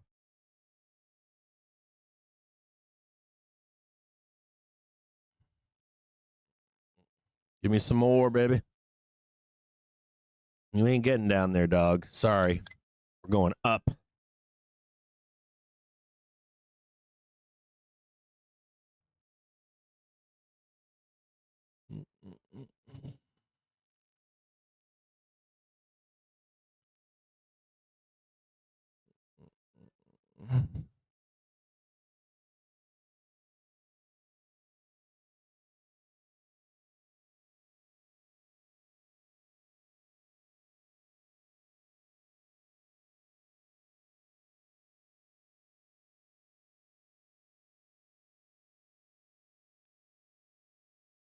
There we go. There we go. Keep adding.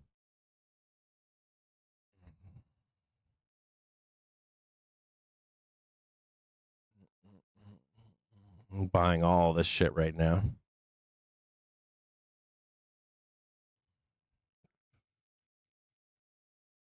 All right, I'm tits loaded, I think.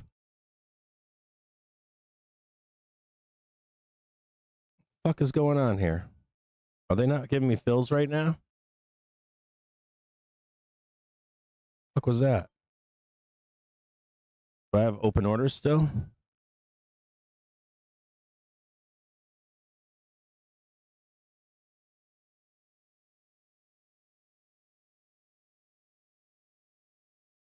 All right, we're good. We're good.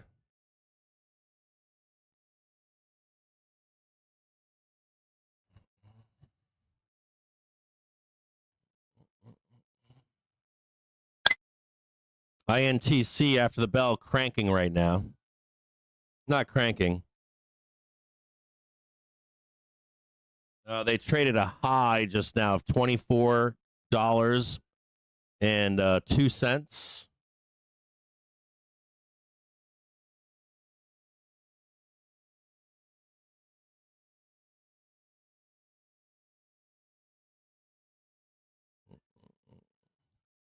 You want to see INTC? This is the high right here. They hit the downside. They closed the gap. They hit the upside target. Now just waiting to see if we can get the rest of it up to the top.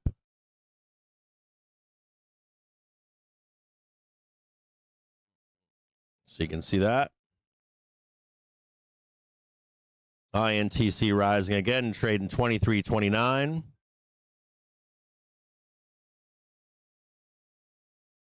$23.52.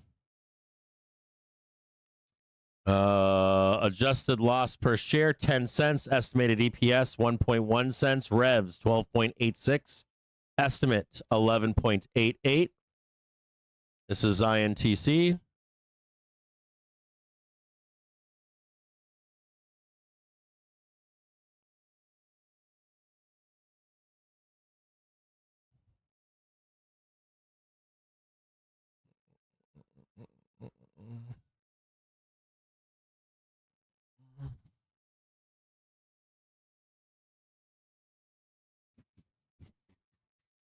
I need to hit 25 minimum by open tomorrow. Well, I don't need to hit it by open. I need to hit it by 1 p.m. tomorrow. I don't think I'm going to get it.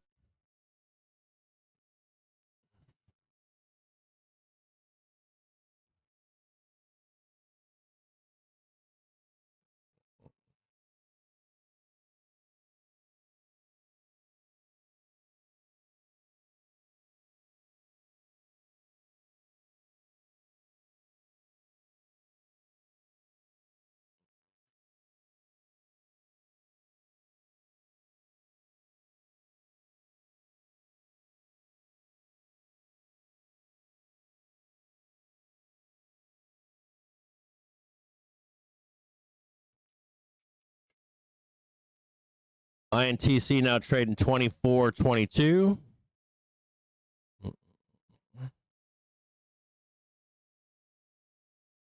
INTC cranking right now. They keep selling into this. The expected move is $24.13. They keep hitting it. We'll see if it runs up tomorrow and holds into the open. So I can't wait till we can do stock calls 24 hours a day. I'm going to fucking destroy this shit. You can just imagine coming in, like buying a fucking dip down here at the close, running that fucker straight up and getting out. Be awesome. Shit ton of money to be made.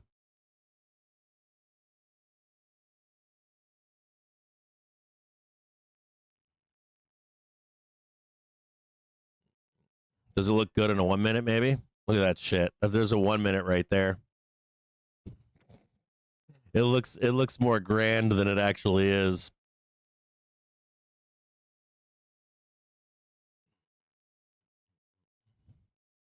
Oh, dude, they're coming all the way back down. I so wish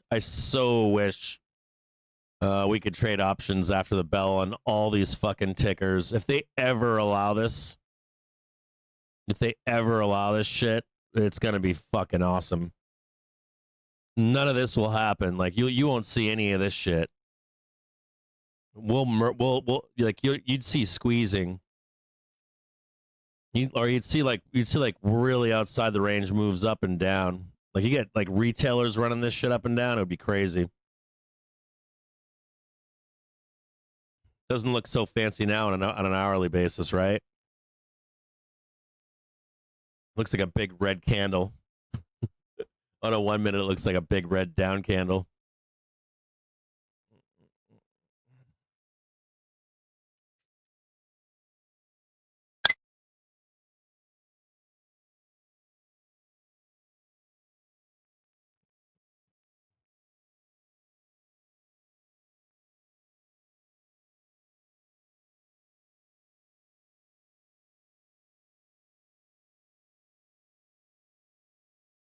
Call spread leaps on what?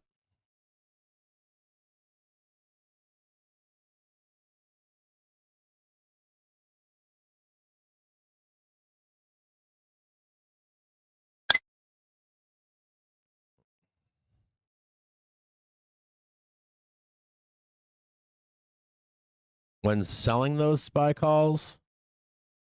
Huh? Yeah. So look at spy calls have no intrinsic value. I've said this before, haven't I?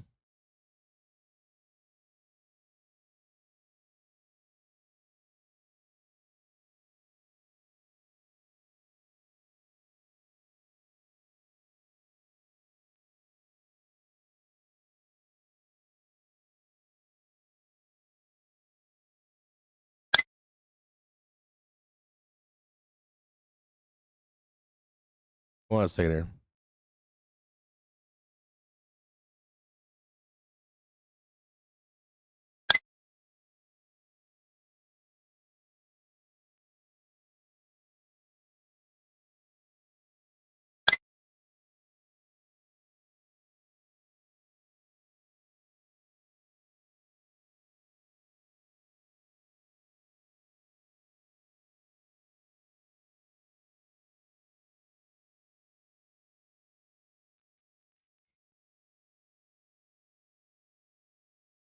Who's buying leaps right now?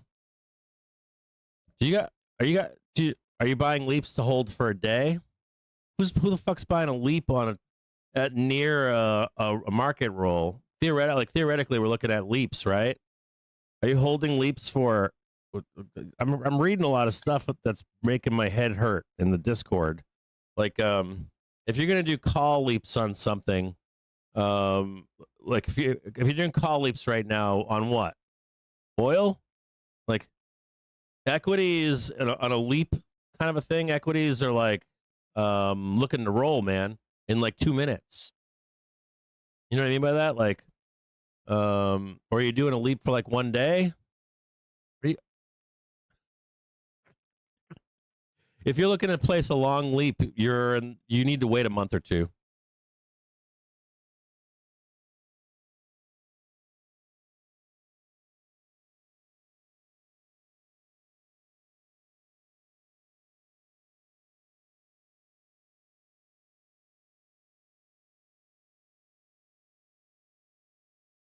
No. It's not just the IV. You live in the arbitrage of the IV.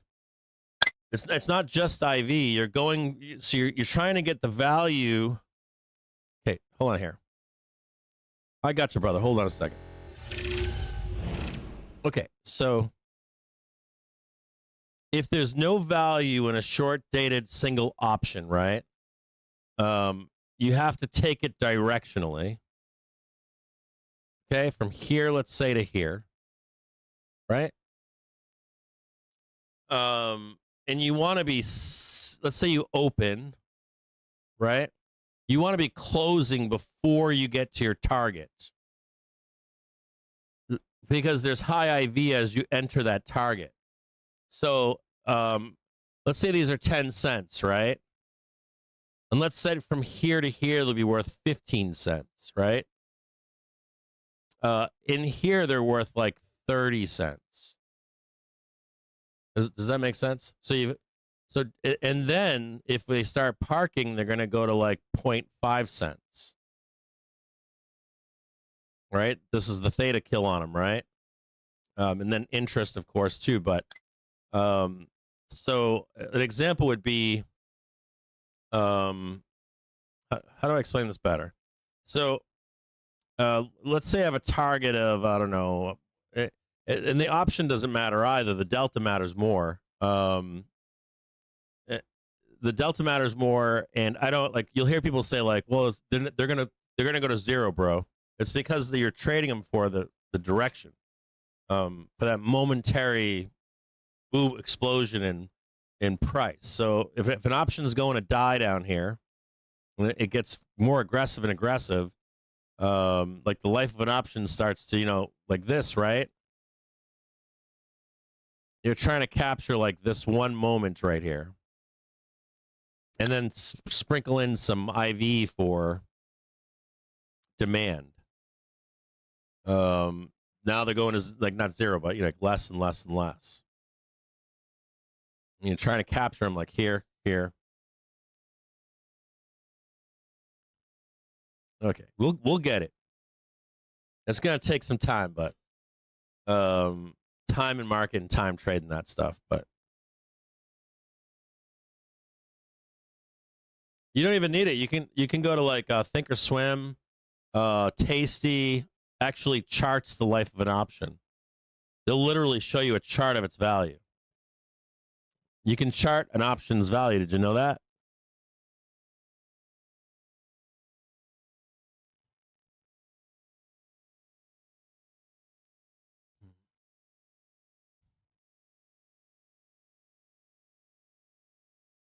Are they arguing construction hats? Are they at the Fed? Moog, are they done? Mogul, are they at the Fed right now? Like I can't watch it. I don't want to. Oh God. I gotta watch it right now. Are you fucking kidding me? He's got a construction hat on. This is a fucking disaster. This fucking guy is fucking blowing my mind. Look, he's got a construction helmet on. I'm watching it right now. I'm watching the replay. They're all walking around right now. This is... I can't. We're living in a fucking banana republic, I swear to fucking God. It's like everything's a fucking joke. So,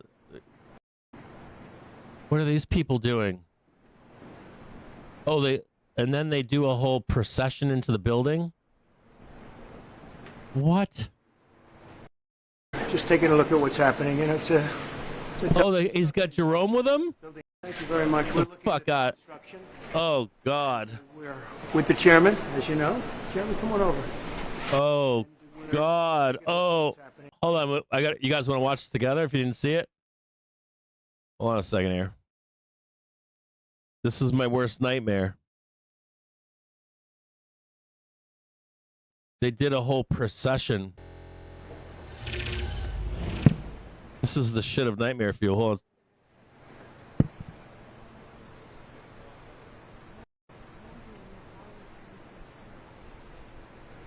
Oh, Jerome just gave him the finger.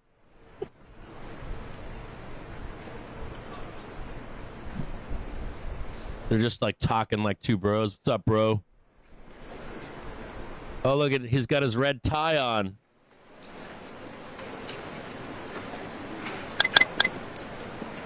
This is about half an hour ago. Thank you very much. We're looking at the construction, and we're with the chairman, as you know. Chairman, come on over. And It would have been great if it was like a shoddy. you know, it's They're hiding all the illegal workers. They're like, go back there, go back there. they didn't exist or expanded them. And a lot of very expensive work. There's no question about it. And Tim has been with me for a long time, and Yes, you're in sir. charge of the committee. Indeed, one of the reasons why I wanted to see it was the overruns of the expenses, wanted to figure out why. So we're taking a look, and Trump's like, we're not paying this. 1 billion it went up Ever. a little bit, or a lot. So the 2.7 is now 3.1. Look at Jerome. Hold on, let's do this. Look at Jerome. Went up a little bit, or a lot. So the 2.7 is now 3.1. I'm not aware of that. Yeah, Mr. President. it just came out. Yeah, I haven't heard that from anybody at the Fed.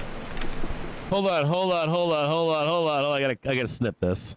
So we're taking a look, and it looks like it's about 3.1 billion. It went up a little bit, or a lot. So the 2.7 is now 3.1. I'm not aware of that. Mr. Yeah, President. it just came out. I haven't heard that from anybody at the Fed. Yeah, it just, Our notes had it about 3.1 as well. 3.1. 3.2. This came from us? Yes. I don't know who does that. You're including the Martin renovation. You just added. That's our entire capital. Yeah, you just added in a third building. Is what that is. That's a third building, Well, including no, the but Martin building. it's a building that's being built. No, it was built 5 years ago. We finished Martin. 5 years ago. So, It's not new. so we're going to take a look. We're going to see what's happening, and it's got a long way. Do you expect any more additional cost overruns? Don't expect them. We're ready for them, but we have a little bit of a reserve that we may use. But no, we don't. We expect to be finished in 2027. We're well along, as you can see. Nice to take these off every once in a while when we're not under too much danger. So, any questions? Mr. President, does the issue give you any? As a real estate developer, what would you do with a project manager who would be over budget? Generally speaking, what would I do? I'd fire them. Do you think this issue, Mr. President, gives you cause to do that? Well, I'm here just really with the chairman. He's showing us around, showing us the work. And so I don't want to get that. I don't want to be personal. I just, This is fucking terrible. and in many ways, it's too bad it started. I just posted the picture on Twitter. It's been under construction for a long time. Going to be, No, it hasn't. it looks like it's got a long way to go. Look at him trying to save. Oh, God. Today, that would make you back off some of the earlier criticism? Well, I'd love him to lower interest rates. But other than He just hit him. He just fucking hit him. brief the chairman on the deal we made with Japan. Japan is putting up $550 billion in order to lower their tariffs a little bit. That way they have a little bit lower tariff. And they also opened their country to free trade, which nobody thought was even a possibility. And we get a zero tariff in the free trade. We don't pay tariffs. This is real. We pay 15% on everything they send into our country, so it's great. But they put up, as you could call it, seed money. Let's call it seed money. You could call it anything you want, but it's it's a total of $550 billion. So nobody thought any of that was possible, and it's wonderful. And we're doing pretty well with the European Union, likewise, and we have some others. They're all really big, and our country's going to make a lot of money. Dude, look at Jerome. He's like, get me the fuck out of here. See how the board rules on that. He's like, just let my term end. But Just want to go fishing. that's thriving. We had a dead country 1 year ago. Today we have the hottest country anywhere in the world. Just want to go bang yelling. Just want to wear leather and fit.